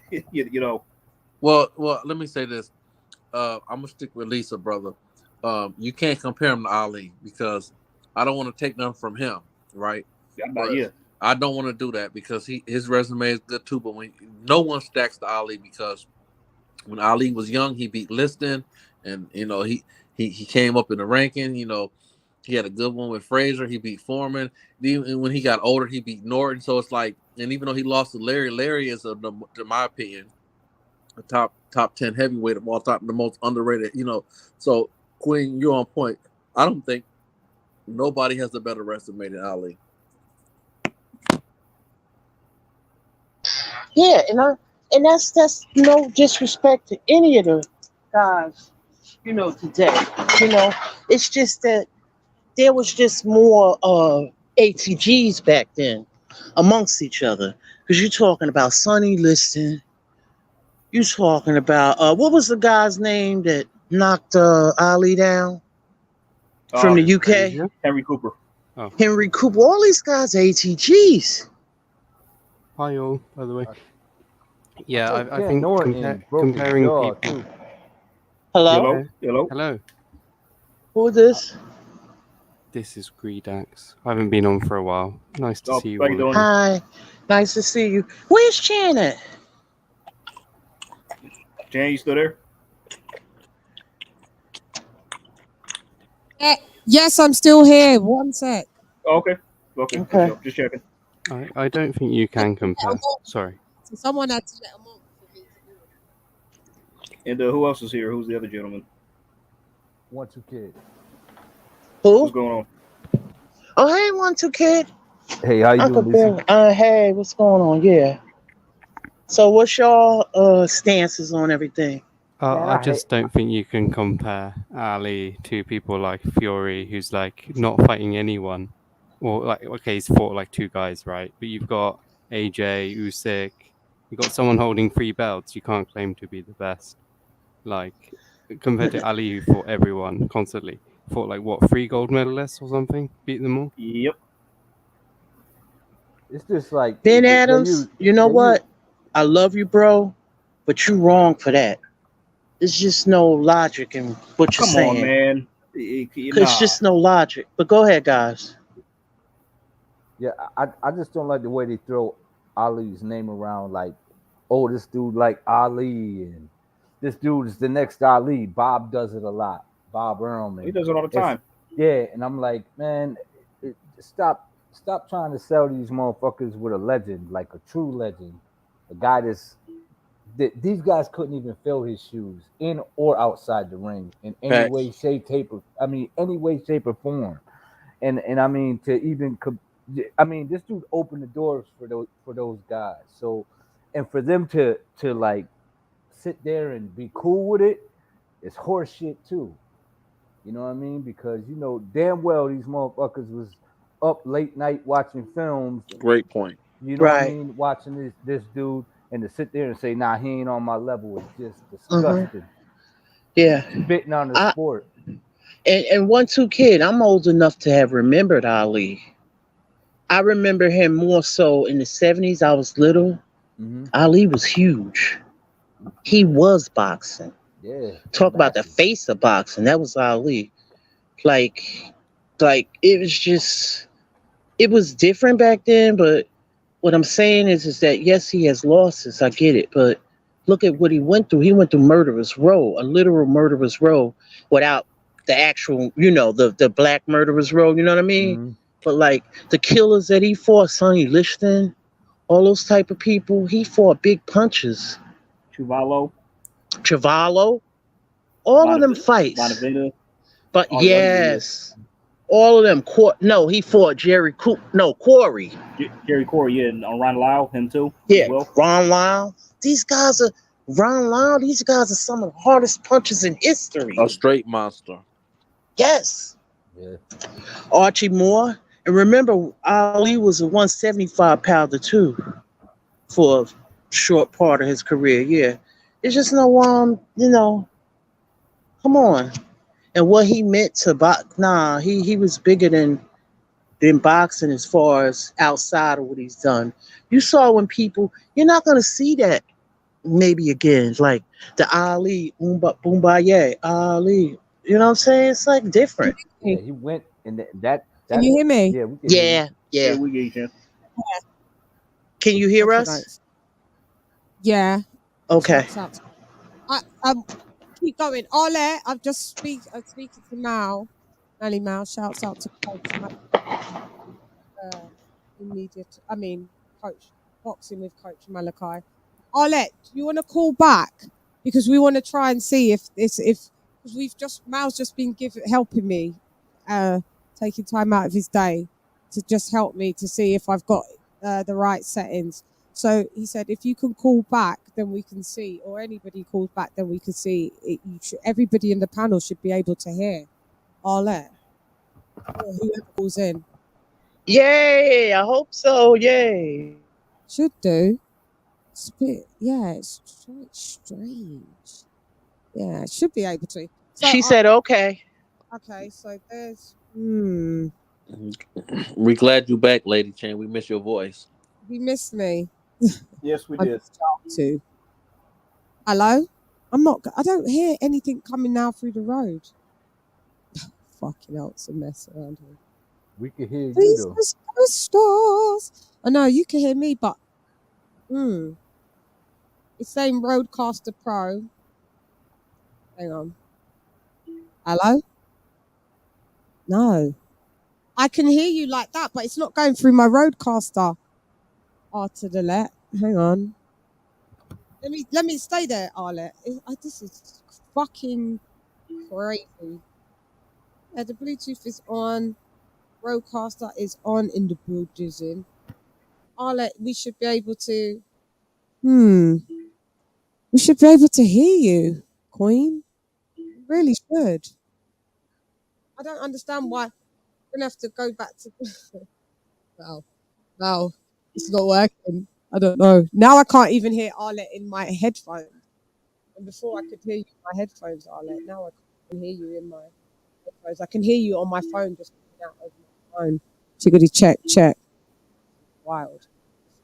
This is crazy. Do you see these fucking guys? You see technology? It's a motherfucker. I tell you. Yeah, but that's a new piece of equipment. Yeah, it's a new piece of equipment. Costs a whole lot of money, and it's just giving me a whole lot of fucking problems. Más problemas. And nobody can hear Arlette. R to the left. I'm gonna ring you back after. Stay. Hang up, Queen, and I'm gonna ring you back. I've got minutes, and I'll make sure it's working. Sorry, we had to do the test. All right. I'll ring you back, All right. Sorry about this, Arlette. All right, love you. Okay, sorry, guys. Keep chopping. Mal's watching just to be able to see if it was working. I'm gonna call Mal back. You guys take the stage. There's 2 new people on. Welcome. Keep it respectful. I don't know who you are, but you're welcome. But guys, let me get back to Mal real quick. Yep. And sort this out. Okay. Okay. All right. Thank you very much. Yeah. I'm not sure if the heavyweights today could even fuck with Lennox. No. To be honest with you. I think You know what I mean? beats all of them. I do too. I really do. I did a video on it like 3-4 years ago and was like, I'm not sure if these guys could beat an old George Foreman. I mean, really. Exactly. I'm dead ass serious. Like yeah. I bet you Burt Cooper is a champion. Man, about to say that. I love Burt Cooper. Why you mention my man? I love smoking Burt Cooper. Y'all know he gave Holyfield his first official knockdown, right? Oh yeah, and you know what? That was there was no standing 8s in that fight either, and they gave him a standing 8. Yep, I remember I watched that with my Uncle George live, and I was like, wait a minute. But I was a young buck. I was like, ain't no standing 8 count. I said, Such an underrated fight, man. That's such an underrated fight, man. That's Burt Cooper was a dog. Yeah. I just think when Burt went. Sorry, listen. Go ahead. My bad. Go ahead, Adrian. I know, because I was saying like that came as a shock to me because like Burt Cooper was a dude who got stopped early by Bo and Foreman, and he almost knocked out Holyfield in the 3rd round. Them was some big points though. I'm like, what? I'm like, whoa, that's just wild to me. I'm like, damn. Didn't Holyfield say that the hardest punch he ever took was from old George? I think he did. Yeah, he did. Yep. I thought he said he had to ask his trainer if he still had his teeth in or something. Yeah, George Foreman was different. He had big old hams, man, and he ain't have to throw hard. It just land and it's problem. You know that's like Sonny Liston had them big old hands. Yeah. Oh my God, them hands was big. They look like boxing gloves for real. Foreman trained with Liston, didn't he, after the Olympics? He sparred with him. He was a sparring partner. Yep. Yeah. I don't know. I feel like the last good heavyweight was Vitali. Like he had an iron chin and he could scrap. Yeah. Oh yeah. Yeah. Vitali was good too. He had the heart. You know what I'm saying? He did. And he was smooth too. You know, he was smooth in the ring as well, and he was fluent. Like his brother was more explosive and probably punched harder. Yeah. But Vitali be on your ass. I always thought it was really lucky that Fury managed to get Vlad instead of Vitali. I think if it was against. Sorry, go on. No, my bad. You were saying. I was just saying. I think Fury got lucky that Vitali had already retired. I think had he got Vitali, he would have gone spark out. Yeah, that's credible. That's possible, man. It's possible. Yeah. He definitely had the better chin of the two. I'll give him that. Yeah, the better chin, and I feel like he was looser. He was looser in the ring. You know what I mean? Like when he would let his punches go, it was more fluent. He just kind of just let it go. He ain't had the same power as Vlad, but he had a better chin, and you know what I mean? He cleared up a lot of work for Vlad. I also think the mind games wouldn't have worked as well on him as they did Vlad. Like Vlad seemed a bit bamboozled, whereas I think Vitali was more cool. Hell yeah, he was. I mean, fucking Lennox damn near ripped his face off. And like, why'd you stop? Oh God, that was such a big... That was crazy. Yeah, like go stop it. It's funny because like I don't care what nobody says, but I'm not saying Leonard was like a coward. I'm not admonishing him for anything, but he didn't want that smoke in the rematch. Well, I He think did. he He did. realized. Oh, Lennox? Yeah. Vitaly. I don't think he had nothing. No, I don't. I kind of disagree. I don't think Leonard had nothing to prove at that point. No, that's what I'm saying. That's why I'm not admonishing him because he'd already done everything. That's why I have no problem with him not taking the fight because like he'd already done it all anyway. So if he wanted to walk away, I had no issue with it. I personally think the Klitschko's were just some big guys that was in a time when the skill level was different, and I mean I don't really look at them. I think that's what the thing with Fury. He had the size to match up with him.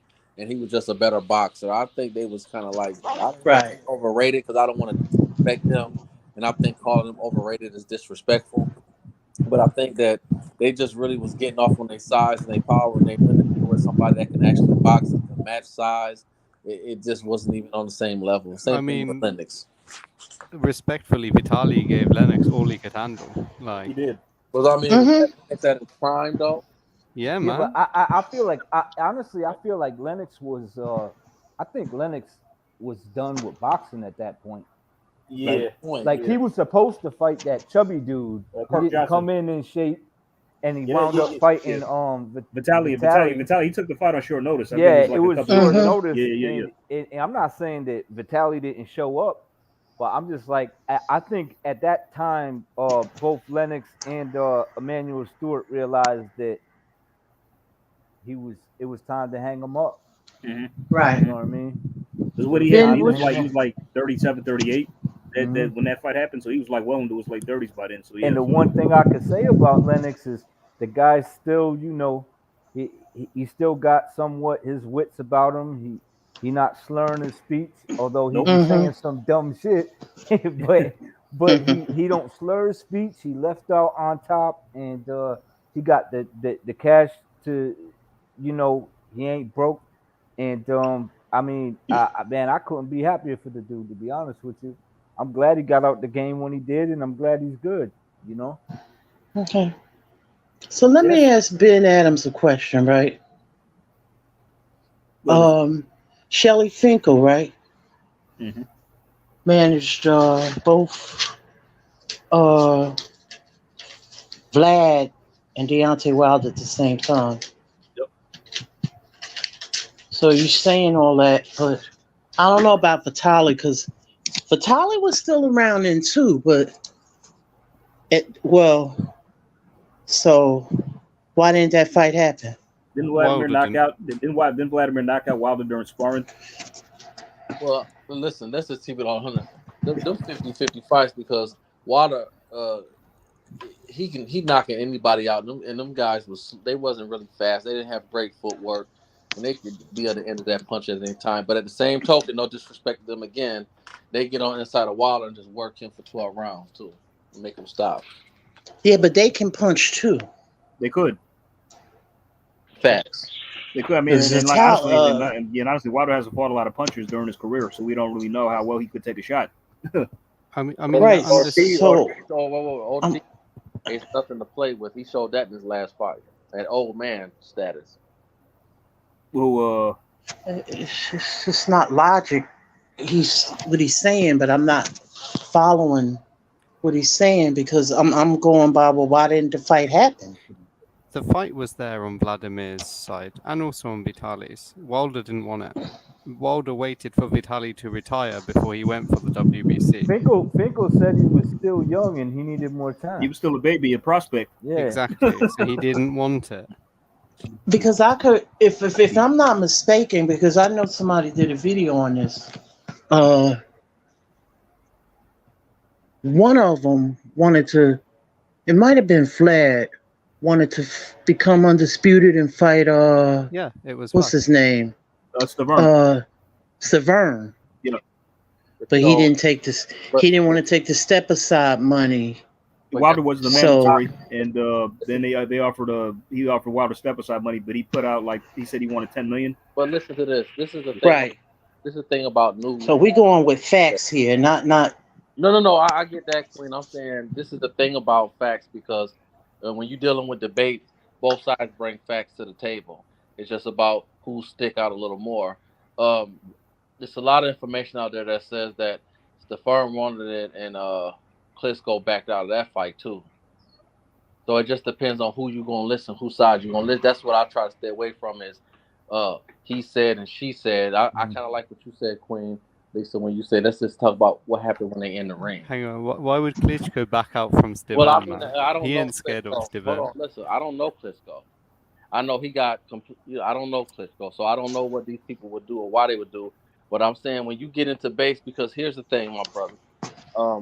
I listen to multiple channels, right? I'm gonna try to keep it all the way neutral, right? I listen to multiple channels, and I hear different shit, and people post different. That's what a debate is. You know, in high school when you debated, this side bring this facts, that side bring that facts, they so-called facts, and it counter one another. And the team, they made it out there like Klitschko didn't want him because let me just say something like he wasn't no bum. But Stern wasn't no bum. And Klitschko, as good as the Klitschko brothers are, I don't want to take nothing from them, but they're not on the same level as Ali or Foreman. They're not like some all-time, they record hold relevance, but Tyson, in that story, they ain't no all-time greats. 20 years from now, we might not even talk about them. Who? The Klitschko's? Yes, sir. Yeah. I disagree. They already etched in. He's a Hall of Famer. They're both ATGs already. I mean, it's a lot of Hall of Famers we don't talk about. I'm just saying. You could be a Hall of Famer without being an all-time great. There you go, my queen. I'm just saying. I'm not saying I don't want to take nothing from nobody, but I'm just trying to say let's just keep it funky. Like, I mean, it's not like like we talking about Ali and what his last fight was in the late 70s, 80s. Like we're not gonna be talking about the Klitschko's like that.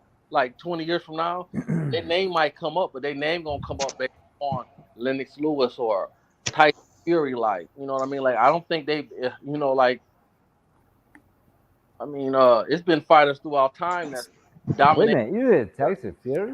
Nah, I disagree, bro. Yeah, like, I kind of disagree. Not like he's not all that, man. I think it's.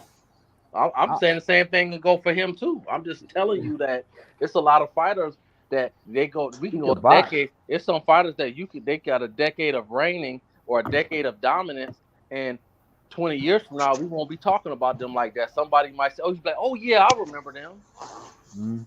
I don't think the Klitschko's is. I think when you say the Klitschko, I don't think they're on the same level of a Tyson or a Holyfield or a Rocky Marciano. I don't think they're on that conversation. Vladimir has like 25 defenses or something crazy. I mean, but do you think he's going to be on the same 20 years from now? Going to be on the same level as Tyson? I do think so, but that's kind of irrelevant. My point was, if you see Wilder, he didn't fight. He's not fought any champion. Like, he never unified. Vlad unified. So I don't think it's Vlad ducking. Let's just put it that way. Wilder had the belt for like 6 years and never fought a single champion. That kind of points to him being the problem. I mean, I don't know what point to. I mean, there's no proof. I mean, we giving opinions. Well, he turned down multiple offers from Joshua. I mean, there's a lot of people that would say Joshua turned down offers too. But I mean, you could argue that, but Joshua was the one making. I mean, Joshua was the one making the offers. That's he made all I'm trying to say. by my count. I mean, so yeah. Let me tell you something, my great brother. What I am not a lawyer. I'm not in these people camp. Neither am I. I don't know nothing about none of that. All I know is that arguments from both sides, depending on who you listening to, who got they both have some good points. And Joshua was a little young at the time. I mean, neither one of them have some long, extensive background in boxing. And Joshua can go in there and get on inside and knock Wilder out, and Wilder can knock anybody out because Tyson is, in my opinion, clearly the best fighter of this era. You can make an argument about AJ as well, but at the end of the day, Tyson was 1 second away from getting knocked out in 2 fights. Okay, I don't think it's clear. That's kind of an opinion, like this. I mean, that's a fact. He was 1 second away from being knocked out in 2 fights. How can he be? And he was 1 second away from finishing Wilder off. Like who cares? Like I mean, that's there's nothing yo. funny Any about it. hold on. Listen, A an argument could boxing, be made that he but got I'm knocked out. saying like An argument boxing. could- guys, one at a time. One at a time. In boxing, everybody 1 second away from getting knocked out. All right, so let me ask you this. That's not. I mean, that's semantical like a motherfucker. Listen to this. Well, like what you just said. No, let me check this out, bro. I'm gonna tell you what I said. Anybody, if you've been listening, I done already gave Tyson this props because I said the better man won because he got up and whooped his ass. So I said that already. But I'm not gonna sit up here and perpetrate fake like an argument. I'm not gonna go with that because I'm not into excuses. But an argument can damn sure be made that Tyson Fury, that count was a little long, especially in that third fight. Now, if you want to ignore that, that's on you. I ain't got nothing to do with that. But an argument, if somebody came on here right now from another platform and said that was some bullshit because that count was long, I wouldn't even say nothing because it's damn sure nothing arguable. You talking about? I'm talking about the third fight when he was down. That count was damn sure arguably long, brother. They said that during the fight. The commentator said that during the fight, so we can't ignore that. So what you saying? So what you saying is you feel like Wilder knocked out? No. What I'm saying is when I say he was a second away from winning the fight, I'm saying because the referee, he was a second away from getting his ass off the mat. I'm not talking about a second away from two motherfucking fantasy fights, two people standing in the middle round, and I got a puncher's chance. I'm saying that when he punched him in his head, his head went to his ass bone, and it was argumentatively long. But I'm telling you, brother, that if he didn't get up in 1 or 2 seconds when he did, he was gonna lose. That's what I'm talking about. I'm not talking about an opinion of a puncher's chance. Well, I'm saying so. What you were saying is if he didn't get up, it would be a knockout. Like I'm gonna tell you what I said. Common sense. Hold on, brother. You ain't got to assume what I'm gonna tell you again, so you can hear what I said directly. I said that he was 1 or 2 seconds away from getting knocked out, and you hit me with, well, anybody that got a no. I'm not talking about fantasy world. I'm saying that motherfucker was sure enough. Knocked out. What you saying is fantasy because it didn't happen. No. I said he was a second. So you said, did you watch the fight, right? Yeah, watch the fight. And he got up in what, the 10, 11? I mean, 9. I'm sorry. What was it? 8? When did he stand up? Check it out. When did he stack up? Well, I'm asking you, when did he stand up? Yeah, I'm asking you. No, I'm asking brought it up because you said it's a fantasy. So I'm asking you. No, I'm telling you it's a fantasy that you're saying that he was 2 seconds away from getting when did he stand up? You saying at what point of the count did he stand up? Away from what point of the count did he stand up? So what I'm trying to say is you can say that about everybody who gets up. No. What point of the count? What point of the fight did? What point did Fury stand up? Less. What point did Fury stand up? What part of the count did he stand up? I don't know. All right, it really ain't that deep. It's like a ref's count doesn't have to be an exact. No, I'm just asking when. When did he stand up? When did he stand up? Yes, sir. You tell me. I'm asking you. You brought it up. No, but no. I'm asking you now, though. You asking me because you said it's fantasy, but in reality he got dropped. You reality, hold on, brother. In reality, he got dropped. You said it was fantasy. In reality, he got dropped. In reality, the ref stopped the count and told to go to the other corner. He didn't follow the outside guy count. So in reality, he got dropped. So I'm asking you now. You said it's a fantasy. Hang on. The reason why he told Wilder to go to the other corner was I ain't talking about that, brother. I'm asking you when did he get up? I understand that. I don't need no breakdown on why the ref did that. I know why the ref did it supposedly, but they still got an outside count. You hear me? Yeah, we get you, Jen. Can you guys hear me? Yeah, Jen, we get you. Okay, yeah, because I can just hear someone running off their mouth, and I don't know who it is. Who are you running off your mouth and over talking people? Who are you? You know who I'm talking to. There's only one person that's running off their mouth about Wilder. Who are you? Sports Day, you? Wayne, that's me. So say your name then, because right now you're quite... Sports Heaven. Yes. Oh no! Oh, is it Sports Heaven? Yes, ma'am. What the fuck? What's happening? Why have you gone into run mouth mode? I thought it was someone new. No, that's we having a debate about. We having a debate about it. About something silly. We having a debate about Wilder and Fury. That's what we doing. I thought this was someone different new. No, we having a debate. Hi, Gredax. I know these are my. Hey, yeah. So, LadyChann, when I get a question, Tom, I got a question for him. Can I just say something before you have to say the question? Sports Heaven, please be respectful and don't sound like you're going into wild debt mode, because I thought that I'd just let someone on the panel that was like just being disrespectful and rude while I'm trying to sort out a technical issue, which it doesn't seem like it's going to be able to sort out until tomorrow. We was both having a debate and it got heated. I wasn't being rude. They was being just as rude as I was. I just got a little. Yeah, I thought you was a new person because their voices I'm used to. I'm here. No, I just got a little louder than them, Queen. I wasn't. We was both doing the same thing. Okay. Go ahead. Get your shit off. Yeah, we were just going back and forth. Go let ahead, Lisa speak because Lisa wanted to say something. I just had a question. So you were saying the commentators was outraged or whatever? Who were these? Huh? You talking to me? Yeah. You said that they said that the count was long. I never said he was outraged. I'm saying that even though Andre Ward said the count was long. Then the thing is, and I don't understand why people, if that was the case, because I didn't realize, well then why didn't the people go against that? Like really make a fuss about it? Well, it was a fuss. It just depends on who you listen to and who you choose to side with. It was fuss made about it. So there was all kind of fusses made about it. But ultimately, no, I remember that. Ultimately, what I'm saying, I'm gonna say it again, being crazy or something, and I just don't want this to get overlooked like I didn't say. I said the better man won because Tyson got up off the mat, which why I respect him, and he proved he was the better man. He got up at the count of 7. I just looked it up. Yeah, well, I'm just saying that was, questionable. But I'm just saying the better man got up, But because I remember with the first fight, but I didn't realize the third because I only saw the third one like one time, and maybe once or twice. Yeah, people felt like I think I saw it like once or twice, maybe. Some people felt. I said he got up on the count of 9. Did he not?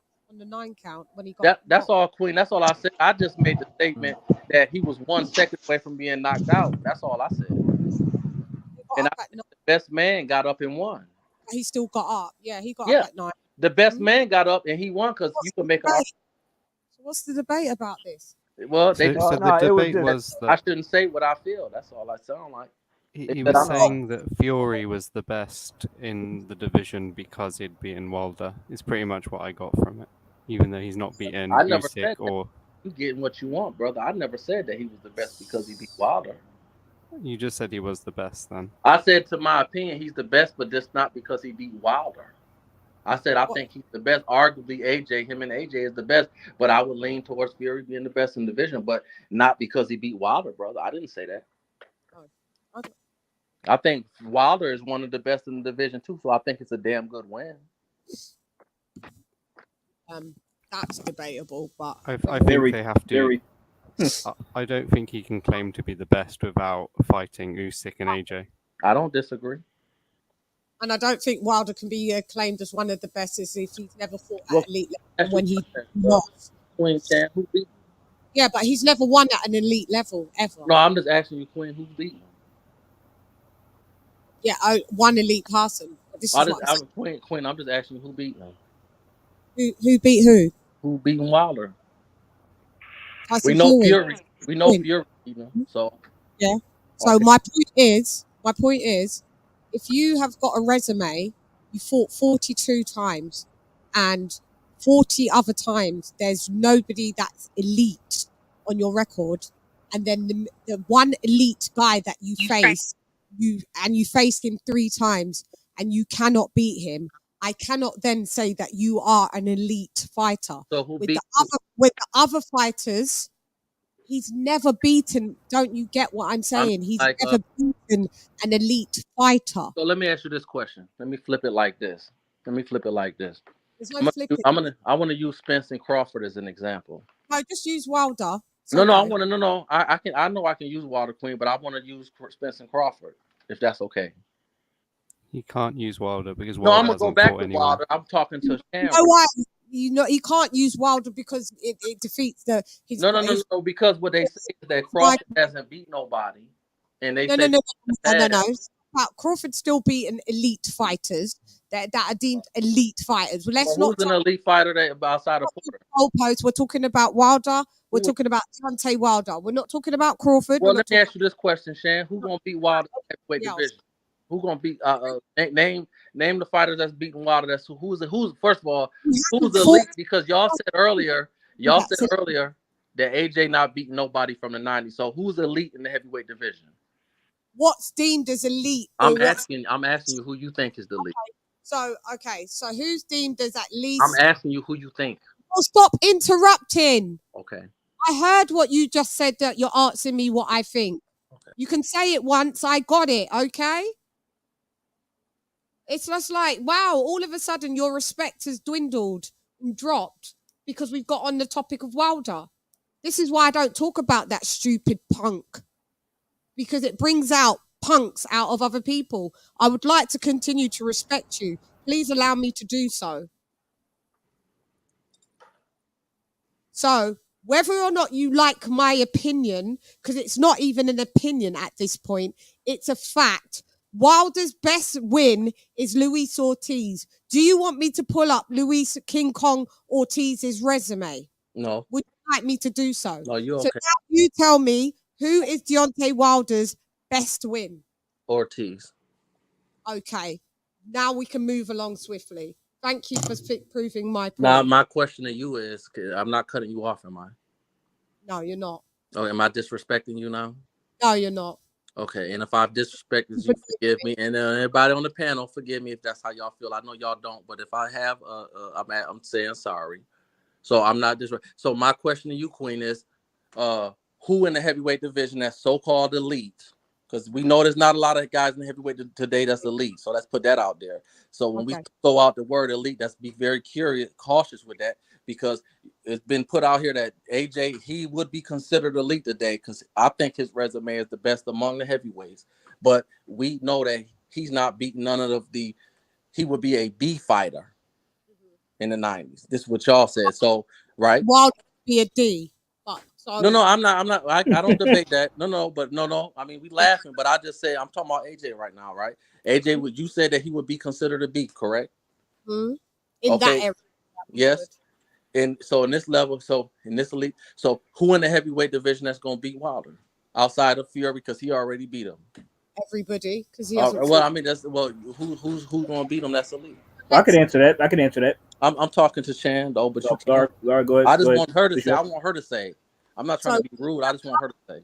Okay, so Wilder had the who was deemed the elite at that time when Wilder, who is 5 years a pro, Wilder and Fury over AJ. So Wilder could have fought Klitschko. That's an elite person. AJ did it. Fury did it. That's an elite win on their record. No, there isn't many what you're going to class as elite, because you're comparing it from yesteryear. But what we're going to do is talk about the level of competition, what is here today for the heavyweight. So no. It's not about who beats him. It's about who is he fought. No. I just asked who he beat. No. I get what you're saying. You broke that down. I said his best fighter was Ortiz, and you was right. So who beats him? Yes. We're going to have to wait until he fights them. Okay. No, I'm just asking you your opinion, though. Who do you think that's heavyweight? Okay. Because I think personally, I think Joyce can beat him. That's just my opinion. Maybe Joe Joyce, yeah. I think Joe. Oh, you said maybe, right? Yeah, maybe Joe Joyce. Maybe Joe Joyce if he gets. Because what I'm not going to do is, just because I'm not going to say that everybody beats Wilder. Okay, everybody doesn't beat Wilder. But I want you to tell me 3 people who you think can beat him. Okay, so we'll go with Joe Joyce because you was with that. I'm with that. I feel that. In my opinion, and this is not me fanning out, you're going to say I am. I'm not going to say none of that. AJ beats Wilder. That's a fair opinion. I believe Wilder beats Dillian White. I believe who else beats Wilder? I believe we've got quite slim pickings. I agree. I know. I think Andy Ruiz, Andy Ruiz, will give maybe Wilder. I got to stop you 1 second. Will probably get sparked. Let me ask you this. Do you think he's really going to get by old Ortiz? Or is that a 50-50 fight? 50 fight. That's what I said on Twitter the other day. You must. No, I'm asking you now. I didn't see it yesterday. I didn't see it. I said that's a. I said, imagine you being in your prime and it's a 50-50 fight with someone that's 43 years old. All right, I'm glad you said that. Okay, so I'm listening to you. Wild to me. Okay, yeah. I'm listening. Okay. So what I'm saying is, old Andy Ruiz may have given Wilder a run for his money, but new Andy Ruiz,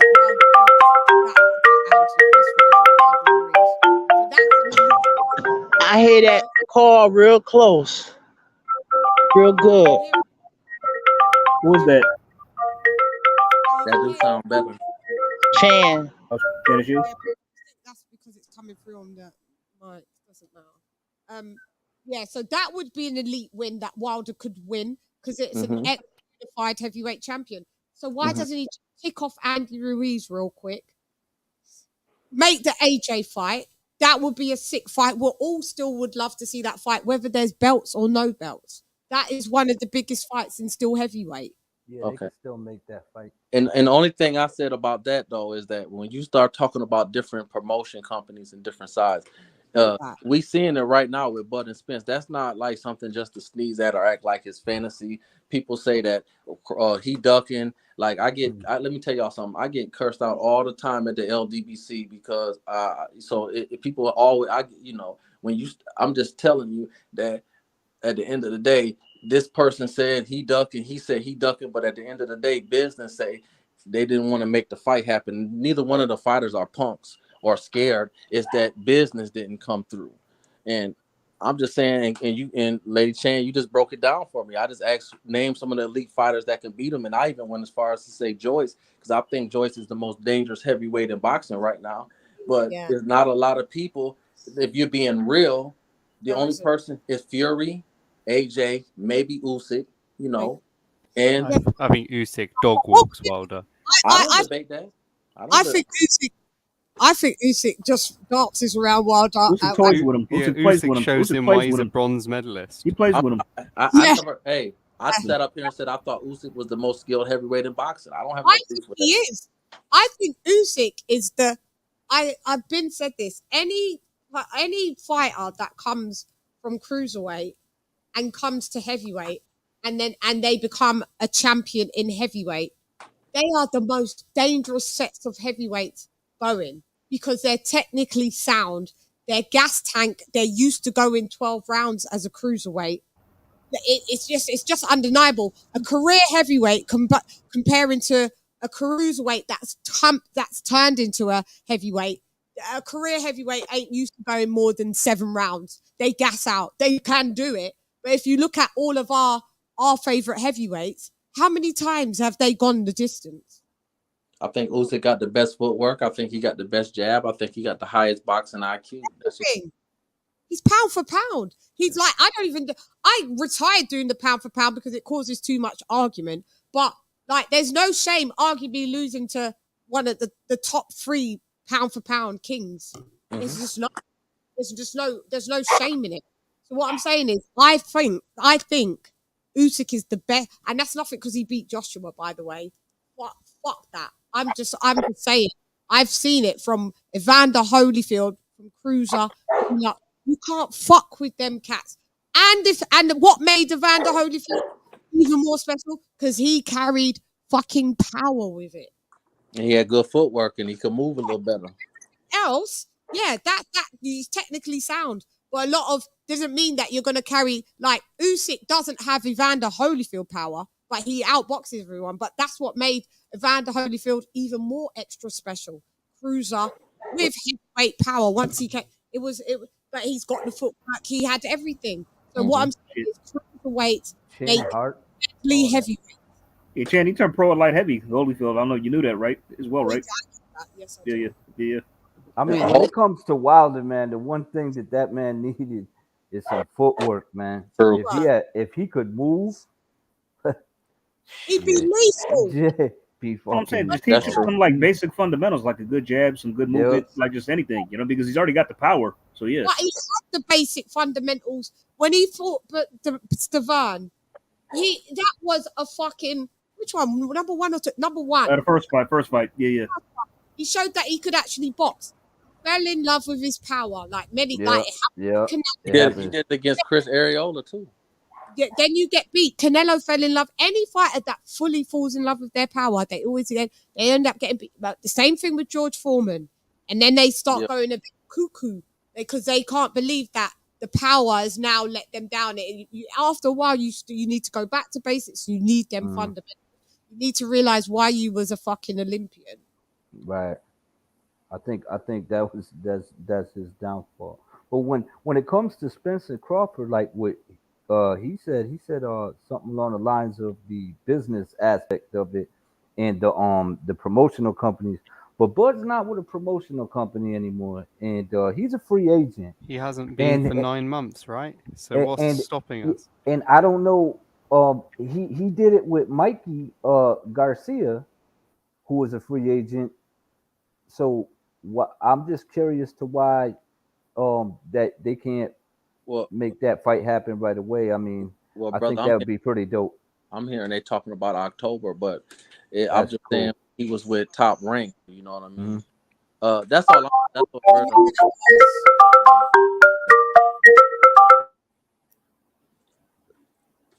that's the phone.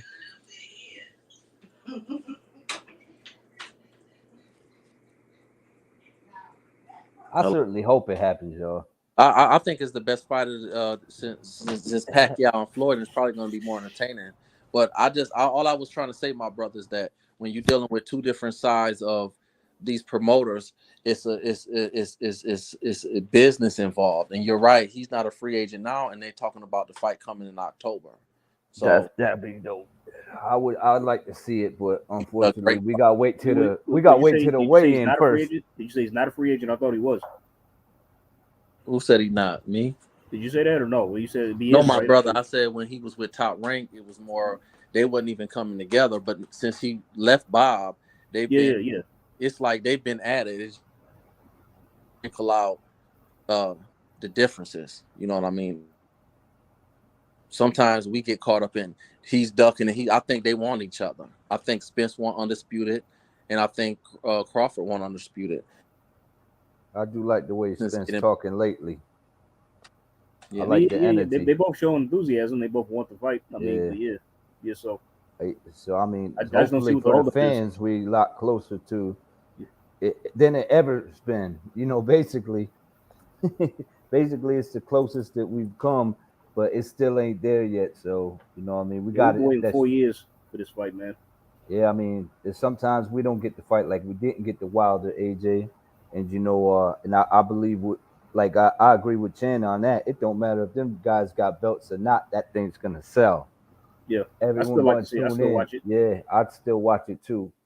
And I gotta say that Wilder showed me that heart is the one thing he certainly ain't lacking, because he was. You're right. He was out there fighting.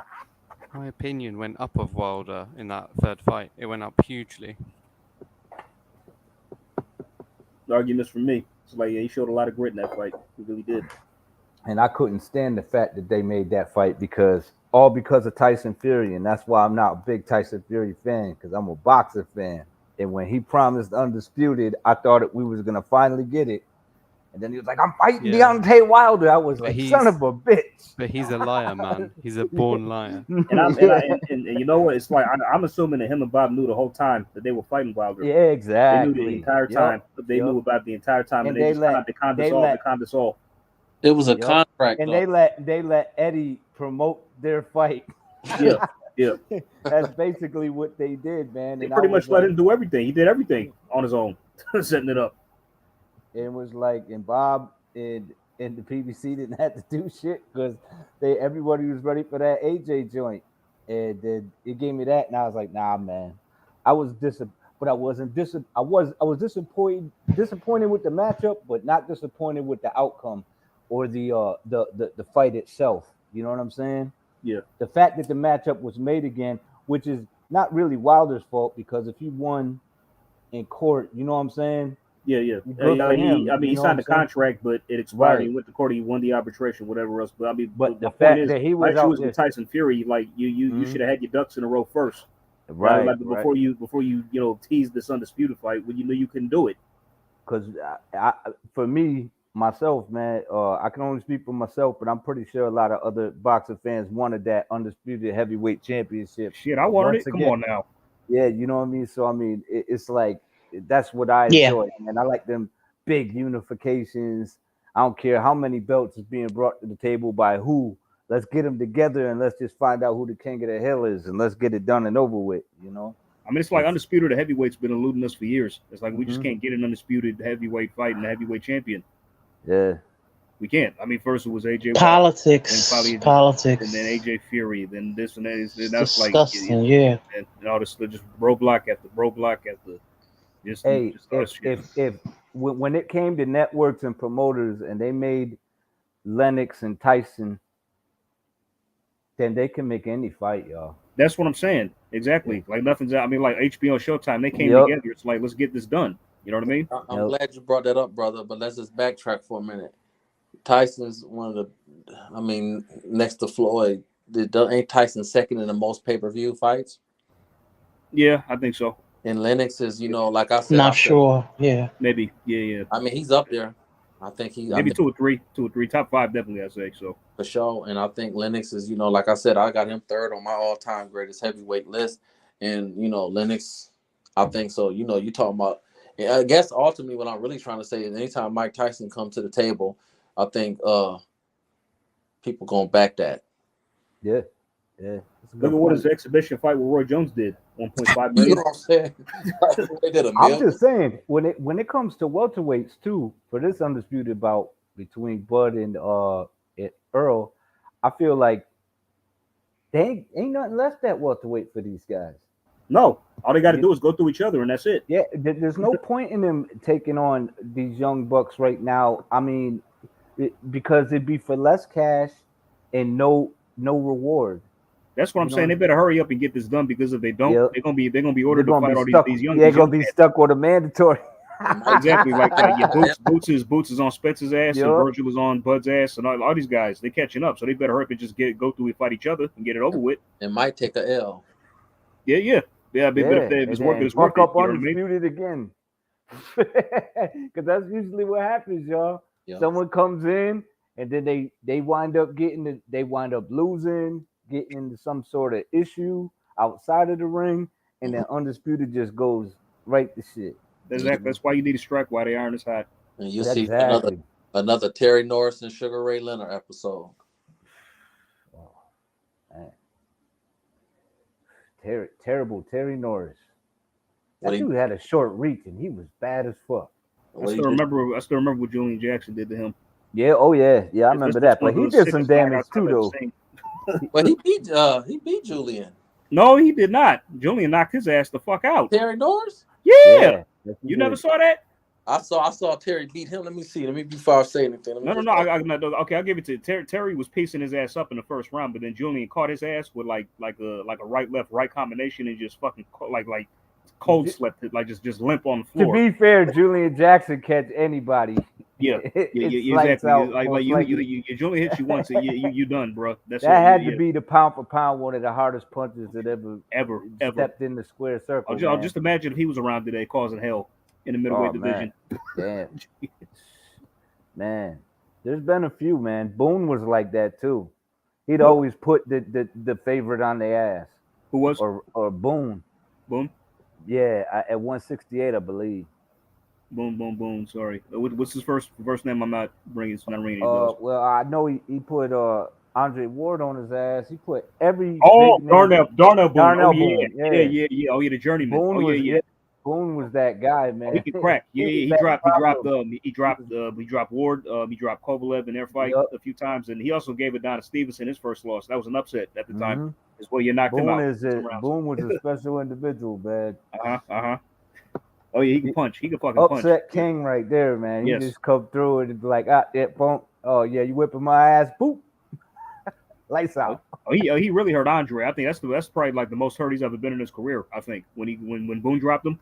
Yeah. Yep. But he got up and he fought through that. He did. He still won the fight. That's what makes champions, man. Adjustment. Yeah, I think Boone. What he do? What's crazy is like he took the Adonis Stevenson fights and the Ward fights on like short notice, like a week's notice. Yeah. There's a lot of attorney guys. It's just wondering, like, if he was like that, if he was doing shit like that, it just makes you wonder if he was like, if he was dedicated and had a full team behind him. You know what I mean? Yeah. Yeah. Oh, yeah. Dun was no joke. Decent skill set too. He just paced himself. You know, he just be waiting on that shot. There was a couple guys like that. I'm trying to think of the other dude that I used to watch. That every time I see him, I was like, I bet you gonna knock this dude out, or put him on his ass at least. Every time I see. Let me ask you this. What was worse, Randall Bailey? Oh yeah. You talk about the Mike Jones knockout? Yeah. Oh yeah. Oh shit. Oh yeah, man. Oh yeah. That was a beautiful counter uppercut he landed. Just Bailey, man. He'd always be waiting on that shot too. He'd be waiting on the shot, just setting motherfucker up the whole fight. Like first he dropped him with a right hand, and like the prior round, and like that shit just came out of nowhere. It's like you got to be like, what the fuck was that? Yep. I like guys like that, man. It's shocking. Then you got the whole team watching the fight with you, like, oh man, he killing him. Like, what? Boom! Give me the money. Boom! All the money start coming out. Like, that's some bullshit. What the fuck was that? That's that shit, man. It's like, yeah, pull it out. Some of them guys, man, they got that, man. You know what I mean? Just that patience, man. Yep. But it's not just the equalizer because they know how to land it. Yes. You know what I'm saying? Yeah. They don't force it. They let it come to it, man. They let the knockout. And I think a lot of these young fighters would be more successful if they weren't trying for the knockouts all the time. You know what I mean? I feel like that's one of the things that hurt Tio. That motherfucker tried to get Kambosos out of there, and it's just like, oh man, he came out flying out like a madman. Yeah, just throwing wild shots, all this kind of shit. Then like, then Kambosos put him on his ass, back pocket. You know what I mean? Yep. That's just landed the perfect counter. What made the Tank Pitbull fight close as it was, because he was worried about trying to knock him out instead of just boxing. Yep. And he wasn't relying on how much that man used his head either.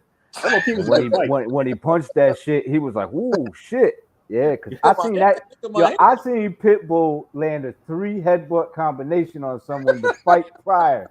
I was like, yo, did he just land 3 headbutts in a row? He went from right to left, from left to right, and then underneath. I was like, shit. Yo, this motherfucker got 3 hands in there, man. I said, you gotta watch out for this dude. He come in low and man, another Evander Holyfield or fucking Tim Bradley in there, man, a knucklehead. I like guys like Cruz, though. I like him. He's a fun little fighter. He's enjoyable. Yeah, he is. He could scrap, man. I was telling everybody that too. I was like, that dude could fight though. I was like, but you gotta watch out for his head, so keep your distance. Don't let him get too close. But he didn't use his head in that fight, so he probably got under. He didn't use his head that much in that fight. In comparison, he didn't. No, trust me. Watch his fights prior. His 2 fights prior, it was way worse, man. Well, against Tank, he ain't handle. He better not. He been trying to use his fists and ducking. Yeah, that's the other thing too. But Tank was a good fight. I enjoyed that fight. Tank landed that good shot on him and was like, "Oh shit!" His hand just was like, "Fuck that! Don't punch him in the head. Go to the body." His coach said, "Fuck your hand. Get out there and fight." Yeah, man. Sometimes, man, it go like that. Some people just got some tough. Who was it? The guy that Triple G fought. That motherfucker take a punch. Marauder. Yeah, yep. Marauder. That holy shit. He was getting caught flush over and over again. I was like, damn. I was like, this motherfucker is a punching bag head, man. Like, shit. This guy here. That's the one thing I didn't like about what's his name? Oh, the 54 champ there. That got stopped by who? Castano? Nah. The other Hurd. He just had no defense, man. Yo, he just would eat punches. I'm like, he can't keep fighting like that, man. Who was that beat him that last time? The Luis Arias. Yeah. Like you're right, brother. It was like, goddamn, man, you gonna keep letting him hit you in the head? Goddamn. Like, I saw that fight. It's like, why is he letting this dude hit? That's a fight he could have won, I believe. You know what I mean? And I'm like, why is he's getting hit way too much? It's like, does he usually get hit like this? I'm gonna be honest, brother, Adrian. Looking at that fight in retrospect, could he have won? I don't know if he could beat him. I mean, because I think a couple of occasions he hurt Arias in the fight, and if he just would have like put his punches together nicely, he probably could have got a knockdown and at least finished him off. But every time he just wouldn't capitalize, and Arias would come back and just would piece his ass up like a Christmas tree. And I'm like, what? He's a big dude. I think he stayed at 54 too long. And I don't think he worked on his defense enough, and he was just kind of bullying guys. But he was taking shots though, like, and even if them shots wasn't hurting him, he was taking clean shots from decent punchers. Well, I know why, because you know what I'm saying. And I'm like, that can't be good, man. That's gonna pay dividend later on in his career because you just can't be eating shots like that regularly. Exactly. Thanks for having me on. Good night. Okay, have a good one. Nice to meet you. You too. You can't though, man. You can't let guys just you can't let guys just piece you up, man. Even if you ain't even feeling it, it's just like it don't matter, man. Like that's still rattling your brain, man. Like just because that fight with Arias was at 160, and like I think before the fight they were saying that he had ballooned up to like 200, like 10, 13 pounds, and he had to lose like all that weight. I'm like, holy shit. I'm like, does he naturally walk? Is that his walking around weight? If that's the case, he's fucking huge. That's like Saturday with Bam. You know, he was hitting old school, and for the first 2 or 3 rounds, old school was eating it. And it, like after a while, he just started catching, and old school just faded out. Like, man, I can't take it. Yep. So always being young sneaky. ass legs, he was man. sneaking in them body shots though, man. He was. And it was them young ass legs too. You got to keep up with them shits. And you getting older like that, and it's just like, and this dude is, and he's a talent. Bam is a talent. So, so he was doing his thing. And who's that dude? Ramirez? He beat Nova. Yo, that kid. Oh my god. Well, Robisi, I will say this though, brother. I will say this, like, and I'm not taking because he definitely got skills, but this is the truth, right? And I hate to say this, the brother had his record. That nigga, that record. Sometimes the records. That's the second fight I've seen in the last 3 months. That that record will fool you sometimes because all my man really did was just put a high guard up and walk him down.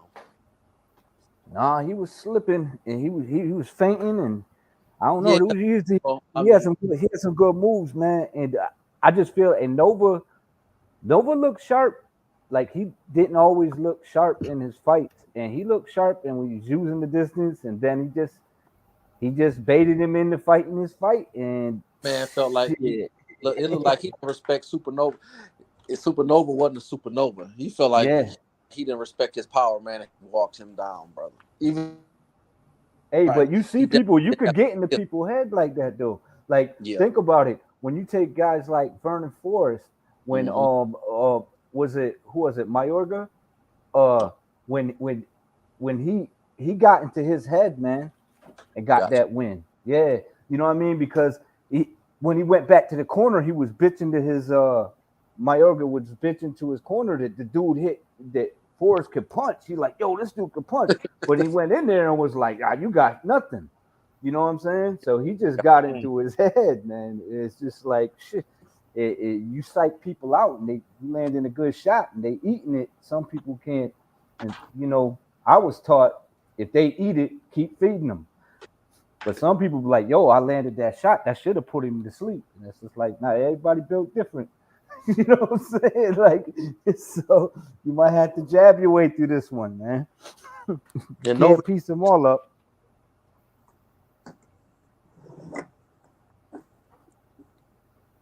You said it, Nova what? No, I said Nova did catch. Yeah, that's a good point. Nova did catch him clean in the second and took him on the back step. But it seemed like in the intensity of the fight, it seemed like Nova. It's like he didn't respect Nova's power, and it was really like he walked him down. But I will say this though, it was definitely 2 different levels in skill set in that fight. You could see that it wasn't on the same level. I just sensed Nova fading. I'm like, I think when the knockout happened around 5, right? I say like by like the 3rd or 4th, Nova was starting to fade a bit. Like the pace was kind of catching up. Because like he was pretty much in full control, but the knockout came out of nowhere. I'm like, oh shit, damn, wow. You could see why. You could see why one was an Olympian and the other wasn't. Yeah. He pretty much controlled the pace, man. Mm-hmm. He controlled the pace of the fight, and he was the ring general. True. Ramirez was the ring general in there, and Nova got out of his game plan thinking, well, I'm the bigger guy. Yeah. I can piece this guy up. I got the longer reach. But then kind of was like, well, nah, if I could touch him like that, I could touch him like that. And dude was like, good. That's exactly, he was playing the long game. You know what I'm saying? He was like, Ramirez was like, okay, yeah, you do that. I was rooting for Nova too, but hey, man, shit happens. Ramirez got a new fan, I'll tell you that. I was like, that's a bad motherfucker right there. He kept a smile face in that fight. Mm-hmm. Talk cash money shit. Yeah, big shit. Yep. He was Backed it beating up like too. it felt like didn't I tell you not to go outside? Didn't I? Yeah, he stepped over him and shit when he slept him too. I was like, oh. I was like, but I couldn't hate on it. I was just like, yeah, that's the way you do it. You go sell tickets. People, he got me tuned in. You know what I'm saying? So, hopefully Novo shave his beard now. Yeah, I don't know, man. Maybe he'll be back. Who knows? Maybe he'll move come up. back to shave the beard. That always just kind of that blonde beard always messed you up. Idiot did it. Fuck with me, did man. It's like, why is he wearing that shit? Like, God, that don't make no sense. I don't know. Some of the shit that Andre be wearing sometimes be bothering me. I'll be like, well, what the fuck is he wearing, man? I'm like, why are you wearing that shit? Why he look like a fucking playing card right now? Like, he come in with like a vest and some doilies on his hands and shit. I'm like, what the fuck? It should be looking crazy, man. He looking like the Jack of Hearts and shit. What the fuck is this dude doing, man? I don't know, but I mean, I guess he needs all the attention he can get.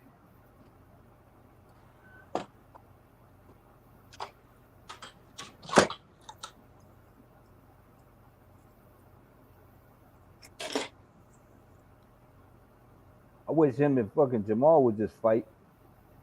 Oh yeah, Andre, yeah. Well, yeah, that's a loss, man. That's could have fucking been a fucking unification. Yeah, that's a waste. To me, that would have been a big fight. That would have been a major unification. It would. Low key, it would have. I think it would have made some money too.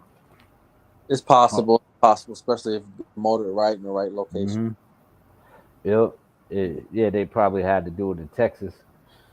And I think and matchups make fight. To me, I think Demetrius got a better shot at getting Canelo because I think he can hurt him early and see where his heart is at.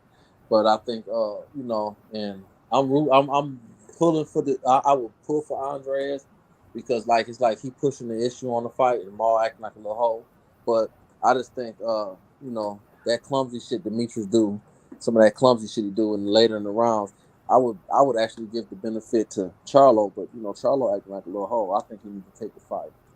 Yeah, I hate that about certain fighters, man. You see all that talent there, and then but you don't see the energy. Like his saying? Like Charlo was content with fighting scrubs. So yeah, and like that's Jamel fighting everybody. But then again, let me say this, and this is what I was saying to my brother about earlier when I said different promotion companies, you know. And that's something that sometimes as fans, I think we get we'll say, oh well, we'll use silly excuse like, oh well, Tyson and Wilder, that was a big.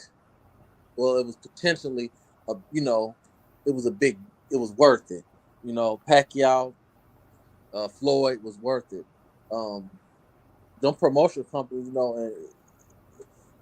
that's why I respect Jake Paul because at the end of the day, it's time to kind of shoot them motherfuckers to the side. Yeah. I don't know. I just feel like when it comes to me, like the guys I root for and what I is the guys that got the energy to try to fight. Like I'm upset with the fact that Andre ain't been in there with nobody, but for the most part, he been trying to fight him. Yeah. And then that bothers me that you got a guy lingering around with a belt that can't get a unification. And I think he tried to unify with Billy Joe, and then he popped dirty. He wanted the Charlo fight. They turned that down, and then Triple G don't even mention him. True. And then that when he brings up Canelo, it's like you fight with nobody, and it's just like, well, but nobody want to fight him at the same time. You know what I mean? I mean, see, when it came to that, it's like. Of course, I'm a boxer fan, so of course I'm off of Demetrius Andre versus Canelo. But during that whole time, Canelo was on a super middleweight one, so he didn't have time for Demetrius then. That's why I understand him not wanting to fight him then. So let me ask you this. Good. What about when it was at 154? 154 he could have, yeah. And I mean, and I'll also say this: it's like he also tried to fight. I didn't notice. I found this out not that long ago that after after Canelo beat Danny Jacobs, already had 3 straps, and he could have fought Demetrius for the last one. But right. And he tried. He actually appealed to the IBF to actually allow him to, but they wouldn't because they said no, you have to fight your mandatory Sergey Derevchenko. Then eventually Canelo got stripped and it never happened. So he tried to fight Demetrius late the year, but the IBF wouldn't allow it, unfortunately. Okay. So I also heard that De La Hoya might have blocked that shit too. Yeah, that's probably it's possible he was with Golden Boy then. Yeah. So who knows? Yeah. and then from that moment forward, I guess Canelo and De La Hoya were on the outs. Yeah. He got out of his contract after that because I think mostly they were trying to. I mean, they put shit in that contract that he didn't know about or wasn't okay with. Because I think they were trying to force that third Golovkin fight down his throat, and he didn't want to do that. But he's doing it anyway. Yeah. Look, now you're doing it anyway, but with Eddie. Right. And that go back to the business. So if Canelo wanted to fight, business wouldn't allow it. Yeah. I don't know. It kind of make you wonder though. It's like, yo, like we say that the promoter works for the fighter, but I don't know, man. Well, it depends on what status the fighter is at. Like if he's a cash cow like Canelo, okay, I can see the promoter working for the fighter. You know what I mean? But if you're not on that level that Canelo is, then it's just the other way around. You know what I mean? Mm-hmm. I'm just saying, if they're taking part of my person, you got Bob will get you the title shot. You know what I mean? You'll get the title, you'll get the championship, no problem. But you're probably not getting paid. But you see what Bob basically told Crawford, you causing me money. You shut up and you fight who I tell you to fight. And let's just tell her how it is. And it's sad, but that's why I like what Jake Paul doing. I don't agree with the shenanigans and all that shit, but at the end of the day, it's time for these fighters. You know, this is a capitalist society, especially here in America. And you don't need a motherfucker. When you're a millionaire, you don't need somebody doing stuff for you. But I guess though Bud had a guarantee that there had to be an extra mil slapped on all of them fights if it wasn't a Earl Spence fight or a Manny Pacquiao fight. So that's why he was always getting them $4 million guarantees and shit, because that's why he was saying he was costing them money, because I gotta say, Bud was smart in the way he handled his business too, because he was like, if you don't get me the big fight, you're gonna have to pay me. Well, financial standpoint, I just put it out there. Hey guys, sorry to break here. I just had something's popping off, so I have to end the show this minute. Okay, thanks for having us, man. Thanks for having us. Thank you guys. Nice chopping it up with you guys. Yeah, all right, y'all. Pleasure, fellas. All right, nice talking with you. Tomorrow. Thank you very much for King Heaven in the building, and AJ12Q.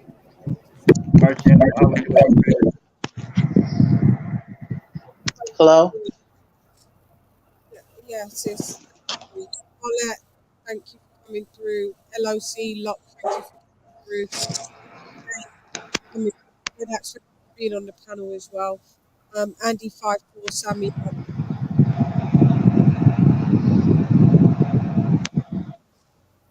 Champ Ross, thank you. I didn't see that you was here. Outlaw, my brother, thank you for coming through. Thank you. Toby Barlett, sorry I didn't see that you was here, sir. I've been trying to sort out some technicalities on the thing. I'll have to call in tomorrow. Thank you for coming through. Hey, Chan, I'll let you later, okay? I'll take care. All right. Great. Come on. Love you. All right, Lisa. All right, take care, AJ. Eric Hyatt, thank you for coming through. Yeah, so I'm gonna go, guys. Thank you very much for coming through. So anyway, I'm gone. Hey girl, it's LadyChann repping nonetheless. Come box with CHANN. LadyChann is left in Lisa, my sister, sorry. Thank you. All right. Thanks for having me, sis. Thank you. Lady Shann the build. God. LadyChann. Fight.